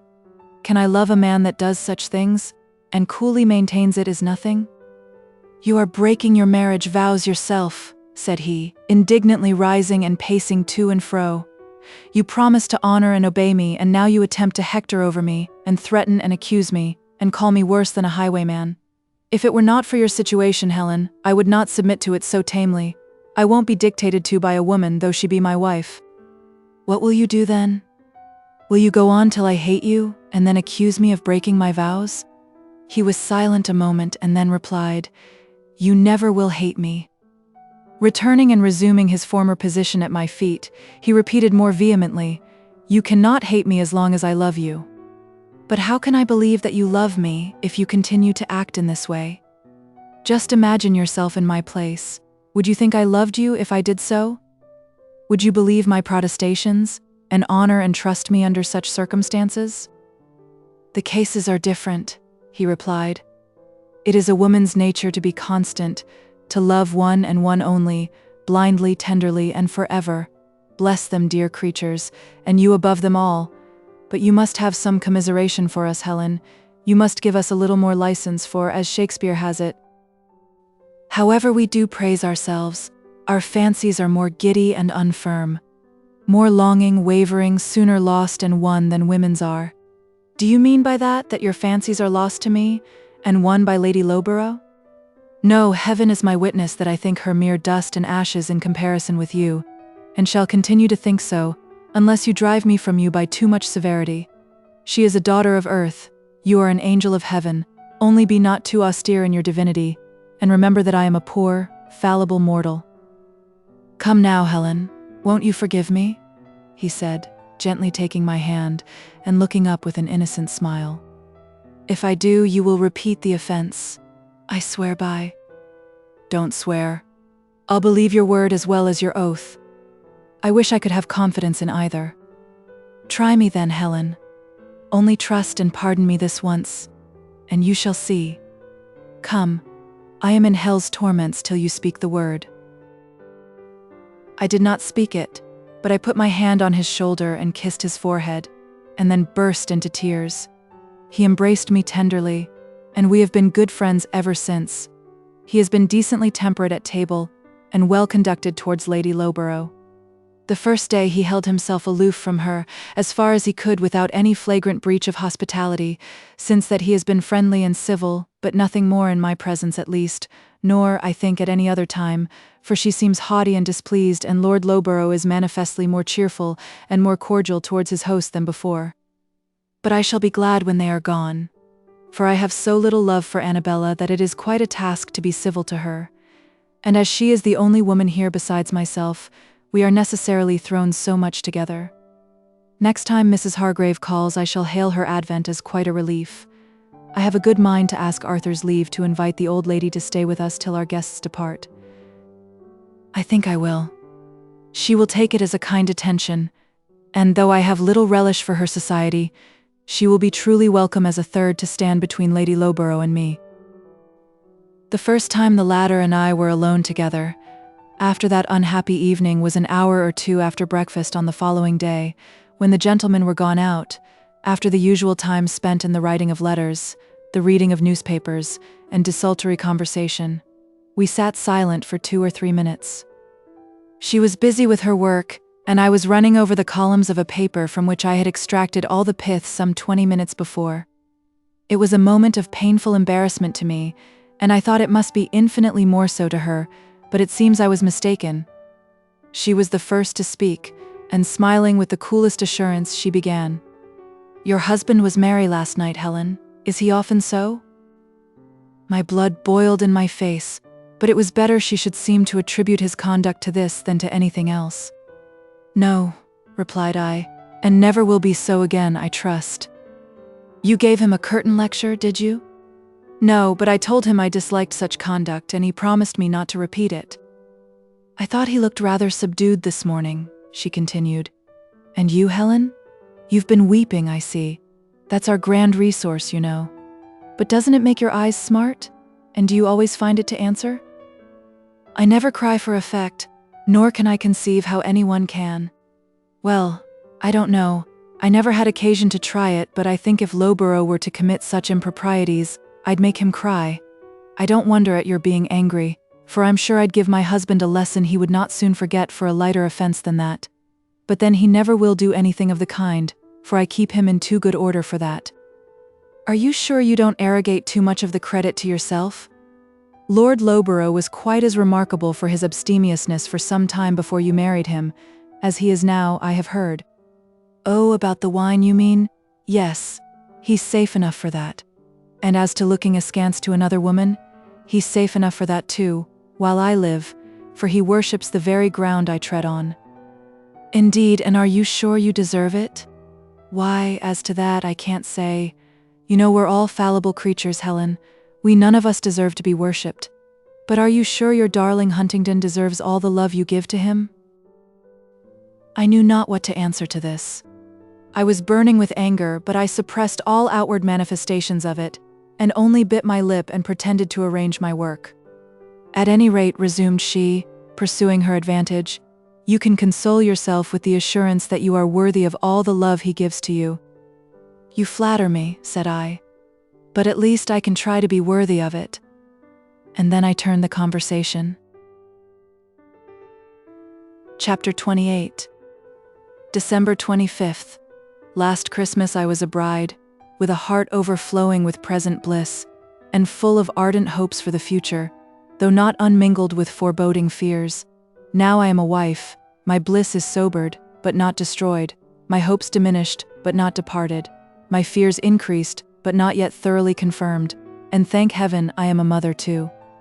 God has sent me a soul to educate for heaven, and give me a new and calmer bliss, and stronger hopes to comfort me. December 25th, 1823. Another year is gone. My little Arthur lives and thrives. He is healthy but not robust, full of gentle playfulness and vivacity, already affectionate and susceptible of passions and emotions. It will be long ere he can find words to express. He has won his father's heart at last, and now my constant terror is, lest he should be ruined by that father's thoughtless indulgence. But I must beware of my own weakness too, for I never knew till now how strong are a parent's temptations to spoil an only child. I have need of consolation in my son, for to this silent paper I may confess it. I have but little in my husband. I love him still, and he loves me in his own way, but oh, how different from the love I could have given, and once had hoped to receive. How little real sympathy there exists between us. How many of my thoughts and feelings are gloomily cloistered within my own mind. How much of my higher and better self is indeed unmarried, doomed either to harden and sour in the sunless shade of solitude, or to quite degenerate and fall away for lack of nutriment in this unwholesome soil. But I repeat, I have no right to complain. Only let me state the truth, some of the truth, at least, and see hereafter if any darker truths will blot these pages. We have now been full 2 years united. The romance of our attachment must be worn away. Surely I have now got down to the lowest gradation in Arthur's affection, and discovered all the evils of his nature. If there be any further change, it must be for the better, as we become still more accustomed to each other. Surely we shall find no lower depth than this, and if so, I can bear it well, at least, as I have borne it hitherto. Arthur is not what is commonly called a bad man. He has many good qualities, but he is a man without self-restraint or lofty aspirations, a lover of pleasure given up to animal enjoyments. He is not a bad husband, but his notions of matrimonial duties and comforts are not my notions. Judging from appearances, his idea of a wife is a thing to love one devotedly, and to stay at home to wait upon her husband, and amuse him and minister to his comfort in every possible way, while he chooses to stay with her, and when he is absent, to attend to his interests, domestic or otherwise, and patiently wait his return, no matter how he may be occupied in the meantime. Early in spring he announced his intention of going to London. His affairs there demanded his attendance, he said, and he could refuse it no longer. He expressed his regret at having to leave me, but hoped I would amuse myself with the baby till he returned. "But why leave me?" I said. "I can go with you, I can be ready at any time. You would not take that child to town?" "Yes, why not?" The thing was absurd. The air of the town would be certain to disagree with him, and with me as a nurse. The late hours and London habits would not suit me under such circumstances, and altogether he assured me that it would be excessively troublesome, injurious, and unsafe. I overruled his objections as well as I could, for I trembled at the thoughts of his going alone, and would sacrifice almost anything for myself, much even for my child, to prevent it. But at length he told me, plainly and somewhat testily, that he could not do with me. He was worn out with the baby's restless nights, and must have some repose. I proposed separate apartments, but it would not do. "The truth is, Arthur," I said at last, "you are weary of my company, and determined not to have me with you. You might as well have said so at once." He denied it, but I immediately left the room, and flew to the nursery to hide my feelings, if I could not soothe them there. I was too much hurt to express any further dissatisfaction with his plans, or at all to refer to the subject again, except for the necessary arrangements concerning his departure and the conduct of affairs during his absence, till the day before he went, when I earnestly exhorted him to take care of himself and keep out of the way of temptation. He laughed at my anxiety, but assured me there was no cause for it, and promised to attend to my advice. "I suppose it is no use asking you to fix a day for your return?" said I. "Why, no, I hardly can under the circumstances. But be assured, love, I shall not be long away." "I don't wish to keep you a prisoner at home," I replied. "I should not grumble at your staying whole months away if you can be happy so long without me, provided I knew you were safe, but I don't like the idea of your being there among your friends, as you call them." "Pooh, pooh, you silly girl. Do you think I can't take care of myself? You didn't last time. But this time, Arthur," I added earnestly, "show me that you can. and teach me that I need not fear to trust you. He promised fair, but in such a manner as we seek to soothe a child. And did he keep his promise? No, and henceforth I can never trust his word. Bitter, bitter confession. Tears blind me while I write. It was early in March that he went, and he did not return till July. This time he did not trouble himself to make excuses as before, and his letters were less frequent, and shorter and less affectionate, especially after the first few weeks. They came slower, and more terse and careless every time. But still, when I omitted writing, he complained of my neglect. When I wrote sternly and coldly, as I confess I frequently did at the last, he blamed my harshness, and said it was enough to scare him from his home. When I tried mild persuasion, he was a little more gentle in his replies, and promised to return. But I had learnt, at last, to disregard his promises. Chapter 29. Those were 4 miserable months, alternating between intense anxiety, despair, and indignation, pity for him and pity for myself. And yet, through all, I was not wholly comfortless. I had my darling, sinless, inoffensive little one to console me. But even this consolation was embittered by the constantly recurring thought, how shall I teach him hereafter to respect his father, and yet to avoid his example? But I remembered that I had brought all these afflictions in a manner willfully upon myself, and I determined to bear them without a murmur. At the same time I resolved not to give myself up to misery for the transgressions of another, and endeavored to divert myself as much as I could, and besides the companionship of my child, and my dear faithful Rachel, who evidently guessed my sorrows and felt for them, though she was too discreet to allude to them, I had my books and pencil, my domestic affairs, and the welfare and comfort of Arthur's poor tenants and laborers to attend to, and I sometimes sought and obtained amusement in the company of my young friend Esther Hargrave. Occasionally I rode over to see her, and once or twice I had her to spend the day with me at the manor. Mrs. Hargrave did not visit London that season. Having no daughter to marry, she thought it as well to stay at home and economize, and for a wonder, Walter came down to join her in the beginning of June, and stayed till near the close of August. The first time I saw him was on a sweet, warm evening, when I was sauntering in the park with little Arthur and Rachel, who is head nurse and lady's maid in one, for, with my secluded life and tolerably active habits, I require but little attendance, and as she had nursed me and coveted to nurse my child, and was moreover so very trustworthy, I preferred committing the important charge to her, with a young nursery maid under her directions, to engaging anyone else. Besides, it saves money, and since I have made acquaintance with Arthur's affairs, I have learnt to regard that as no trifling recommendation, for, by my own desire, nearly the whole of the income of my fortune is devoted, for years to come, to the paying off of his debts, and the money he contrives to squander away in London is incomprehensible. But to return to Mr. Hargrave. I was standing with Rachel beside the water, amusing the laughing baby in her arms with a twig of willow laden with golden catkins, when, greatly to my surprise, he entered the park, mounted on his costly black hunter, and crossed over the grass to meet me. He saluted me with a very fine compliment, delicately worded and modestly delivered withal, which he had doubtless concocted as he rode along. He told me he had brought a message from his mother, who, as he was riding that way, had desired him to call at the manor and beg the pleasure of my company tomorrow.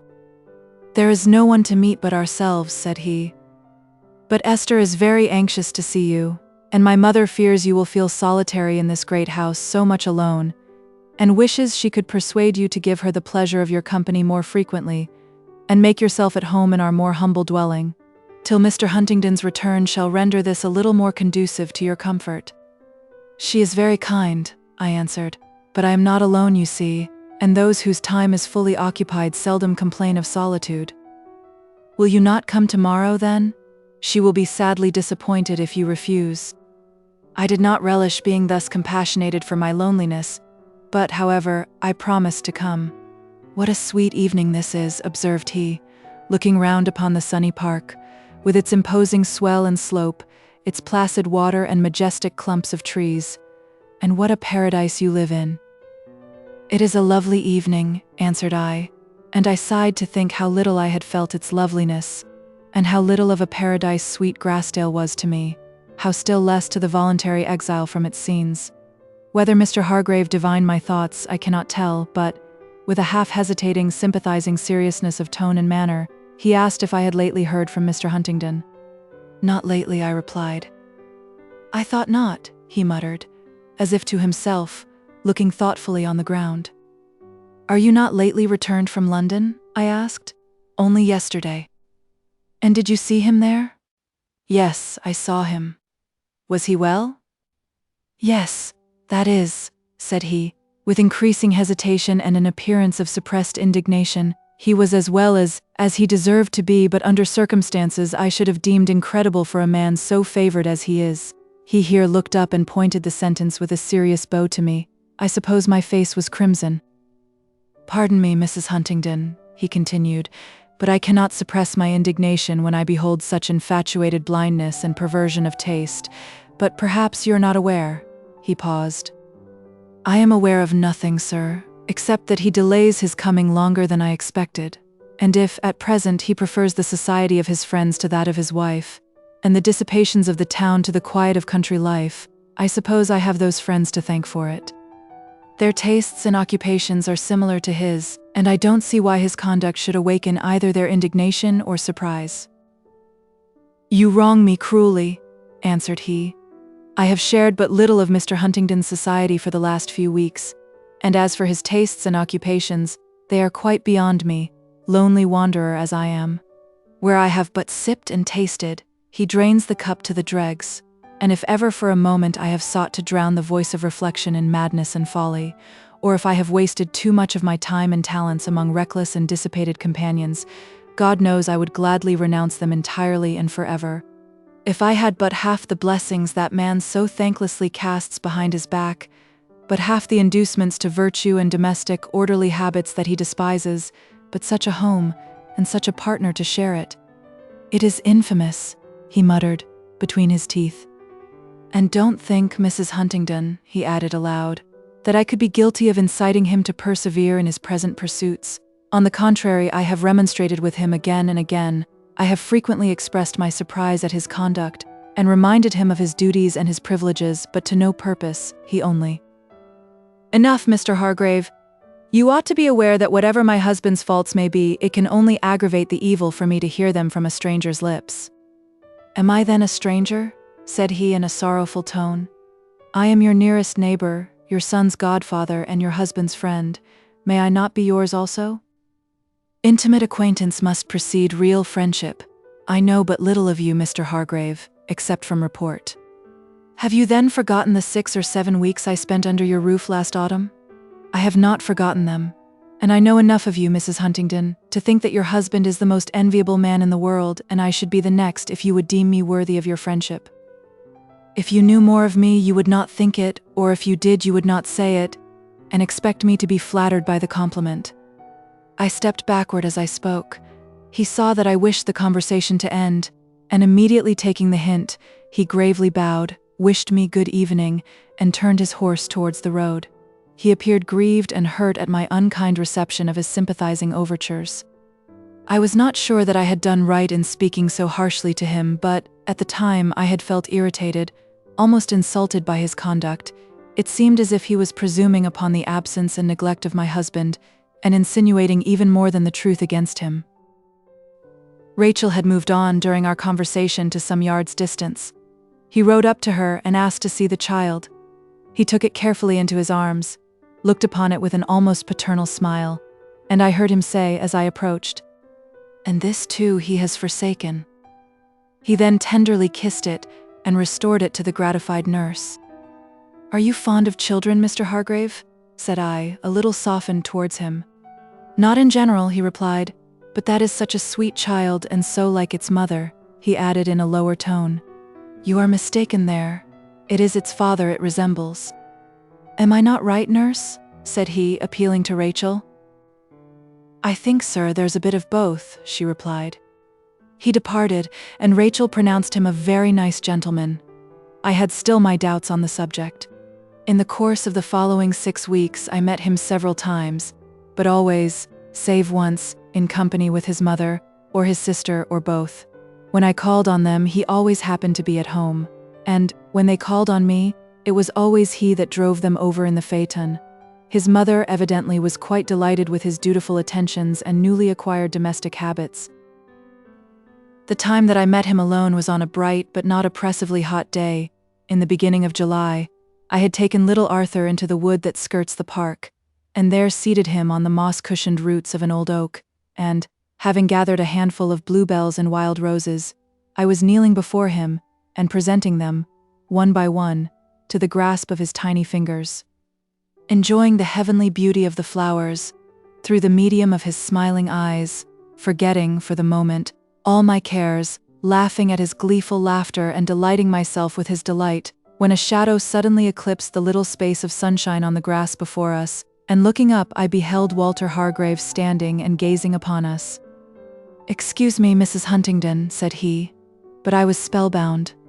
I had neither the power to come forward and interrupt you, nor to withdraw from the contemplation of such a scene. How vigorous my little godson grows, and how merry he is this morning. He approached the child, and stooped to take his hand, but on seeing that his caresses were likely to produce tears and lamentations, instead of a reciprocation of friendly demonstrations, he prudently drew back. "What a pleasure and comfort that little creature must be to you, Mrs. Huntingdon," he observed, with a touch of sadness in his intonation, as he admiringly contemplated the infant. "It is," replied I, and then I asked after his mother and sister. He politely answered my inquiries, and then returned again to the subject I wished to avoid, though with a degree of timidity that witnessed his fear to offend. "You have not heard from Huntingdon lately?" he said. "Not this week," I replied. "Not these 3 weeks, I might have said. I had a letter from him this morning.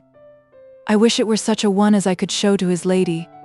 He half drew from his waistcoat pocket a letter with Arthur's still beloved hand on the address, scowled at it and put it back again, adding, "But he tells me he is about to return next week. He tells me so every time he writes. Indeed, well, it is like him, but to me he always avowed it his intention to stay till the present month." It struck me like a blow, this proof of premeditated transgression and systematic disregard of truth. "It is only of a piece with the rest of his conduct," observed Mr. Hargrave, thoughtfully regarding me, and reading, I suppose, my feelings in my face. "Then he is really coming next week?" said I, after a pause. "You may rely upon it, if the assurance can give you any pleasure. And is it possible, Mrs. Huntingdon, that you can rejoice at his return?" he exclaimed, attentively perusing my features again. "Of course, Mr. Hargrave. Is he not my husband?" "Oh, Huntingdon, you know not what you slight," he passionately murmured. I took up my baby and, wishing him good morning, departed to indulge my thoughts unscrutinized, within the sanctum of my home. And was I glad? Yes, delighted, though I was angered by Arthur's conduct, and though I felt that he had wronged me and was determined he should feel it too. Continued in the next part.